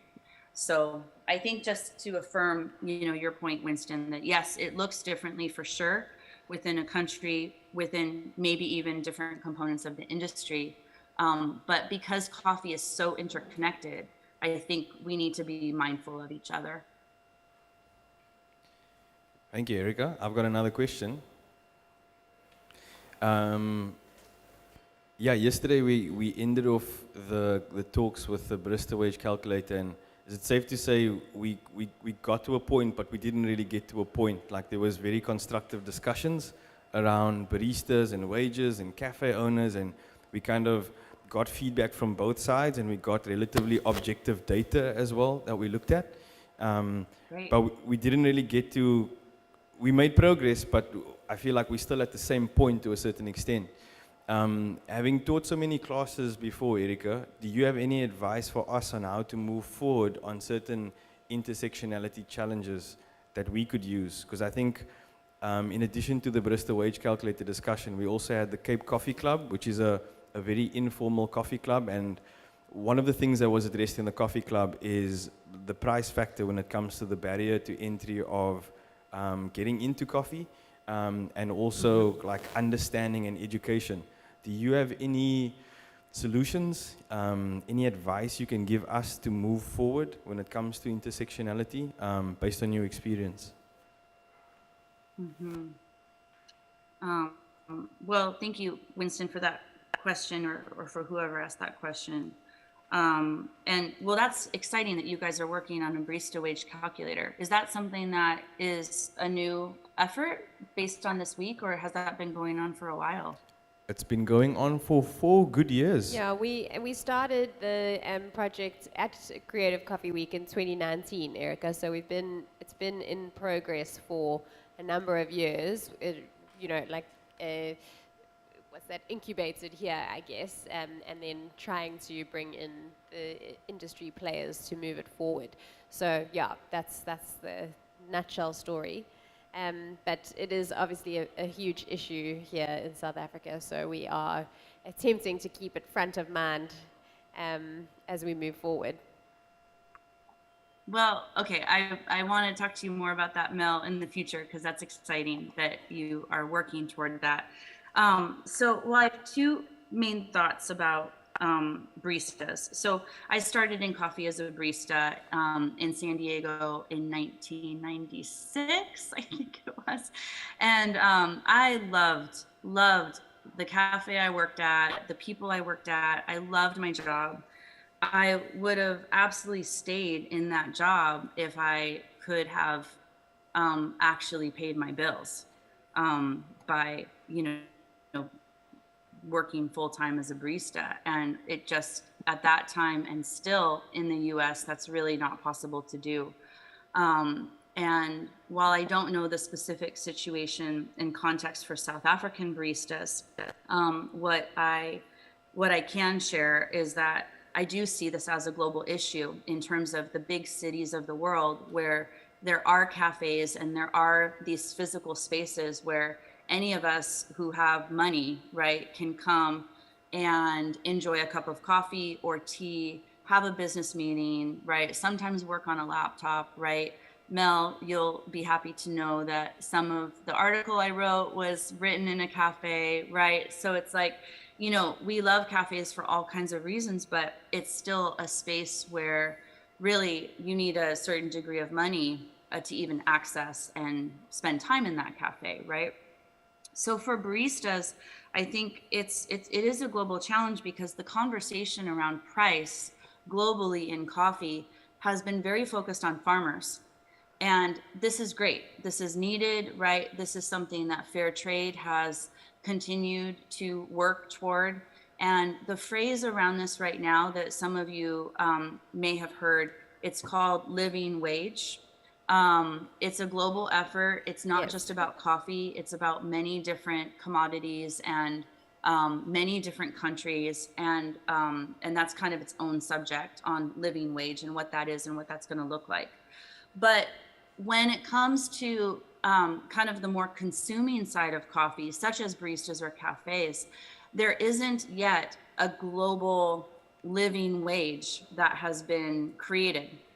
So I think if South Africa is starting to do this, then this could absolutely be a model for other, especially big cities, to think about, because there are hundreds of cafes, you know, even where I'm in Boston right now, and baristas cannot make a living working full-time as a barista in Boston. They would need to have a partner or roommates or another means of income. Sometimes, you know, they have 2 or 3 jobs. And I think, you know, that the competitions can be very helpful in terms of creating awareness and possibility for some baristas. I love this, that, you know, there's this attention. I think competitions can be wonderful. But I also think about how can competitions be perhaps reconceived or expanded a bit to include others who maybe are learning or want to be involved more, rather than just like the cream of the crop. So that's one comment. And then my second comment is in terms of what to do. I think actually for the barista wage calculator that you all are working on, if you're not looking at some of the living wage work, it might be helpful, because what they're doing is they're taking really everything into consideration. You know, does the country have health insurance or not? If they don't, and if the employer doesn't provide health insurance or medical care, then that would be a part of what would need to exist in the barista wage or the barista salary, right? So there's all kinds of things. I'm a single mother of 2 sons and have been for a long time. And so childcare is always, for me, something that I think about, that I notice a lot of times doesn't get the attention that it might need in terms of access for women to be able to be baristas. So I hope, is that helpful at all, Winston? Yeah, that's great. Yeah, we are, a lot of our research has been based around a living wage.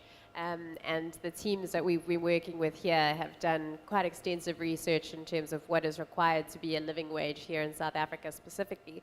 So that is the tenets that we're using to try and build the calculator. So that's awesome. We're on the same page. This is good news. Yeah, it sounds like you're doing great work. Yeah, well, the community is, so we're trying our best. I guess also for me as a woman in coffee, my concern, not concern, but every year we do Creative Coffee Week, and every year I hope for more female faces in the room. And, you know, it just, I always wonder why it is that there aren't as many women as there are men that are able to attend this kind of event, or, you know, what are the barriers that are stopping it being a completely integrated space with, you know, men and women in coffee. And I always am left wondering at the end of it, like, as much as it's such a great meeting, and I take nothing away from all the things that we do here, but I'm always at the end of it want to know, like, how can I be more inclusive, or how can I encourage more women to be in the room, or what can I do to try and like create a more equitable view of this industry? Or, you know, is it just that there aren't women in the coffee industry? And again, why is that? So that's always something that's on the top of my mind, especially when we come together as a coffee community. Any suggestions? Mel, I heard most of what you said, and I'm sorry, toward the end it broke up a little bit, so I didn't hear quite the end of what you said. You guys can still hear me, right? Yes. Yeah, okay. So yes, this question about women, okay, so of course not all women face the same barriers, right? Different women face different barriers for different reasons. And this is, absolutely part of intersectionality for us to think about what this looks like, because there may be things that I have more access to as a white woman than some other women may not have the same opportunities, or may not think that they have the same opportunities in terms of access. So I think, there's a lot of things that we can all do specifically around thinking about women. Is, I can't see the whole room, but I can see most of it. And I think for all of the gentlemen in the room, I suspect that all of you work with at least one or two women in your company or your cafe or whatever role in coffee you have. And I would just love if every one of you men who are here today invited one or two women next year to Creative Coffee Week, then I wonder if that would just completely expand not only the opportunities for more representation there with gender, but also in terms of the dialogue that would happen. And I think, that's part of the ways, I think the more expansive that we can be to invite others. I would never say that, there's a lot of conversations about should people be replaced, and I'll just be honest and say that's not actually the way that I think is the best way forward. I think that what needs to happen is that just more people need to be included, right? So that's why I would just suggest that if each of you invited or brought, you say, yes, I'm coming next year to Creative Coffee Week 2023, but I'm also going to bring two women I work with. And I would encourage everyone to think about, is there, especially perhaps a younger woman who maybe has never been to a coffee conference or a coffee event at all? Because if we don't have more youth and more young people in our coffee industry, then we are not going to have a coffee industry in 30, 50, 60 years, right? So I think it's not just about adding more women into an event. It's about, let's think about age. We can think about, diversity of profession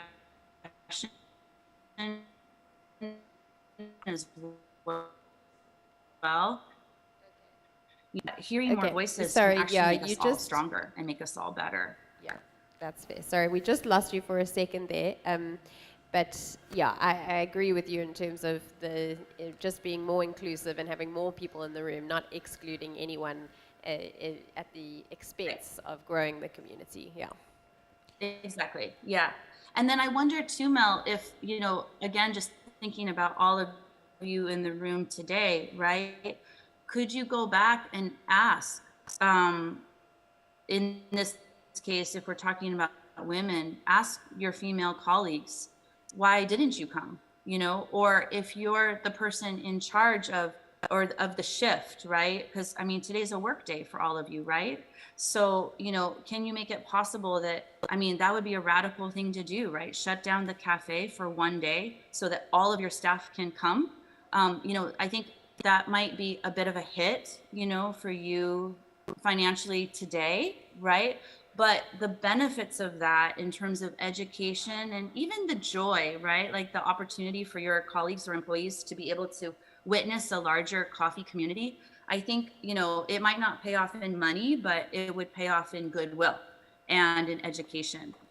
So I think, if we can just be more creative about ways to include others, I think it will go a long way. I was never invited to anything by my manager when I was a barista. And she was always going off to different events. And, it wasn't really the culture in the 90s to do that. There wasn't like there was a conference, but I also want to say, women need to include women also. This is not just a gender thing. In so many cases, I've actually felt more obstruction from other women.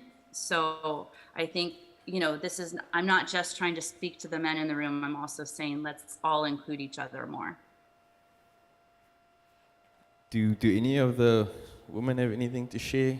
challenges, experiences? Shame, there's so few of you. I don't mean to put you guys on the spot for those of you that Yeah, are Winston, here. see, you're putting them on the spot, right? Maybe, Mel, maybe we can have a focus group, right? For 100%, women who were able to attend.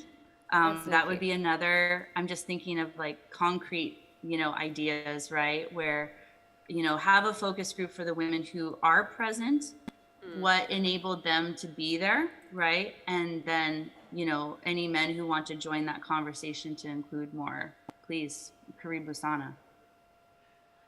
Trying to facilitate conversation here is what I'm trying to do. Any questions great, from the Winston. floor? Any feedback from the floor?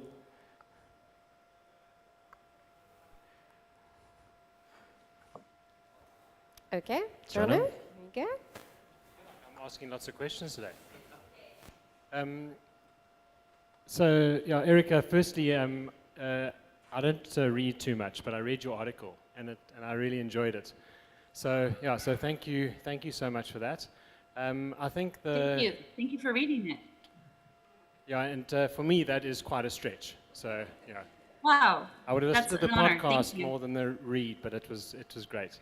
I hope you like the graphics too. That I really loved what Mel and her team did with all the graphics. Yeah, don't push it here. I read the article. I can't remember the graphics now. Okay. Yeah. I think what has sort of struck me is that I love conversation.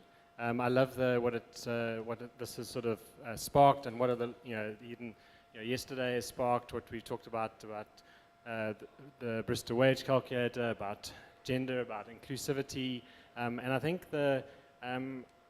I fear that sometimes we land up getting stuck in just conversation, and the next year we come back and we're in the same sort of space, and we love to talk, and I think that having some just thinking about different real sort of concrete steps, making whether it's who we invite and being more inclusive in terms of opening up these opportunities to others, whether it's making how we make a start in the barista wage story, just saying, you know what, it's not perfect. I don't have all the answers. I don't know if I can get to some of the numbers that are on the screen. I'm panicked about it, but I'm going to take a step and I'm going to make a move and I'm going to make a change, because I think that's really in all of these things. We need to just move, take the next step, move forward,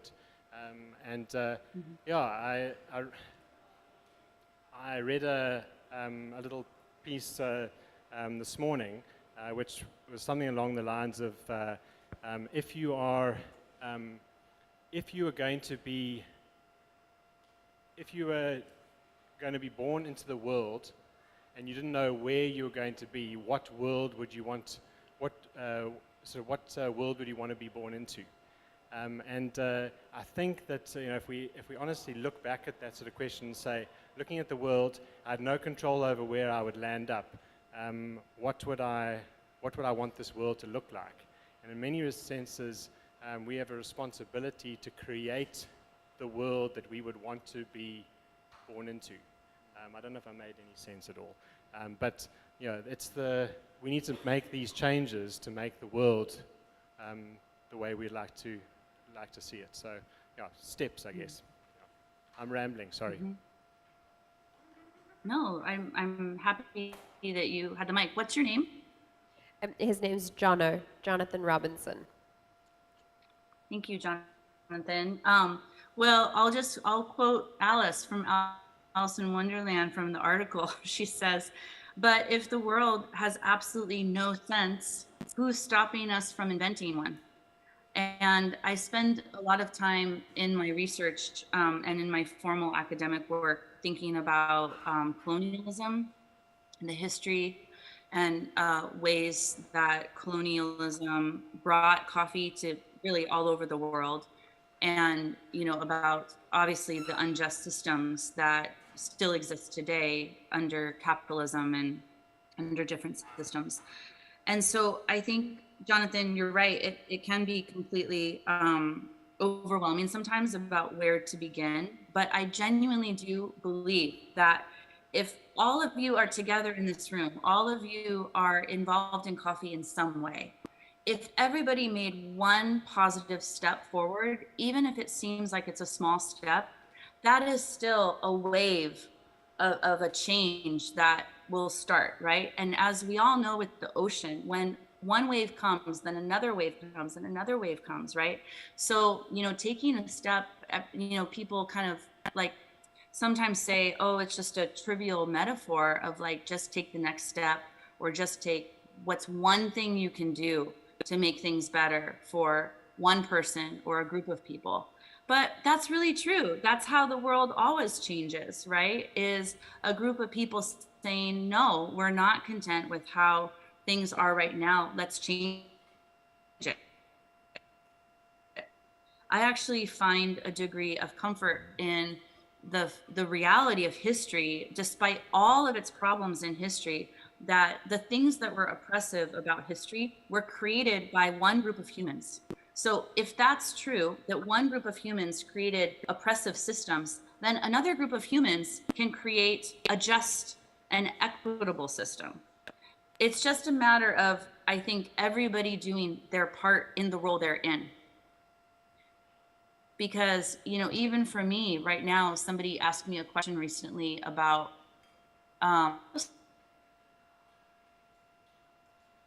I've never been a roaster, right? So I'm not going to comment on what that would look like for a particular roaster. But whatever my areas of expertise are, that's where I'm going to invest my time and my energy. So, but Jonathan, I totally agree 100%. Like we have so many conferences in coffee. We need to make sure that we're not just talking and that there's action as well.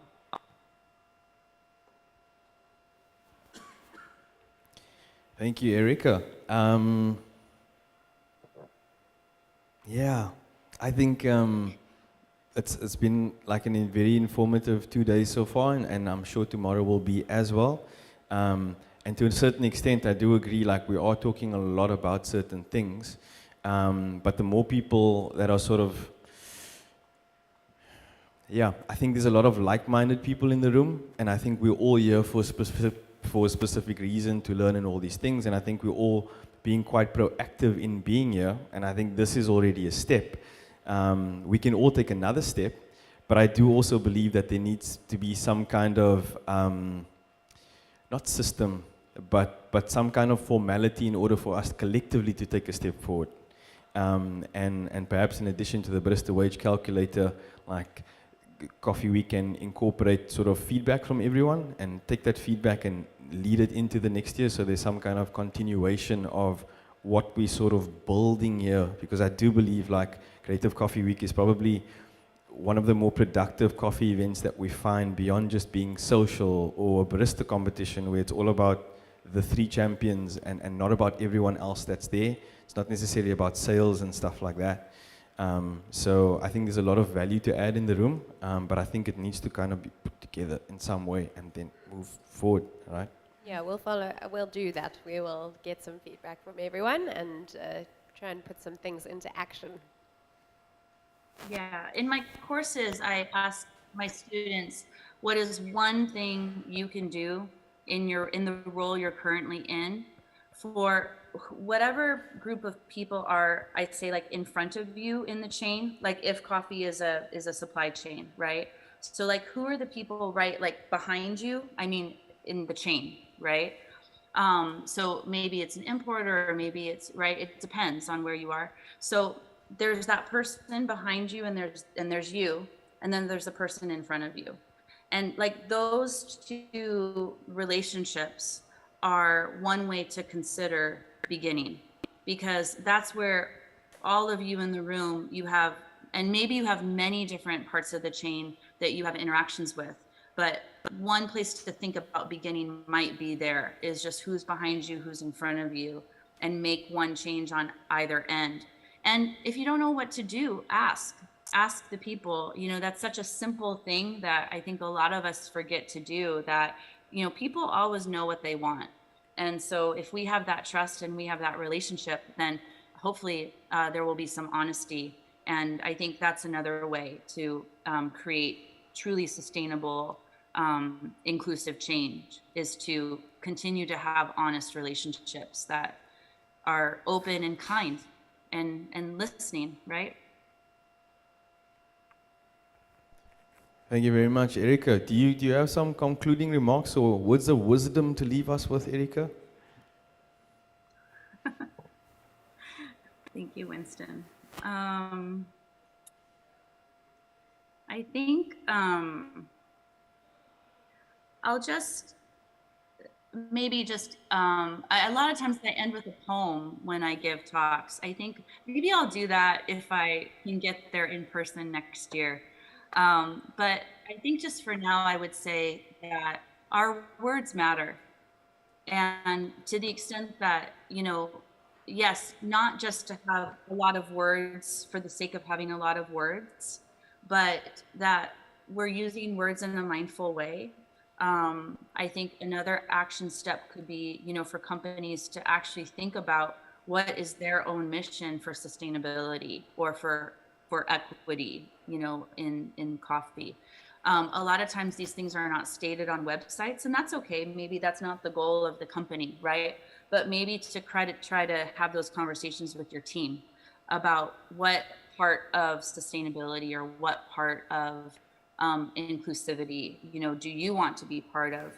And I think if we can be more mindful about the words we use, you know, we'll mess up. I also mess up too sometimes with words I say or words I don't say, right? But we're learning together, and I think we're on a path toward these conversations having a more just and equitable coffee chain. And I think that's where we have to begin, because we have to create the change we want. Thank you very much, Erica. Thank you for your time. Thank you for your wisdom and your expertise. Can we get a round of applause for Erica? Thank you, Winston. Thank you, Mel. Thank you, Matt. And Erica, you also are running an online sustainability course soon. Is that correct? Yes, thank you, Mel. I'm going to, it's the foundation, the SCA. You can get your certificate if that is meaningful to you. You can also get it without the certificate. Winston's taken the class. There's 3 levels: foundation, intermediate, and professional, but the foundation is the one that I'm offering at the end of August fully online. So my Instagram is A World in Your Cup. If you're interested, please send me a message and I'll be posting about that soon. But I welcome any of you to join the class. Amazing. Thank you so much for joining us. I hope that your travels to Kenya go a bit smoother moving forward. I hope so. Yes. Thank you, Mel. Okay, take care. You too.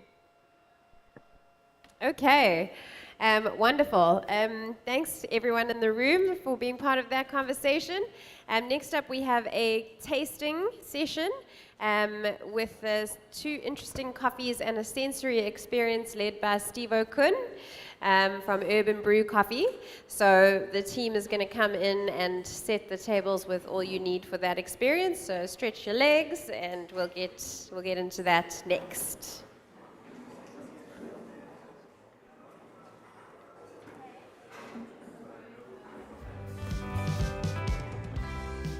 It's always sunny where you are from. I know it's no wonder you're so bright, and I'll take you away to where the sun shines. So bright, you can stare at the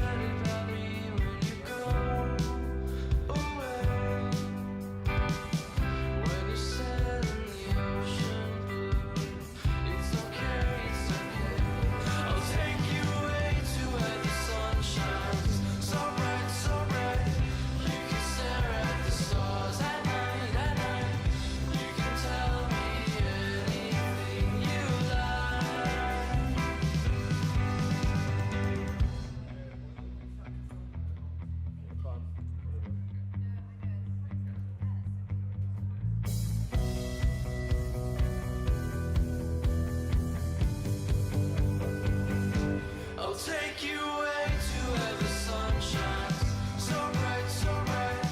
You can stare at the stars at night, at night. You can tell me anything you like. I'll take you away to where the sun shines so bright, so bright. You can stare at the stars at night, at night. You can tell me anything you like.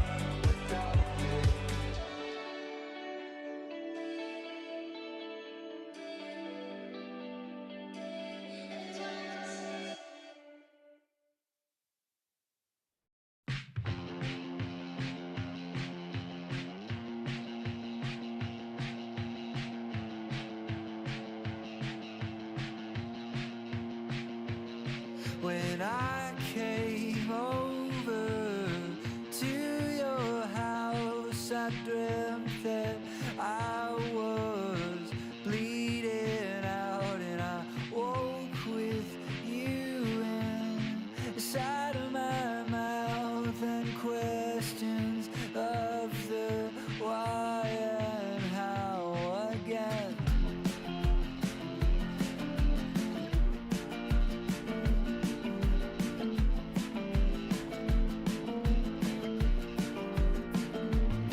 And maybe when I'm heading out, I'll think of what we talked about, and maybe I won't hear a sound, just empty, nothing floating around again.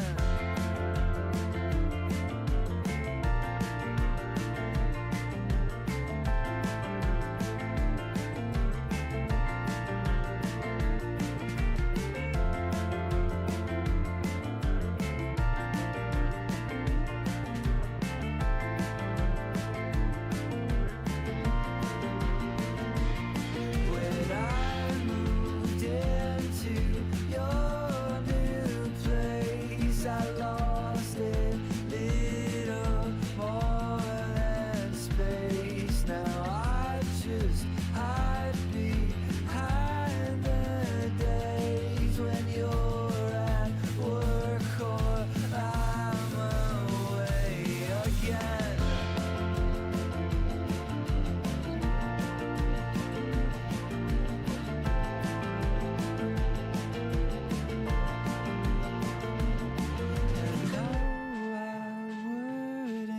Change a thing to love like this, it makes me sing.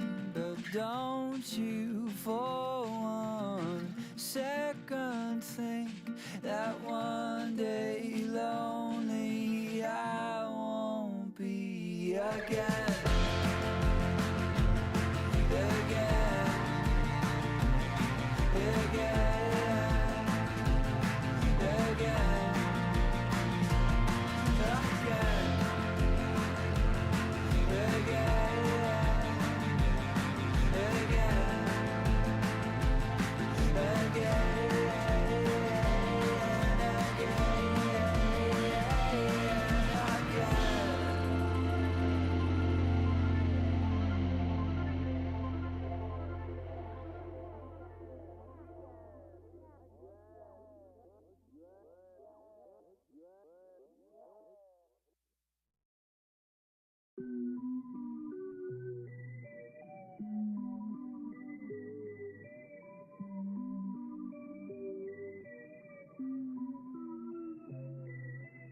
So now you think that there's a part of you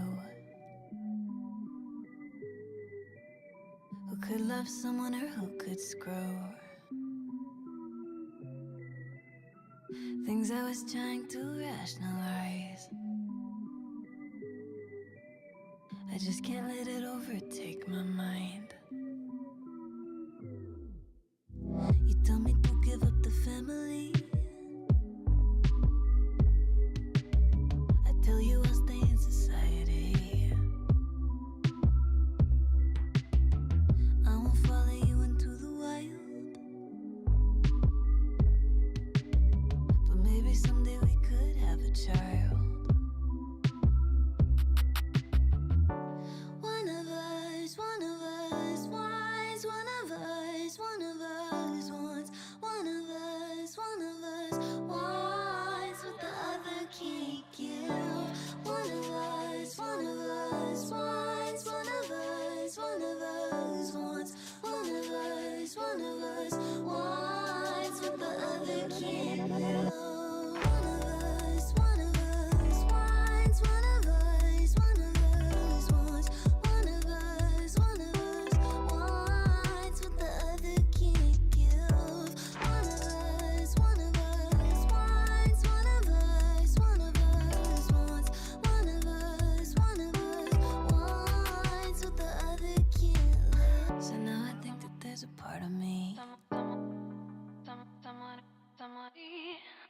love someone who could be free. But I'm just trying to be like us again. And baby, I know that's no way to win.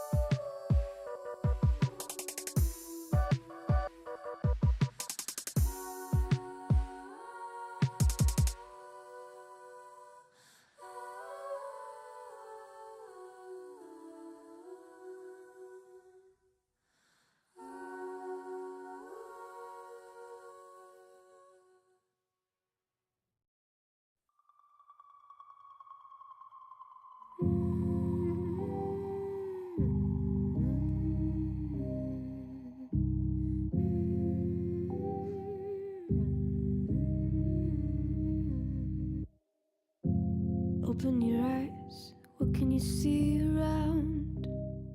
Wind of the open sky, over the siren sounds.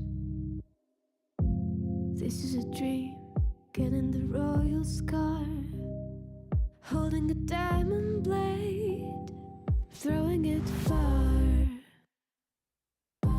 Holding your breath still, you jump the fire.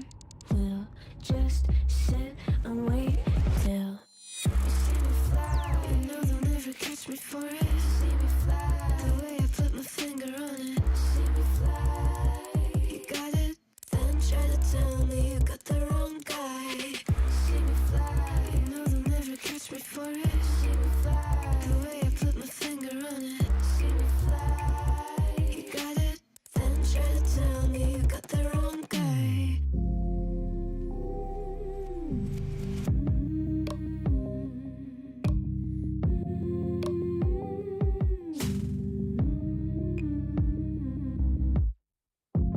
Look at them now, all of the noise they make, counting the cards to one.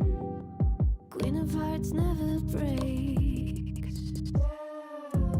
Falling asleep here might just take a while.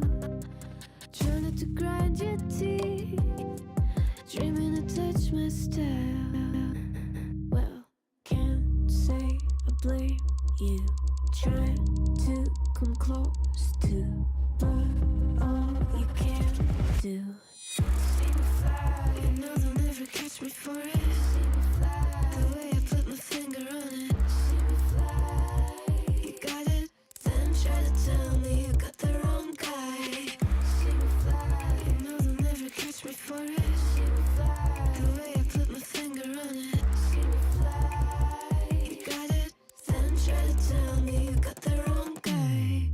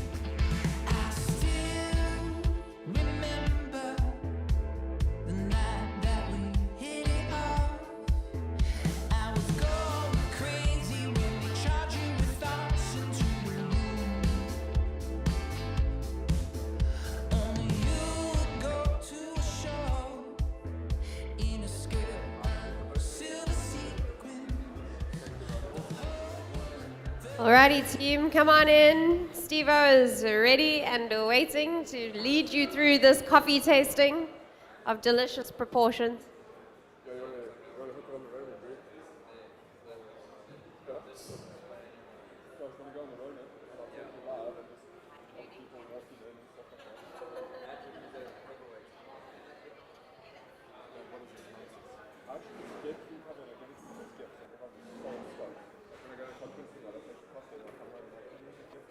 That's so clever, actually.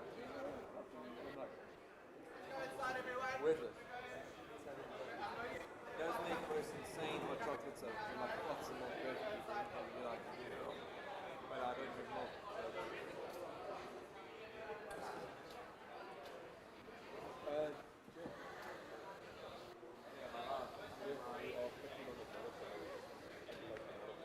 Come on, team, let's go.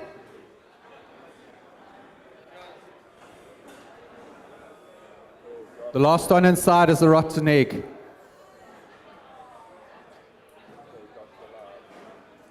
The last one inside has to eat a rotten egg that Steve-O's using in a sense talk. 2 tequila shots. Mel is going to get the tequila. And if you're the last one inside, you have to have the double tequila shot. Vian wants the tequila. He's running the other direction to the parking lot.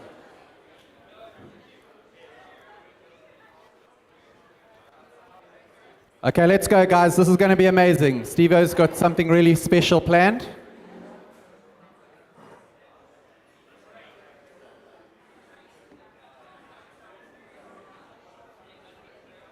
Come, Tim. Come, Jeff. Come. Let's go. Winston.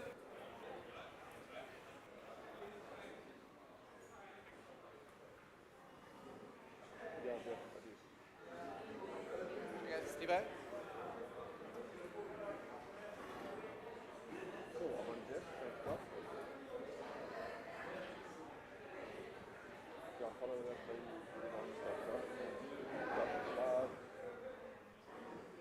Okay, are we ready? You should have 2 shot glasses full of tequila in front of you. Oh no, that's later, sorry.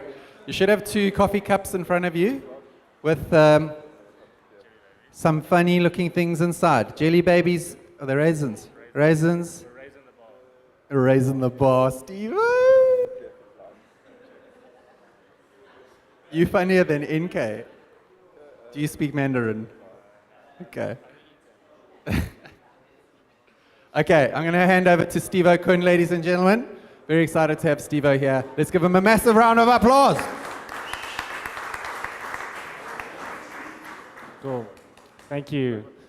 I know it's like after lunch and everyone's like, oh, come on, can we not have something not interactive? So I'm going to try and make this as interactive as possible without making a lot of dad jokes. I'll do my best. Luckily, I am a dad, so like I'm allowed to, okay? License. Anyway, so like Ian said, you have in front of you 2 small glasses, the one with jelly babies, raisins, and then some sparkling water. And then you're getting 3 cups of coffee.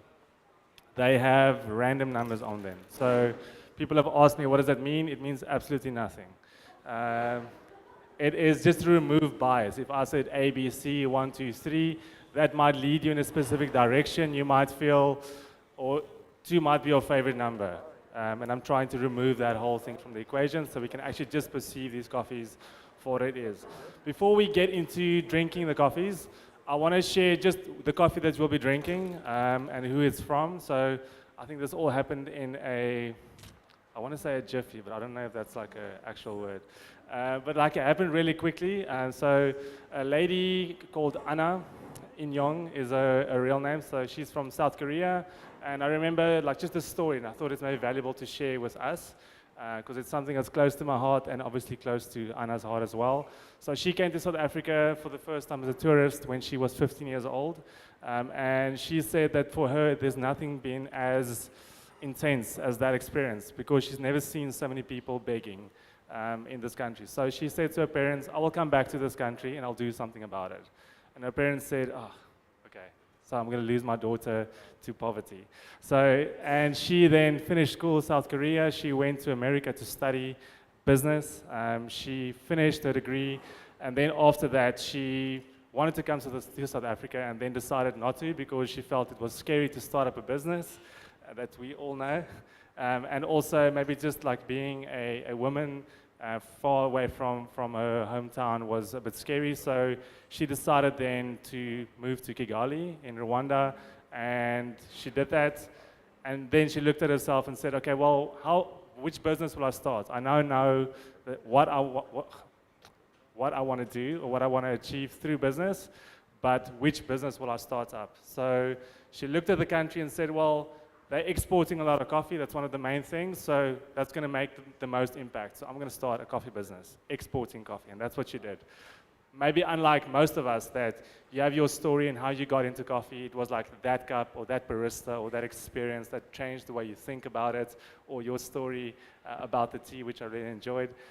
So I think her story is completely different. It was like coffee for the sake of making an impact. And therefore also she knows that we need to work together, and hence the name Let's Sequoia. So maybe as we get going, if I can ask the AV guys, maybe just to throw on that QR code. So I'm going to try and make it a bit interactive. I'm trusting that most of us have like Instagram or social media for your businesses. So this is not a PR stunt. You don't have to follow me. I just want to get some feedback without asking you what you're thinking.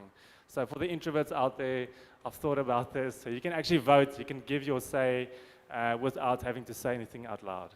Okay, so please throw on that QR code for us. And then you can take out your phone. I'm not going to think that you're rude. Please just, go on that. And on my stories, I'm going to give you a few things. So already, you'll see there, I've given a link to Anna's website, Let's Sequoia. Let's Sequoia means we work together. Work together, grow together. Okay, so we need to do things together. Cool. So while you do that, I'll give you a few seconds.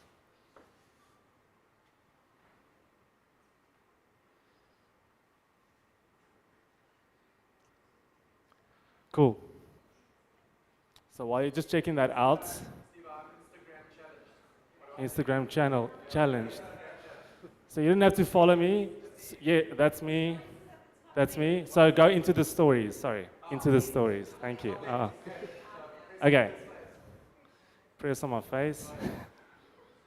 Okay. So in the stories, you'll see some stuff there.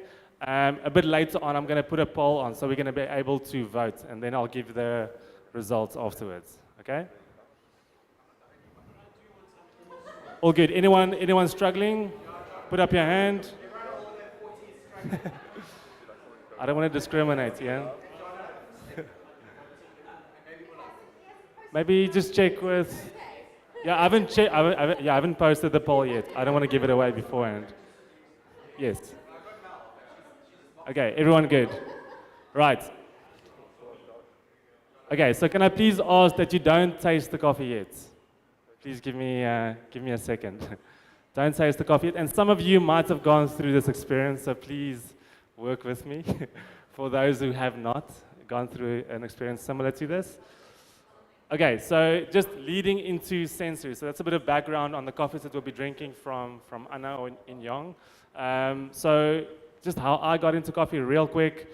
I was actually a teacher, studied education, fell into like a like a major depressive episode and was hospitalized. So it doesn't sound too cool, I know. The cool thing about it is like in a hospital, I learned this whole thing which they call mindfulness or being present.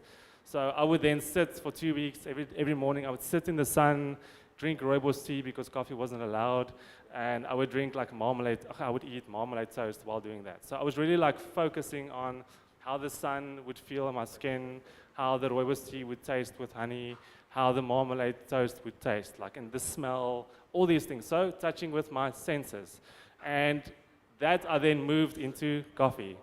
And it was so cool for me last year to actually finish up my sensory courses, going to Nairobi with Regine, who is a legend. She needs to come at some point.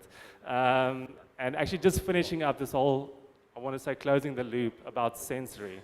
And I really feel that, we can speak about many things, and we've heard so many great things over the past 2 days, and I'm sure we will continue tomorrow as well. But I think the main thing is we all started in this industry. We all started drinking coffee because we love it, and there's something extra, there's something else, whether that be taste, whether that be connection with people. There's so much out there. So I think as we work in coffee, we tend to, or it's very easy to almost lose that, because now my passion has become my job. Can you relate to that? In some way, yes? So we need to almost like reignite this passion of us. Otherwise, we're gonna just do it and we're gonna go through the mundane things because it's needed and it's business and I'm getting paid for this, and what else will I do? I'm too old to change career, or I'm not gonna do it again. My parents already think, what is he doing? He's making coffee for a living. I'm joking, okay? All right, are you with me? So in terms of sensory, I want us just to almost like become aware that your senses can work, and they do work. We've received 5 senses, I'm sure. All of us have received all 5 of them.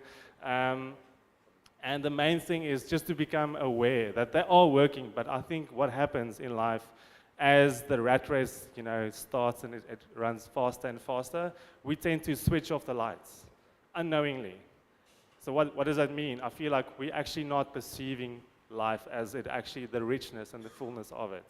So today I want to just take you through an experience that maybe just like make you aware how many switches you have turned off, and hopefully like make you aware that you can switch them back on. You can decide to do that. And this is, I'm using coffee today, but this could be in the rest of your life. If you're cooking, how can you use your senses to actually enhance the experience? If you are a coffee roaster, and you bagging coffee, like the packaging, how can you use that to communicate non-verbally to people? That's sensory. I think a good example is the wine industry. During lockdown, we were not allowed to sell liquids or maybe coffees. People couldn't come to your space. And the wine industry, in some way, could sell wine online. So how did they do that? So you obviously can go on websites and you click like which ones you want. For example, they delivered it to your doorstep. But the main thing is like they read a label, people read a label and decide based on that, maybe you know the producer, or most of us probably just read a label and based on that you make a decision. How do you decide which wine do you want to buy? How do you decide which coffee you want to buy? How does your customers decide what they want to buy? I think sensory is part of this. The packaging, the way it looks, maybe if there's a texture, the colors, all these things communicate on a non-verbal level. And I think it's valuable for us to almost like tap into that. As a barista, how can you use this to enhance the experience for your customer? Not just giving them a coffee and saying, cheers, but also, and there's a time and place, but like how can we use all these things on a non-verbal level to enhance the experience of your customer? And we can take this through barista competitions. How can we almost like guide people in that way as well? There's so many people that have done this so successfully. Okay, let's get into this. I want you to let's take a deep breath. Okay, take a deep breath. And the second one, in through your nose, out through your mouth. I know it feels like we're meditating, we're not, okay? It's just supposed to be fun, like relaxing. Okay, now I want you to take some sparkling water. One of your senses is touch. We have 2 different types of touch. So we have deep tissue touch, which is actually your tongue, and we have skin touch. If someone presses you, if you press yourself, you can feel that, okay? If the wind is blowing on your arm, you can feel that. That's skin touch. But deep tissue touch is like actually the sensation within your mouth as well. Your tongue is a muscle, and how can we use that to taste? Okay, so I want us to I wanted to take a sip of the sparkling water and just become aware of the texture of sparkling water. Okay, let's do that.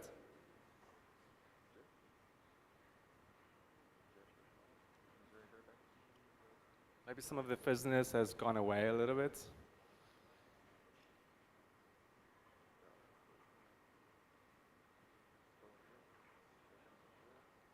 Like as you roll it in your mouth and then take a sip and then swallow it. Okay, so we're actually focusing on like a simple thing of like, what does it feel like in my mouth? And how can I describe it? That's the next thing. How would you describe that to the person next to you? Don't you want to take a minute not a minute, 30 seconds, and just describe in 1 or 2 words to the person next to you, what does that feel like in your mouth? Okay, you can do that.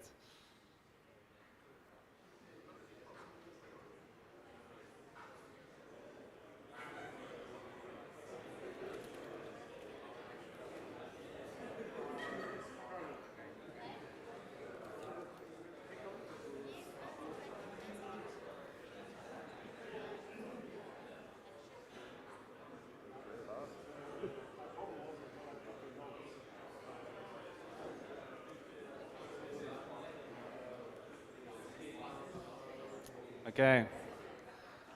I'm hearing some interesting comments.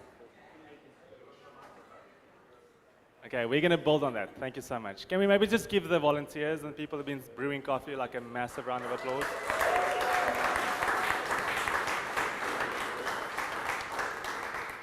Okay, so we're going to build on this, and I want you to take one of the raisins.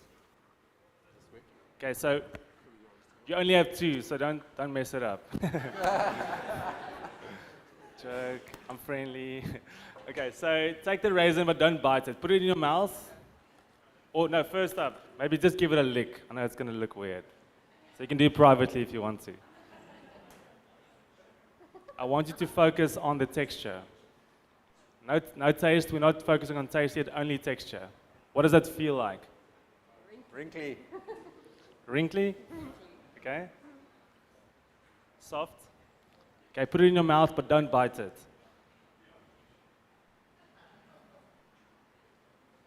You can roll it around in your mouth, don't bite it. What does it feel like? Squishy. Gross. Okay. Squishy. It's like a fat tick you pulled off the dog. Wow. Okay, and at that point, maybe you should bite it. Okay, so it's something as simple as a raisin. I remember the first time I did a course online with, you guys wrote an article about Frida Jan, and she did a thing online during lockdown, and we spent literally 45 minutes focusing on one raisin. That's it. 45 minutes, discussing it, like describing what it feels like, what does it smell like, what does it feel like in your hand. It's a very simple thing, but it forces you to focus on what you're feeling and really to tap into your senses. Now, that might feel really extreme to you, but I think the principle is very valuable for us in the coffee industry and for you as a human being. I think it's very valuable. Okay, so the second raisin is just for your enjoyment. Okay, let's move on to a jelly bean. Okay, so you can take a jelly bean.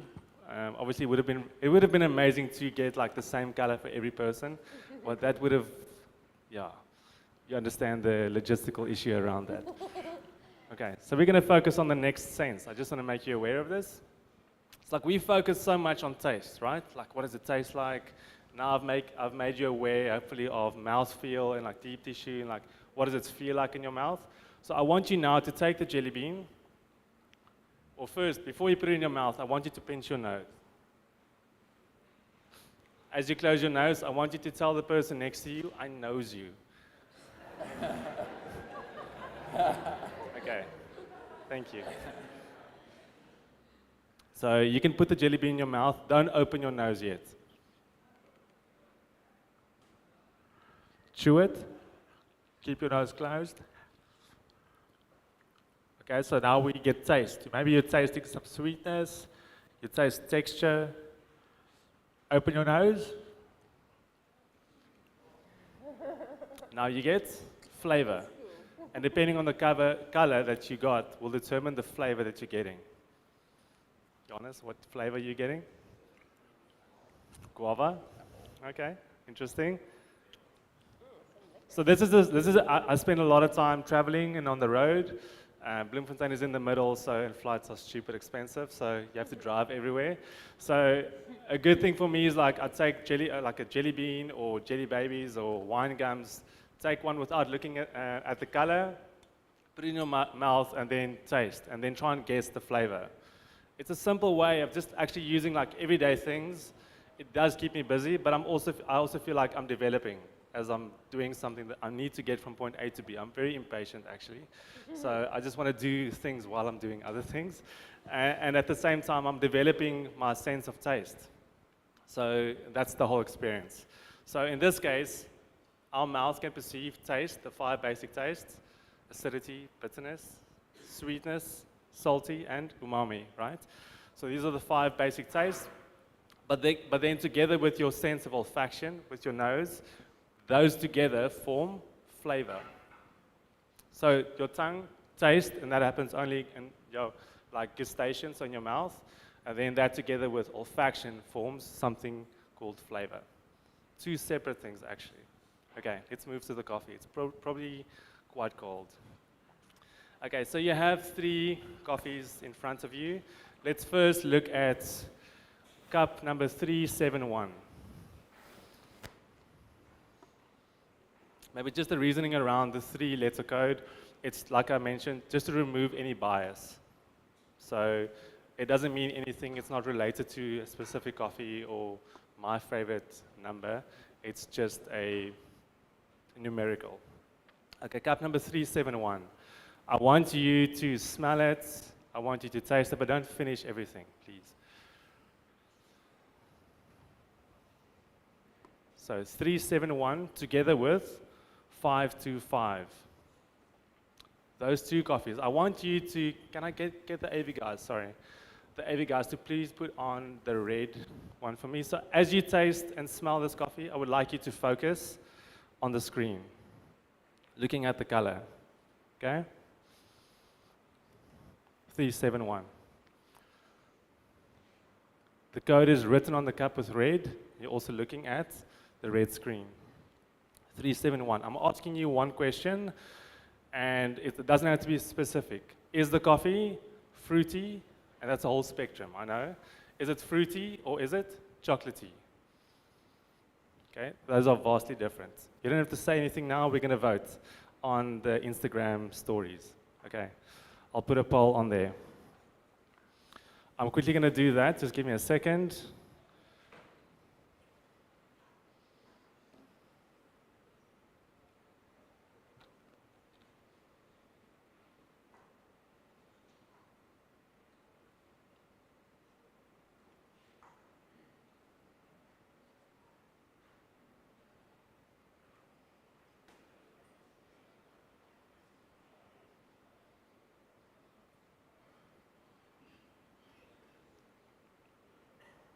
Okay, it's up. You can vote. 371.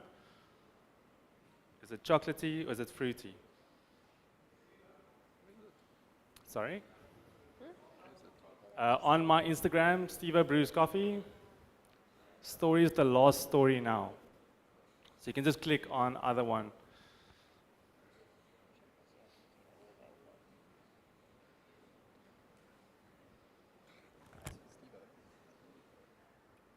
Then when you're done with that, when you're done voting, you can go to cup 525. Same question. Is it fruity? Is it chocolatey? It could be chocolatey, brown sugar, whatever. Okay, and then the AV guys, can you please help me with the next one?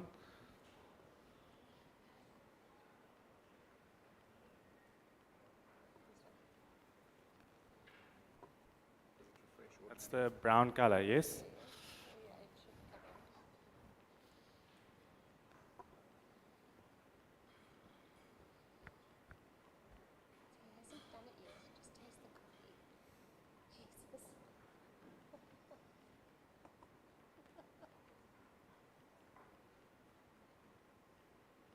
Okay, so you can also vote for cup 525. It's also up. Is it chocolatey? Is it fruity?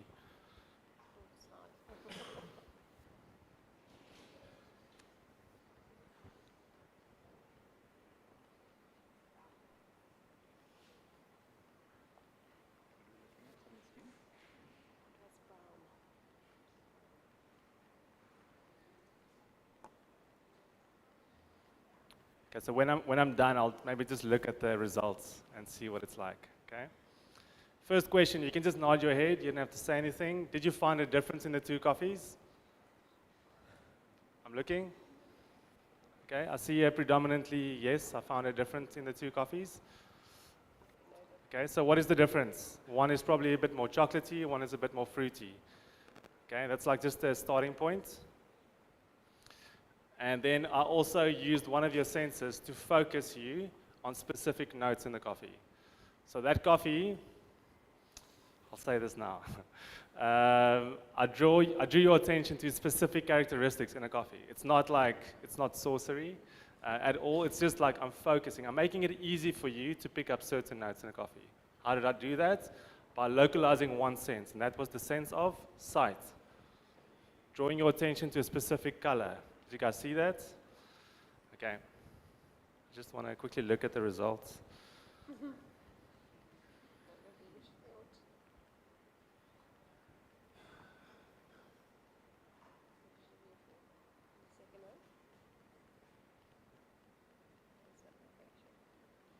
Okay, so far, 62% says that cup 371 is more fruity. Cup 525 is a bit closer. 58% saying cup 525 is more chocolatey. Okay, here's the thing. Cup 371, cup 525 is the same coffee, brewed exactly the same way by the same brewer. It's not. No lies. Okay? So again, no sorcery. We specifically chose that coffee because we felt it has characteristics of both, depending on the temperature. And maybe the temperature makes it easier to discover that the coffees are actually the same. Did anyone find that? Did you find that the coffees are actually the same? Awesome. Good stuff. Okay? So if you found that, awesome. Good stuff. Don't be fooled. Okay? Think. All right, so how can we use this? So I remember another course that I did, we were about 8 people online, and one of our tasks was, the task was to actually taste the fruit that is commonly known kind of all around the world because it was an international thing. And then you had to write a small paragraph describing this fruit without naming the fruit. And interestingly enough, 5 out of the 8 people ate the same fruit, but described it completely different. Okay, so what am I referring to? Maybe it's not sensory, but it's a skill of communicating. And those of you who have taken part in barista competitions or roasters that feel like we need to put a flavor note or flavor notes on a packet, how difficult is it to describe a coffee to someone else? That's like a whole new skill.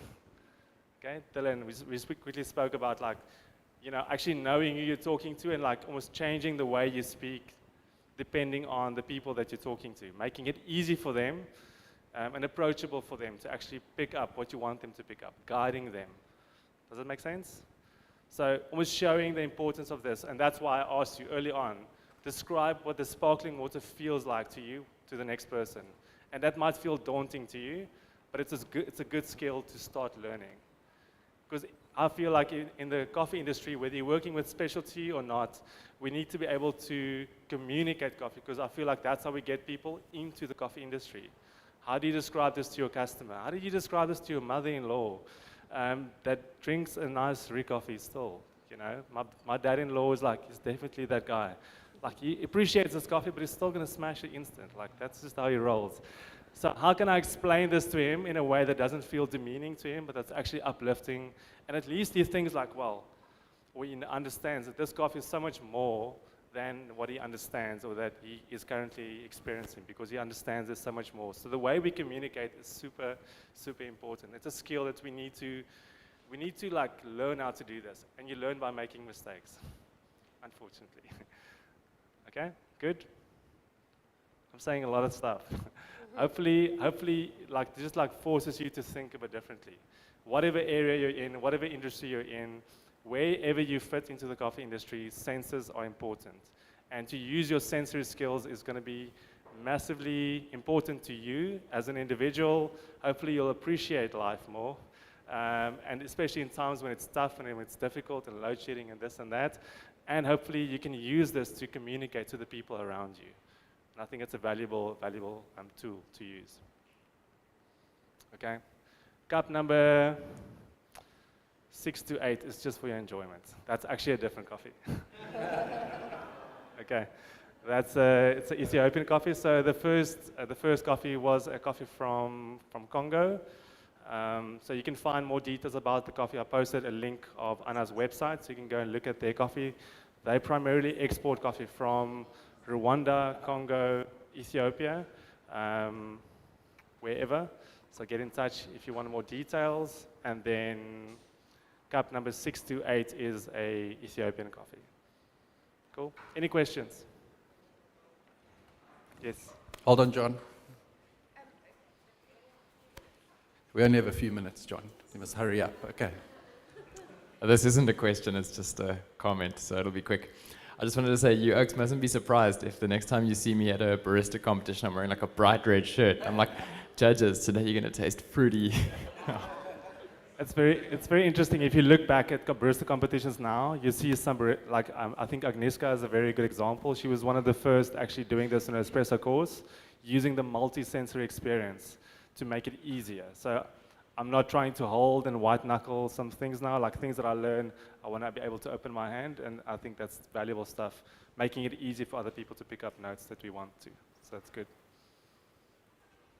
Anyone All right. else? Should we give Steve a massive round of applause? That was super fun. Thank you, Steve.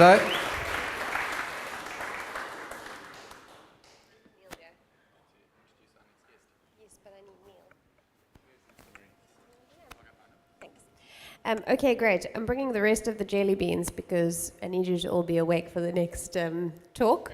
It is from a very wonderful international expert on all things roasting. Her name is Candice Madison. She, I hope, will introduce herself in a bit more detail.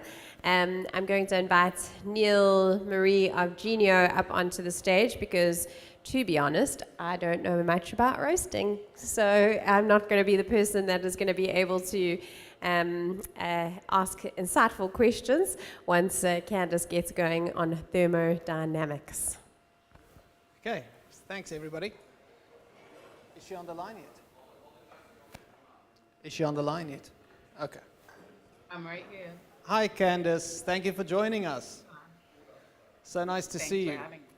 So everybody, I found Candice online while researching coffee, and she wrote such a fantastic article about the chemistry and the heat transfer in coffee that really resonated with me. It's exactly how I saw it. And I did some research on her, and she's utterly well known throughout the world and has done lots of podcasts and YouTube shows and so on. So it's a pleasure to have you. Thank you very much for joining us, Candice. Thanks for having me. Forgive me if I seem a little exhausted and blind. It's just 7 o'clock in the morning here in California, but I am really honored to be joining you all, so thank you. Thank you for making the time. Okay, so why don't you tell us a little bit about yourself? How did you get into the coffee world? Oh, yeah, that's a great story. Everyone's got an amazing story about how they got into coffee if they're Gen X, which I am. Don't hold it against me. I was a Ashtanga yoga teacher a long time ago. And if you're doing self-practice, you have to be up and in the studio at 4 a.m. And that was a lot. So after 2 or 3 hours of yoga practice, I would go to one of only 16 specialty coffee shops in London at the time. Every single coffee shop was using the same roaster, so cafe crawls were exhausting because you were tasting the same coffee, but they were also incredible because everyone was learning their craft. There was a shop very close to my yoga studio, and I'd never tasted coffee like that before. I'd never tasted coffee prepared so well. I'd never tasted such a variety of flavors. And I kept going back in and asking, and then I made the terrible mistake of going to Australia and seeing that you could have incredible coffee anywhere if you put intention into it. So I stopped becoming a yoga teacher and became a barista.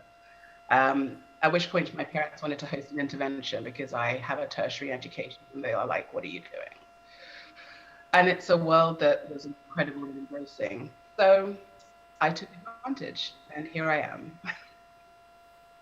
That's a very nice story. Okay, so how did you get involved in the technical aspects of thermodynamics and roasting and heat transfer and so on. Yeah, I'm obnoxious. I want to know everything about what I'm doing. And what I realized very quickly as a barista is that there was very little change that I could affect. I think James Hoffman used to call it the window of tasty, and it gets smaller and smaller and smaller as you go down the supply chain to the consumer end.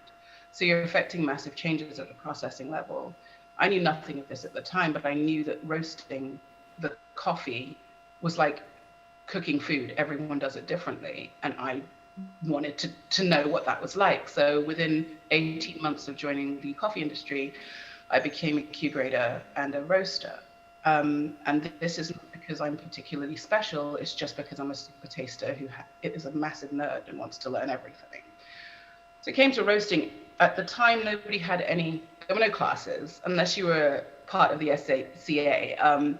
There weren't any classes, there were just people and law and what they knew and their alchemy and all this kind of nonsense. And so I was learning from a host of different people who knew what they were doing, but I wanted to know what was actually happening in my roaster. So I just started to read and research, and now I teach a class on thermodynamics or lecture on thermodynamics, and also I lecture on the organic chemistry of roasting. So my other lecture describes all the chemical changes in detail and chemical reactions that happen in the green coffee bean whilst it's roasting. So it's a nice companion little lecture. But yes, it wasn't through anything, anything more than selfish knowledge seeking. So won't you give us the rundown of that article that you and I discussed, how you sum up the reactions that happen during the roasting process, please?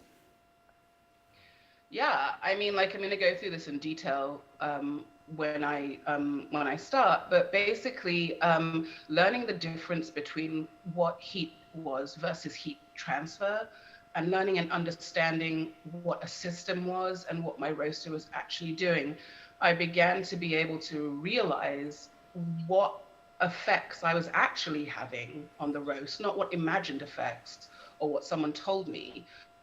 I was being given science that told me when certain changes were happening, why they were happening, and what was actually occurring on a scientific level in the roaster. And I'm an intuitive roaster. So for me, it's just something that goes in the knowledge bank at the back of my brain and informs me as I'm roasting, even though I'm not really thinking about it anymore. And having that knowledge just gives me a lot more sense of confidence and control at the roaster. So could you describe that process for us? Yeah. Do you want me to to read through, or do you want me to just tell you? Okay, so show us give us your presentation. We'd love to see. Okay, cool. Yeah. So I'm not controlling the presentation. So if you hear me say next slide, it's not because I've forgotten to put the next slide on. It's because I'm asking somebody else to do so. So I'm going to be very honest with you, as I just was. I'm not a science teacher. This is mainly high school science mixed in with higher concepts. I don't think any of it's wrong, because I'm standing on the shoulder of some incredible giants in coffee as well as in physics. And I really have to give a shout out to Paul Songer, who has written an incredible article that helped me pull a lot of this information in a more digestible form for me.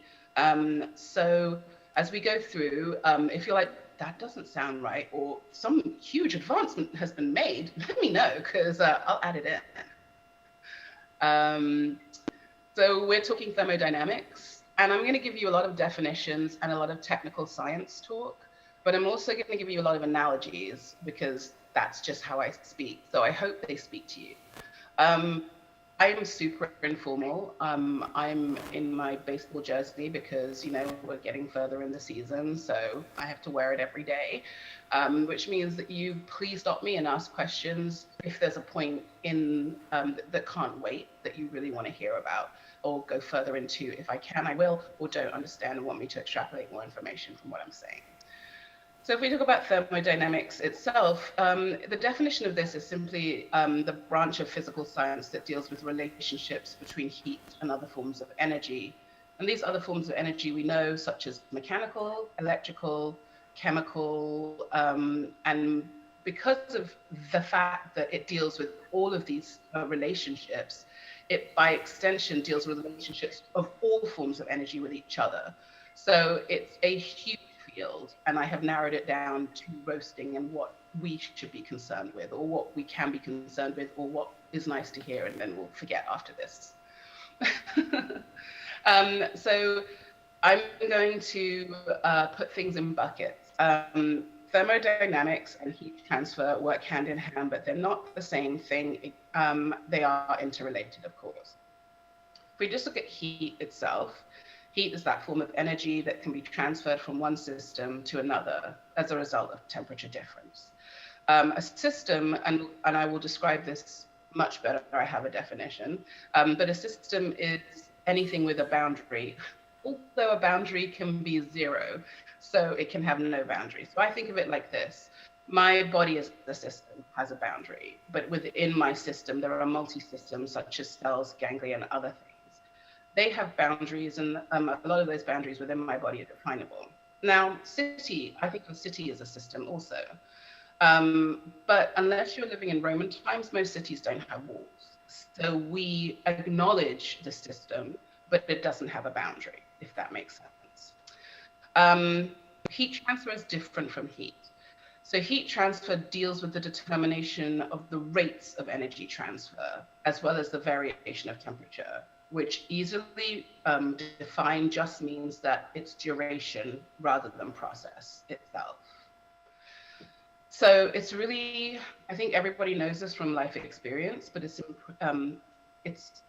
important to note that the transfer of heat is always from the higher temperature medium to the lower temperature medium. So if I put a glass of water with ice in it on a table on a hot day, that ice will melt. So the cold is being impacted by the warmer water, and the water is making the colder thing warmer and it's melting. What will never happen, ever, is if you put a glass of water on a table on a hot day, ice will not spontaneously form. It's always hot to cold. That's the heat transfer way.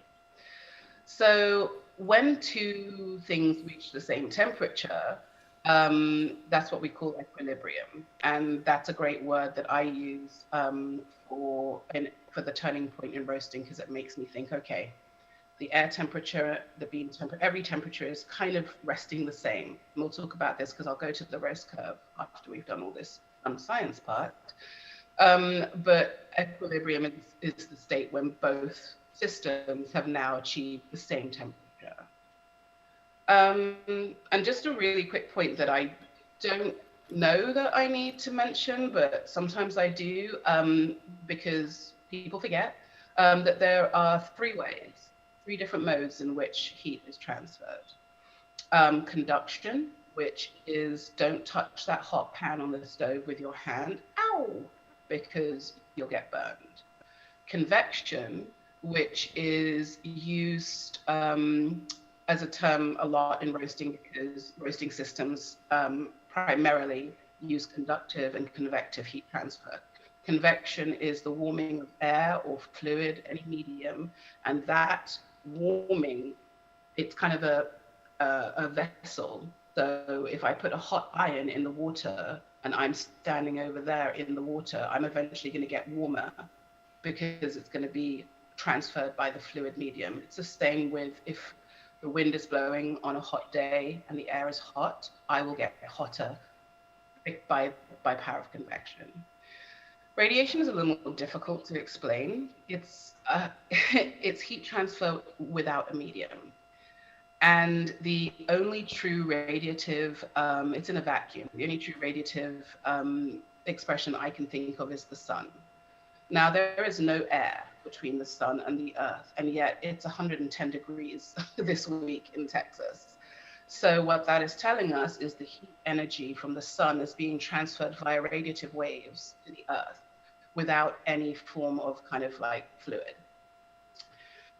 There are roasters that purport to use this. I haven't measured this, so I don't know, and I haven't done a deep dive because I don't really use a roaster that deals with radiation much. as far as I'm aware. But it is something to be aware of. It's not something to kind of really worry about when you're roasting. Well, I'd say even if you could measure it, you can't really change it. So your No. radiative heat in a roaster is what it is, and you can't affect that to any degree, so we Exactly. won't really focus on that. And then I'd just make another Okay, so- point with regards to Yeah. thermodynamics. I see in a roaster 3 different boundaries, or systems. So I would classify it as the drum being one system with the outer layer of the drum being the boundary. And I would also add the roast chamber in itself as possibly a second system or maybe an extension of the first, where the front plate and the ceramics and the insulation that surrounds the drum also make up the boundary of one system. And then I would definitely add the cooling bin as another system of thermodynamics where the steel of the cooling bin forms the boundary between that particular heat transfer interaction. And there are a few more. The coffee bean itself is a system. The bolus of coffee, the moving in the drum, is also a system. There are multitudinous systems within roasting. I also have been clicking slides, not remembering that I'm not clicking slides. So if you can go to the next slide, that should give the definition of thermodynamics. And everyone can just, I gave the definition. I tend to read my slides because other people don't read them and there's info on them.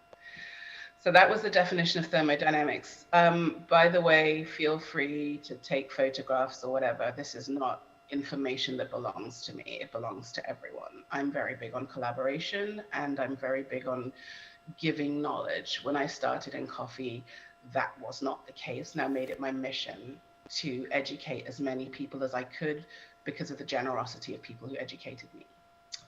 If you go to the next slide, that was the one that we were on, and that was about heat transfer. So if anybody wants to kind of read through that quickly, I'll give you a second before we move on to slide 4.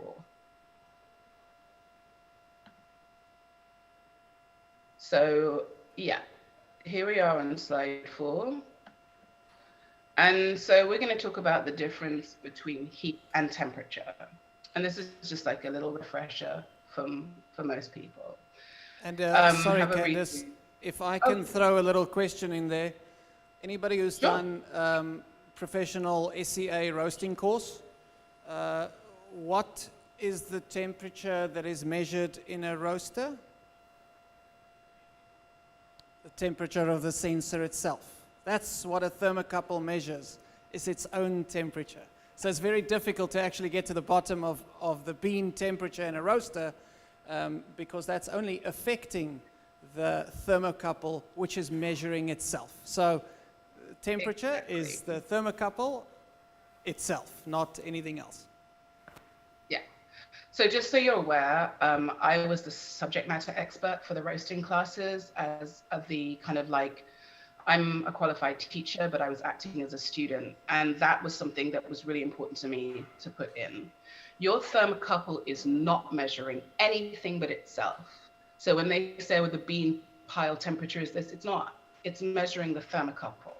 Your exhaust thermocouple is measuring itself. The thermocouples are measuring what is happening to them, not actually what they're supposed to be measuring. So it's a good thing to remember to clean your thermocouples.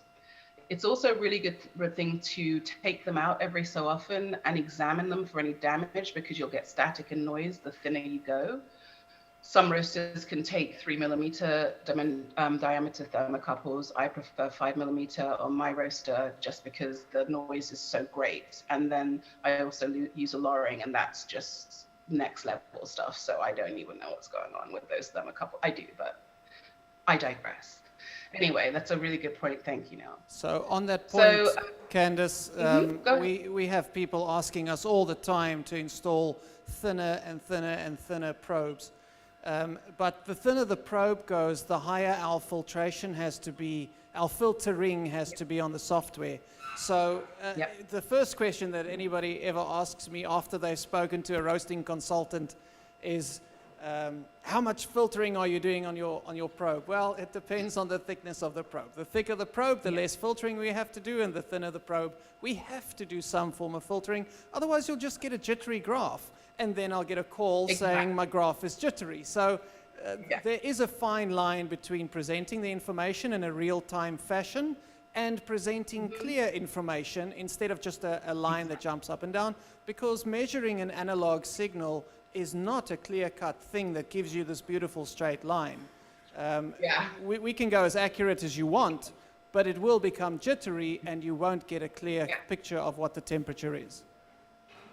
Yeah, I don't think most people have really seen, unless you're using software like a Loring that's showing you immediately what's happening and then smoothing it out as well. Most people see a smoothed out graph on things like Cropster and Artisan. They don't see the actual noise that's happening.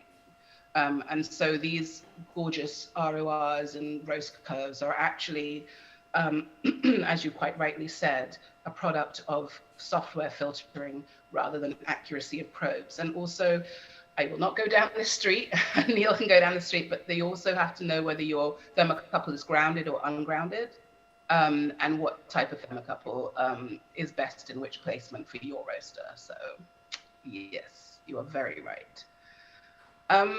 So we usually use the terms heat and temperature in daily life as though they're interchangeable, and they're not the same thing.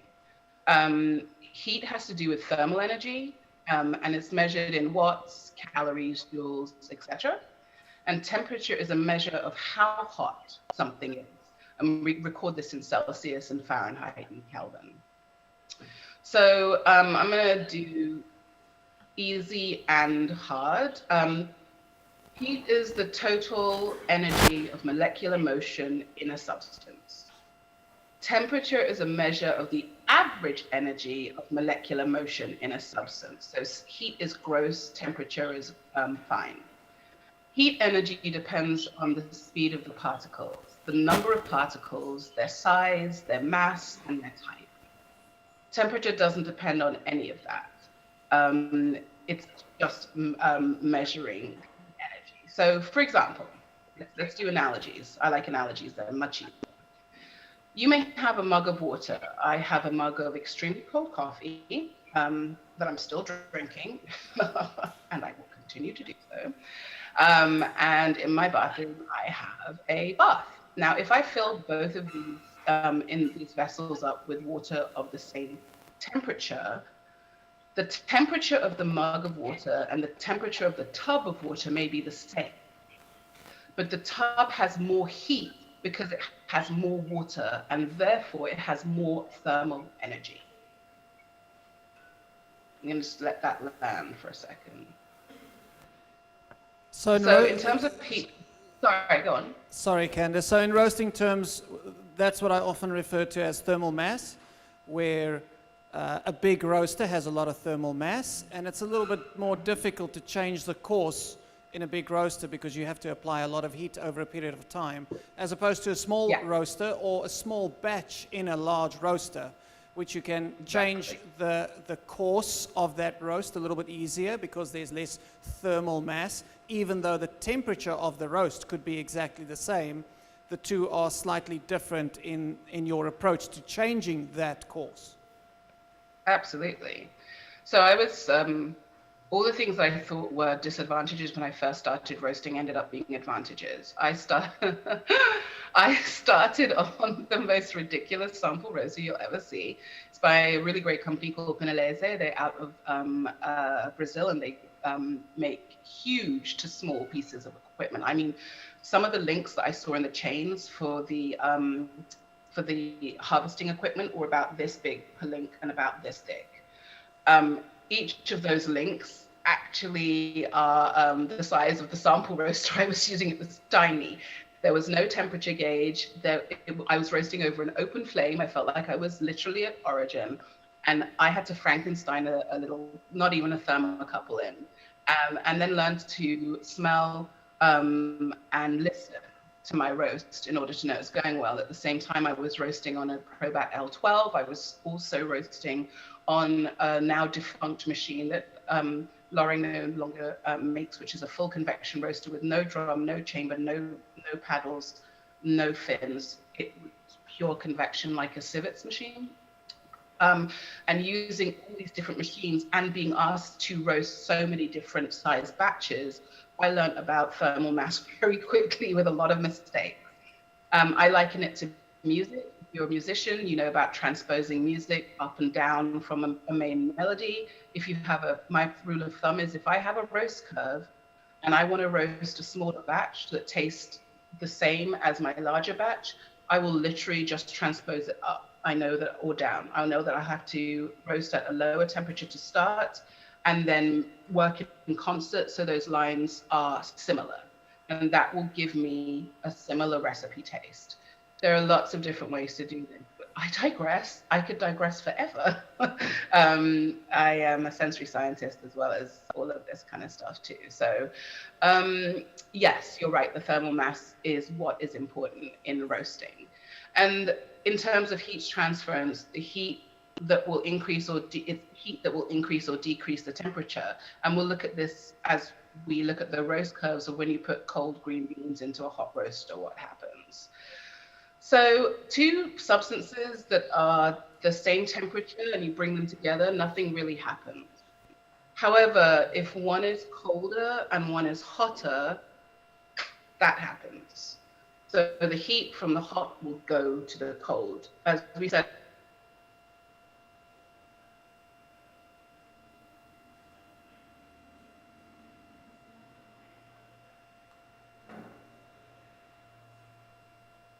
I'm sure we'll get it back shortly. that your probe out was attached to because you were a baby roaster, you'll see your roast just flatline. It's really quite sad, but it happens. Without putting energy in, you can't roast coffee. So the next slide is just an introduction to a further introduction to thermodynamics versus heat transfer. And now we're getting into coffee. So we've done some of the science, we'll delve into coffee, some more science, and then back to coffee. So if we go to the next slide, that's slide 6, you'll see these definitions. So thermodynamics is concerned with the amount of heat transferred as a system undergoes a process from one equilibrium state to another. But it doesn't give any indication, and it is not concerned with the amount of time that that takes. And as a roaster, we want time and temperature. So heat transfer determines how fast heat can be transferred to or from a system, and thus the times of cooling. So Neil was right, the cooling tray is a system as much as the drum is a system. And how fast these things happen is a function of heat transfer. There are awesome cooling trays, and there are terrible ones where I have to like lay all the coffee down. And so it's only one bean thick, and then I'm stirring it with a spoon as well as a paddle. It's heat transfer is something that you learn pretty quickly on the fly. So if we look at the next slide, we're talking about coffee roasting. It's a thermodynamic process in which the application of heat and the resulting uptake of heat, the transfer by the bean, directly affects the final flavor of the coffee. So in fact, heat transfer then becomes what we call a recipe. If I'm making eggs my way, they're super scrambled eggs, they're super kind of like moist and like yummy and fluffy. If I made them for an ex-partner, they would have to be like dry to the bone and like transfer different temperature. So the condition in which heat is applied is affected by environmental factors, and that includes the internal volume of the roaster, but it also includes the humidity, so how fast your roaster is evacuated any moisture that's coming in. And I also check, my first roastery had a barometric pressure, temperature, and ambient temperature. I took readings inside and outside of my roaster to the point where when it got too hot inside the warehouse I was roasting, I had industrial fans installed that blew hot heat onto me, but were clearing all the heat from the back of the roaster so the exhaust didn't get too hot. Because as we know as roasters, as you make your way through the roast day, your first batch can be really sluggish and really difficult to kind of get off the ground, if you will, if you haven't heat stoked your machine for long enough, and we can talk about that. and your last batch might fly so fast. You have to reduce everything, and you're working really hard. I work manually, even though I work on automatic systems. I work manually. It keeps me sharp. Oh, sorry, there's a lag, and I keep thinking someone's asking a question, my bad. So the ability of the bean inside the roaster to take on heat and the rate at which the heat dissipates within the bean and throughout the bean is a function of its physical state. And that includes everything that you should be asking your importer for when you get your coffee. And that's the percentage moisture, the most recent percentage moisture reading, the density of your coffee, the bean size throughout, and I also ask for water activity, and that is purely for me for shelf life, so I can understand how fast I have to roast my beans. Like, I can't keep them sitting there on the shelf. So I always ask for the reading, and actually incorporated them into my last job. I held a position for a coffee importer called Royal as the director of roasting, and I would roast a new coffee. And I was only given £4 of each coffee. I would roast a brand new coffee every week and write about my experience. And I would always demand these metrics, not demand them, they were provided.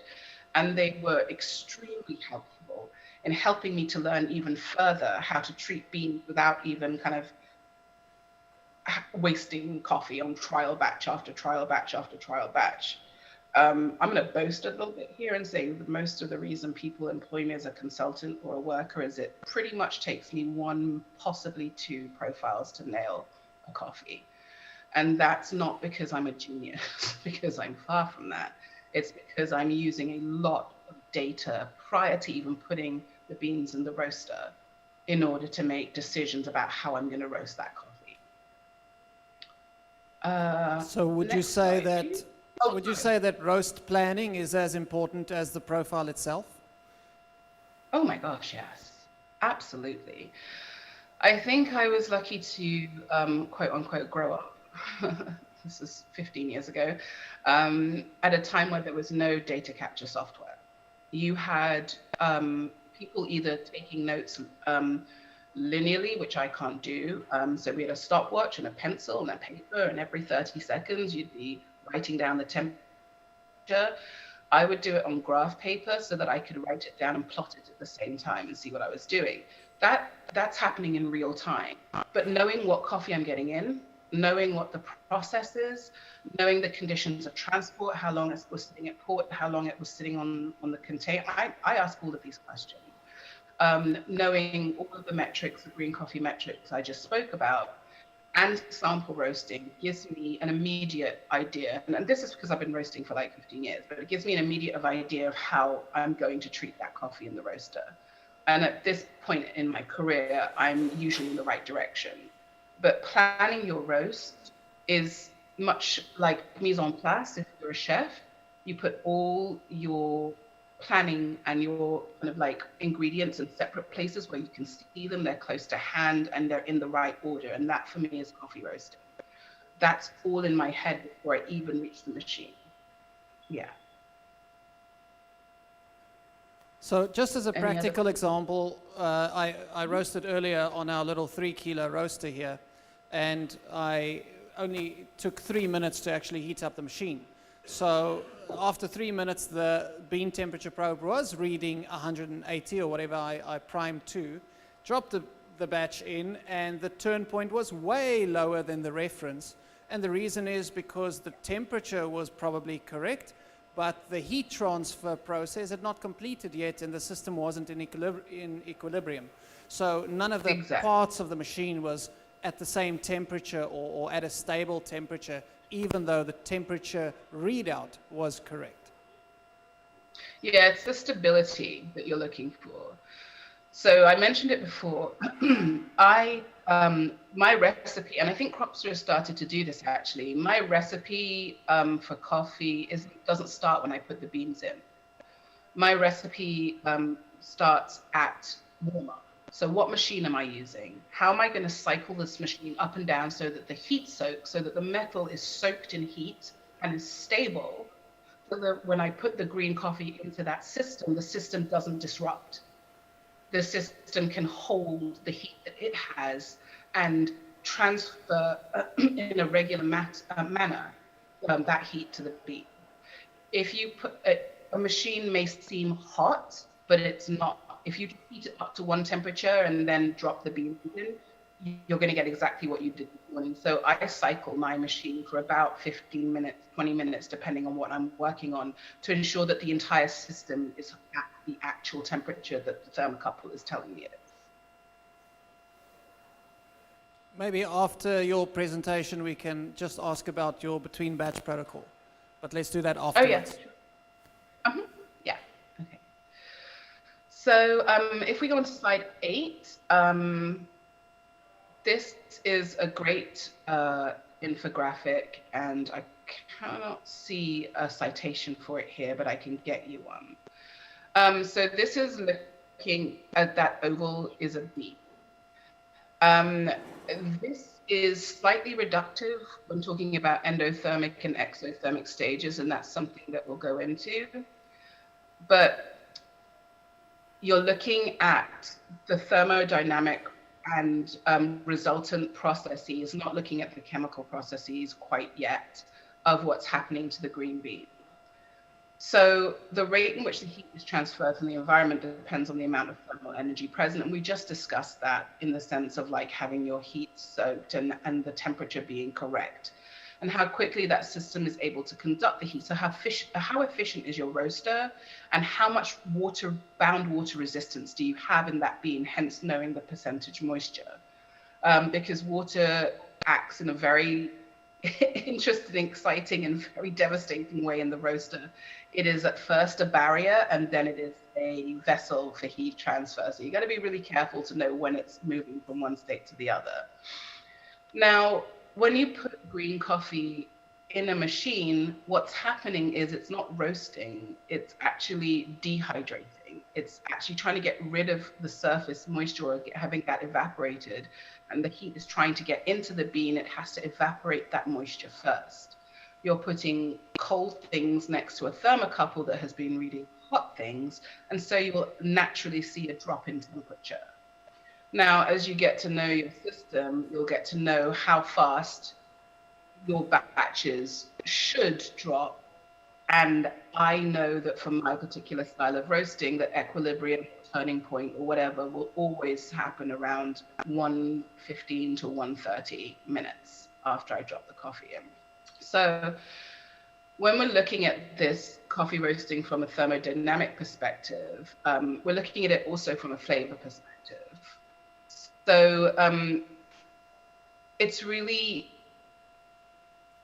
important to note that how you apply heat, when you apply heat, and the duration you apply heat is your recipe. Now, for those who don't know the terms endothermic and exothermic, anything that's an endotherm is something that is taking on heat. And anything that is exothermic is giving off heat. Now, old school science of roasting will tell you, well, a bean is endothermic until first crack, and then it's exothermic, and that is reductive. Nothing in chemistry is quite that defined. Things can be both endothermic and exothermic at the same time, and you'll see this in coffee because it doesn't take first crack for things to start racing off without you putting any extra heat in the machine. It can either be a function of you having run that roaster for a really long time and not cooled it, between however many batches you should cool it down, or the bean has started exotherming much faster than endotherming before it reaches first crack. So managing how that bean is taking on heat is as much a function of the bean itself as the heat transfer. And that's the part where, as an advanced roaster, you can put coffee in and it's like, that's not acting the same way, and you can compensate for that. Now, don't be Candace and put the wrong beans in and go, that's not acting the same, and try and blame the coffee when it's actually my fault. So if your coffee is if you're used to your coffee roasting on a curve and doing so without problem, that's great. if it's not doing that, there's a lot of checklists that you can go through before assuming that you're a terrible roaster, as to why that might be happening. And it could be time of day, batch size, and condition of the beans. And remember that coffee is an agricultural product. When you put it on a shelf, it's not shelf stable forever.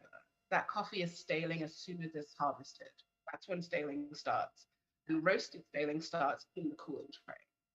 So you have to be very aware of your coffee. And if you can buy a moisture meter and measure that coffee once a month, to see how it's degrading, it's really, really helpful, not just for the flavor profile, but for how you roast that coffee.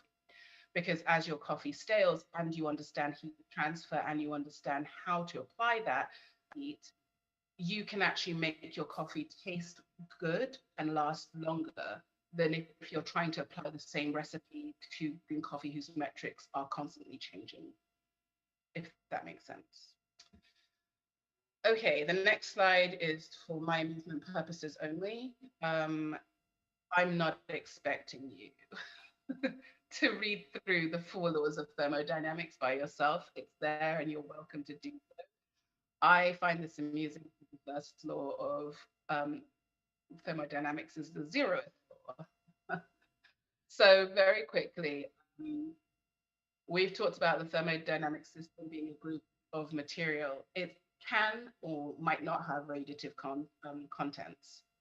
The properties are described by thermodynamic state variables, and we've looked at some of those, such as temperature, internal energy, there's pressure within green coffee beans, and obviously pressure within your roasters that should get measured quite regularly. For those of you who are old school, we used to take out the trier, put a lighter up and see how much negative pressure was. The lighter didn't move, we needed to do some work on the roaster.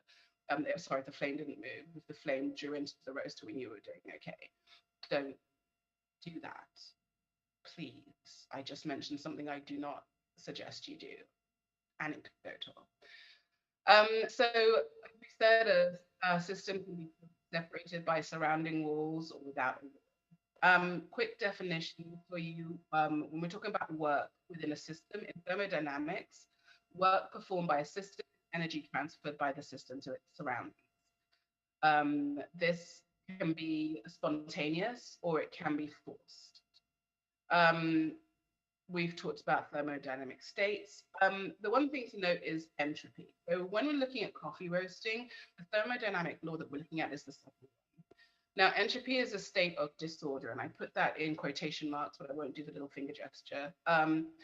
It's not disorder so much as it's the number of states that a system can take on. Water can, this is a very bad analogy, but just in terms of states, water can be liquid, gaseous, or solid.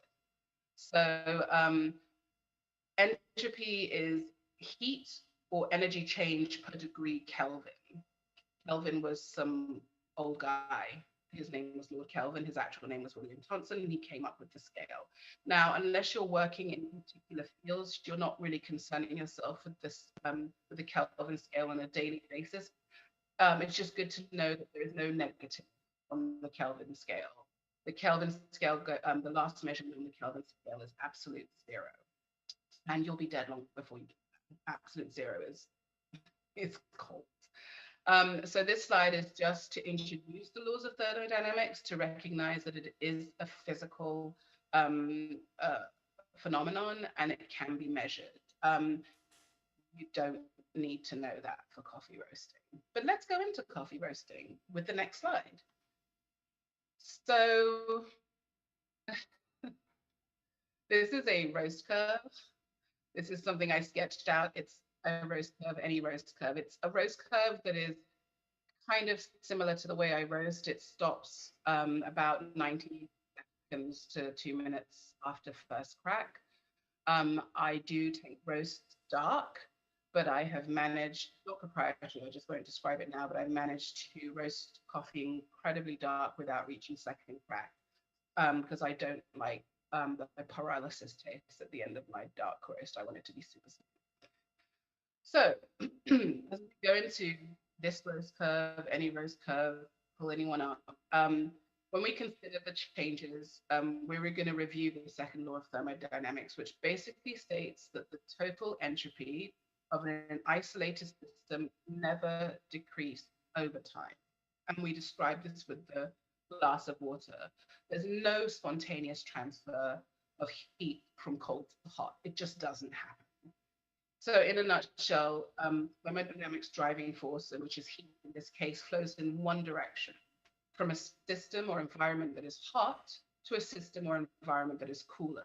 And that's what Neil was describing when he put his coffee in the roaster this morning. The system seemed hot, but was holding very little thermal energy, and it all collapsed or roasted way slower than it should have. So when the temperature, which is your average kinetic energy, when that difference between the two entities is large, the rate of change of temperature is greater than when it's less. And this is really easy to see if you use the inverse curve known as the rate of rise. I call it the rate of change. Because what's actually happening is the rate of rise is descending. That is a really weird way to talk about something lessening by calling it rising, so I call it rate of change. At the beginning, your rate of change is huge, and you'll see once the thermocouple has reached equilibrium with the coffee masks, you'll see it shoot up really, really fast, almost 40 degrees like that. And then as the roast progresses and the roast curve, the temperature is going up, you'll actually see the time is going slow. So the change in temperature is actually slowing down, and you are controlling that. Otherwise, at a certain point, that will just look like a complete tick and not a nice swoopy curve. Okay, I think that is it. On this slide, so if we go to the next, I'm just being aware of time, and I know that there are questions. So I call the first stage, as I said, the drying phase. Now, coffee roasting terminology changed over time. If you're old school, you'll hear about enzymatic stage, the yellowing stage, the Maillard stage, this, that, and the other. Then you'll hear people talk about stage 1, stage 2, stage 3. And for me, I had 4 stages, so I was like, where's the 4th stage? Now I describe coffee the way that it makes sense to me when I'm lecturing for myself. So I call this the drying phase, because that's what's happening. As I mentioned, the moisture, the surface moisture is getting vaporized. And the first layers of cells on the outside of the coffee are collapsing, while some of the moisture is getting in and heating the interior of the bean. Now, we'll go into the Maillard reaction on the next slide, sorry. But without this evaporation of water, the coffee can't roast. Now, physically, as you're looking at this, you will note the expansion in size of the coffee bean and the change in bean color. Some of my favorite coffees to roast are Guatemalan or Central American coffees. They go this gorgeous like blue-green at just before equilibrium. They look like jewels. It's amazing, and that makes me very happy. And I don't know why I mentioned that, but I would advise anyone who hasn't done this or doesn't do this, if you're trialing a coffee, one of the things I used to do is take the coffee out every minute, and not just for funsies and not just for learning. This was to understand what physical changes were occurring in that particular batch of coffee or that particular lot of coffee I just received, so that I know when I hit my markers what the coffee should look and smell like. If you rely too heavily on data and your data doesn't work and you need to get a whole bunch of coffee out that day, you should be able to replicate that if you have saved recipes and your nose and all the information. I actually used to laminate these and put them in a file, and you don't need to go on again how nerdy I am. So the amount of swelling that takes place is an indication of how quickly the bean is taking on heat. And this is partially dependent on the moisture level, which in specialty coffee varies from 10 to 12%. Commodity coffee, I'm not exactly sure if what the moisture percentage definitions are. But this is also how you can tell if your coffee is aging. If all of a sudden your coffee is changing color quickly, drying quickly, and your turning point is much faster, time to get that moisture meter out and maybe reprofile your coffee. This stage is not one that's truly observable. This has become before yellowing for the most part, but it is incredibly important for the development of aroma precursors. That is a whole other lecture, as I told you, and you can go on and do that one day if you'd like. But this is where you're getting, and that's why we used to call it the enzymatic stage of the roast. This is where you are manipulating those fruit and acid flavors in your coffee. So how you treat the coffee throughout these stages with heat transfer will directly impact how fruity or more fruity you can make that coffee, how you can lessen the acidity or how you can dial up the acidity of a particular coffee. It's also important in determining how quickly the absorbed heat will distribute throughout the bean. So if you're like, I've got a really dense coffee, it's got a lot of moisture, I'm going to really ram up the heat. Remember, you can't take that back.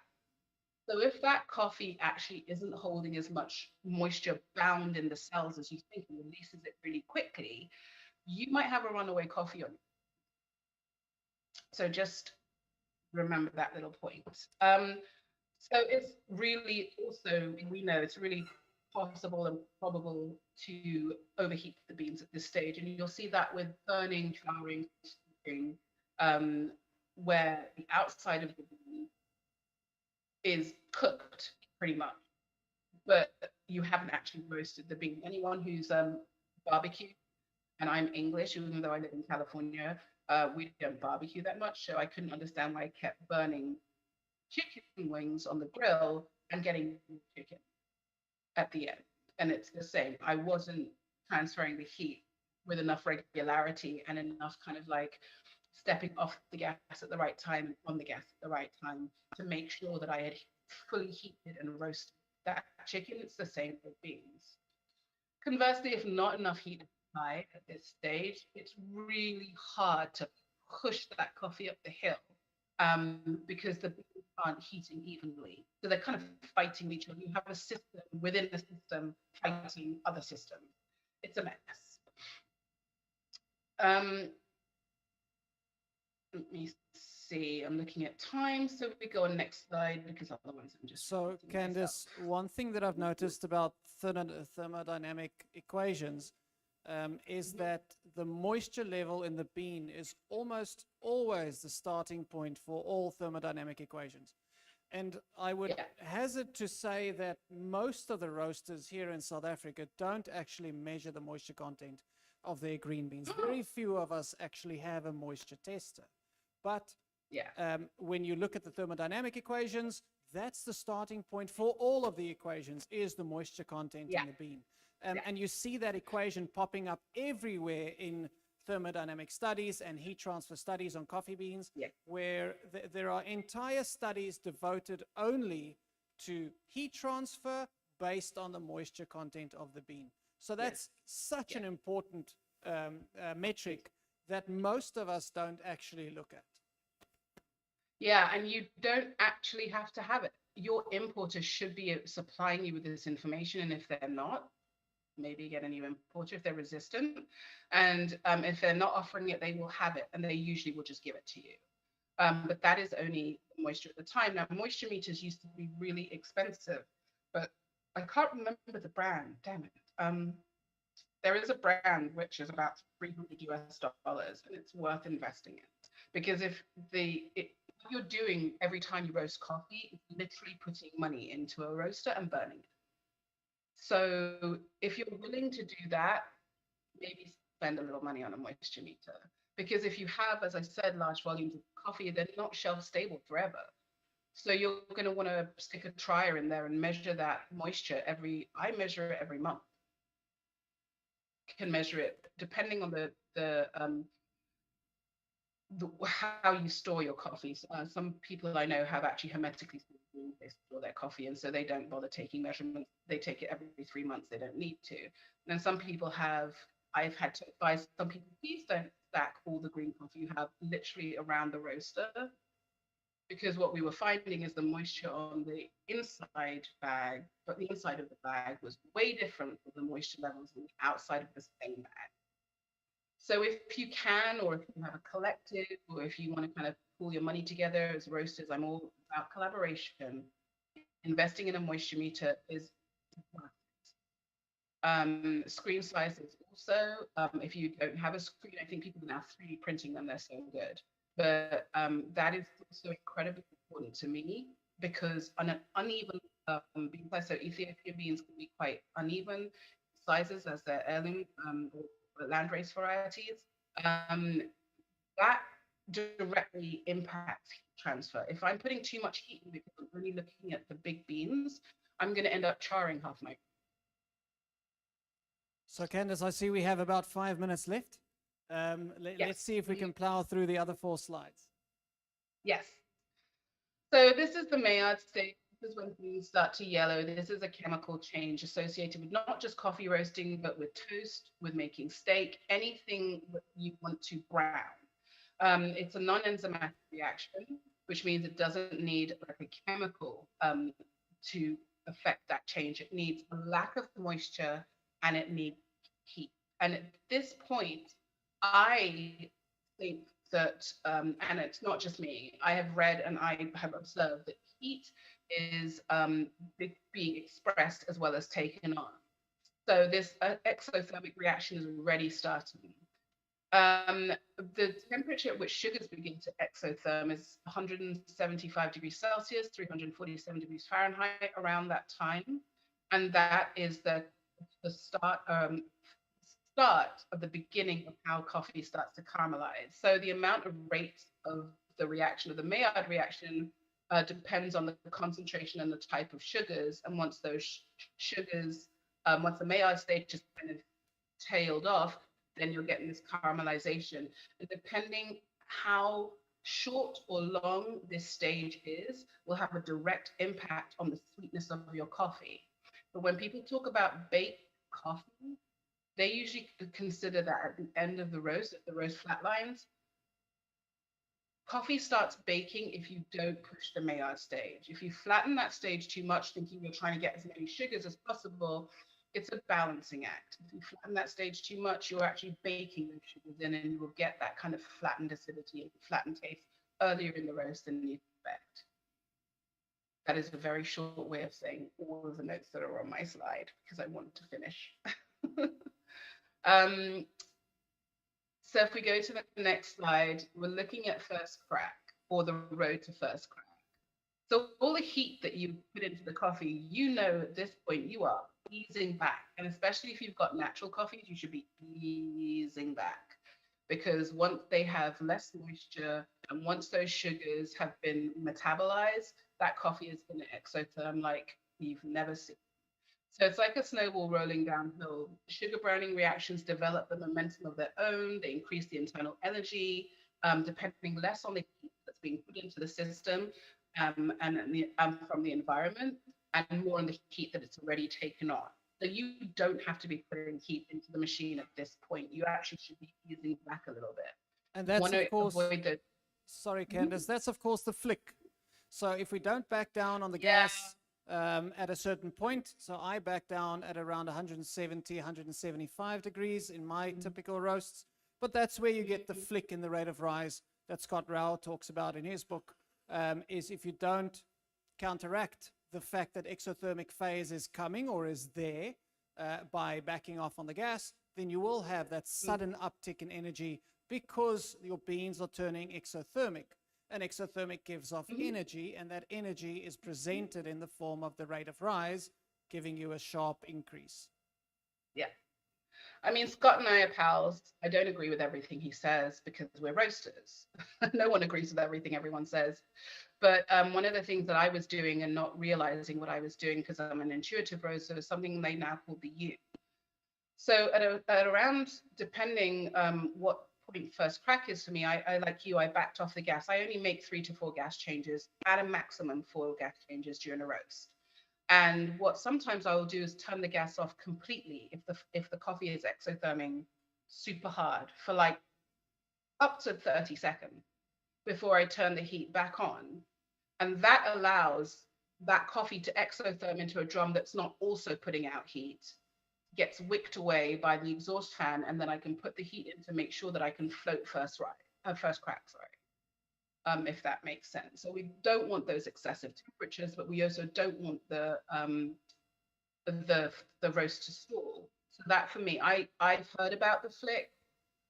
I have not investigated the flick. I think it's terminology for things roasters already know. And I know Scott knows he's not reinventing the wheel, and I adore him for being the person who says, oh no, I got that wrong, or oh no, that came from, you know, years and years of experience and study.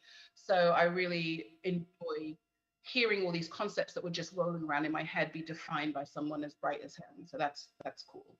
But I don't know about the flick itself, in the terminology.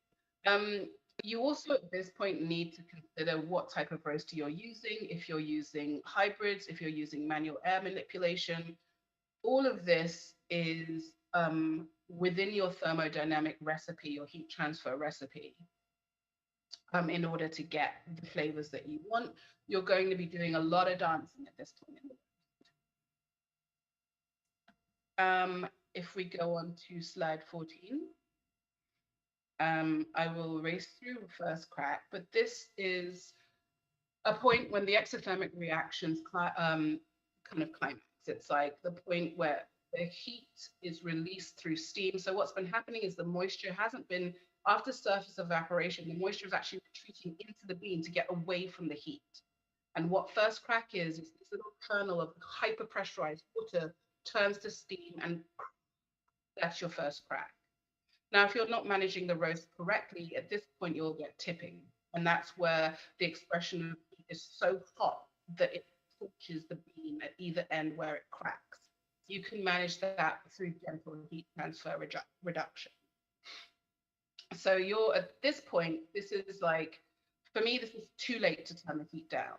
You should have turned heat down far before this, because you have now exploded a whole amount of heat into a drum that's already incredibly hot. And this is in the form of moisture, CO2, and other gases. At first crack, you're going to want to manage your airflow, because that moisture can actually kill your roast if it's too much. And again, manage how it's roasting. This is a form of that. So take a note when you're roasting how the moisture is acting as well, because that will be, for me, my first function of how I look at airflow, especially at this point in the roast. So the amount of exothermic energy depends on location, temperature, the time of first crack, depends on all of the things that we've already discussed. The moisture, the temperature, the heat transfer, everything. Managing first crack isn't as difficult as you think it is once you've mastered it. It becomes much easier, but for me, that is literally where my roast will fail or not. I can have done everything right to there, and if I don't manage that massive exothermic reaction, I'm not going to get the end flavor profile that I want. Let me see. I did that and that. Yay! So if we look at the next slide and go really quickly into the end part of what I was talking about, the first crack.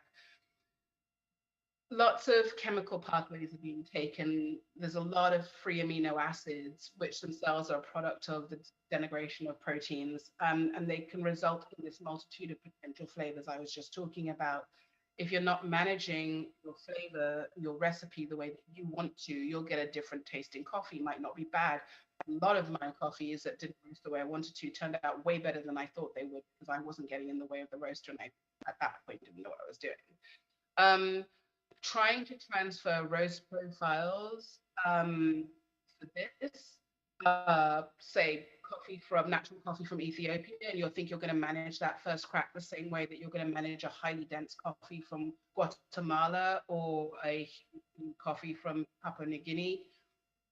You can follow as many instructions pretty much as par for the course through most beans. It's at that point, at the beginning and the end of the roast, that it's going to show you the major difference in your green coffee metrics and how you're handling your roast.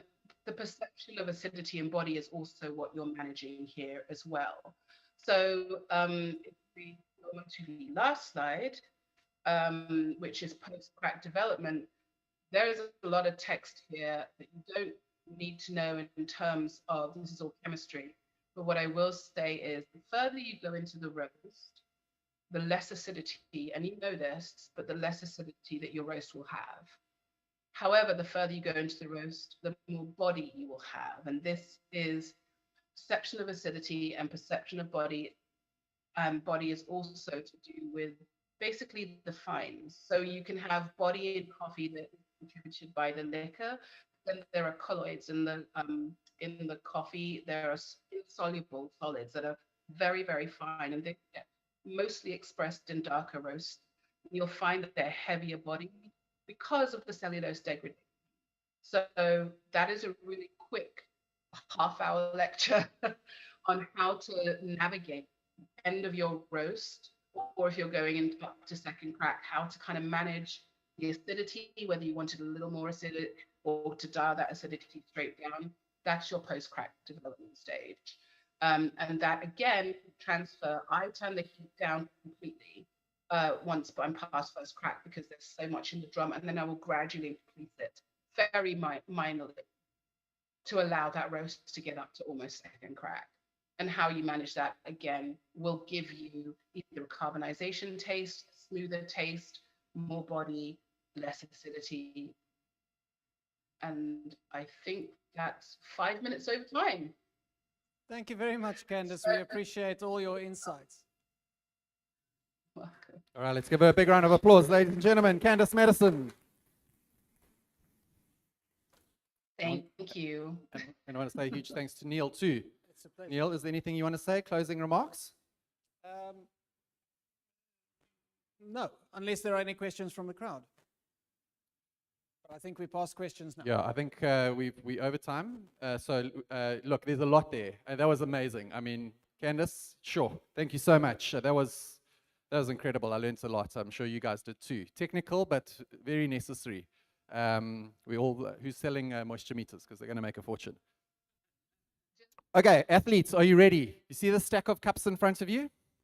Are you ready to use them? Because we need to warm up before the cupping relay Olympics. Also, if you participate in the relay Olympics, you get it's gold plated. No, it's not. It's a cupping spoon from Genio. Okay. And this is what your team sticker should look like. So who's not in a team yet and wants to be on a team? Because this is mine and I'm selling it, starting with an auction quite soon. Sorry, Daniel. Sorry. CoffeeZillas. If you want to be in CoffeeZillas. Okay. Eugene is going to help us to lift the energy levels. So, Eugene, tell us what we need to do. Here we go. This is warm-up, eh? Okay, must I juggle? Okay, on your table there's a heap of cups. Choose one for yourself, any color. Quickly do that for you. We're going to get the energy going. Okay, maybe we can... then I just want to show you the green and the red cup. Must have the compostable or the fiber lid. So put that lid on. There's also a beverage seal provided. So put the beverage seal on. Okay.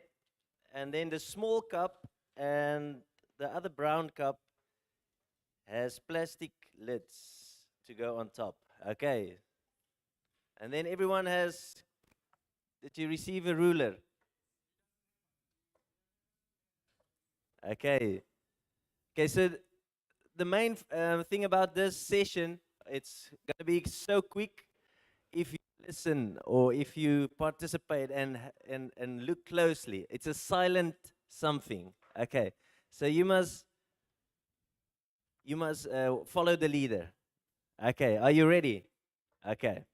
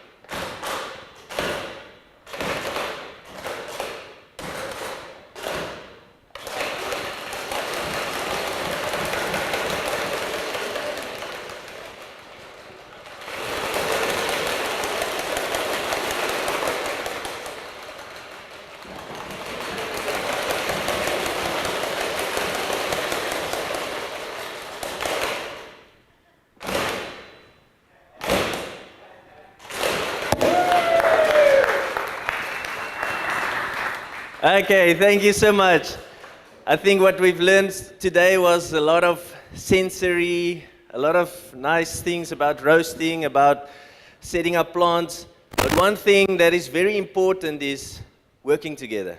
If we don't work together, we don't create the vibe, we don't get the music, we don't get everyone working together. So I think Ian and Mel, the Creative Coffee Week is all about us as an industry working together, making this music, getting a song, singing our song, and presenting it to the world. So thank you so much, Ian.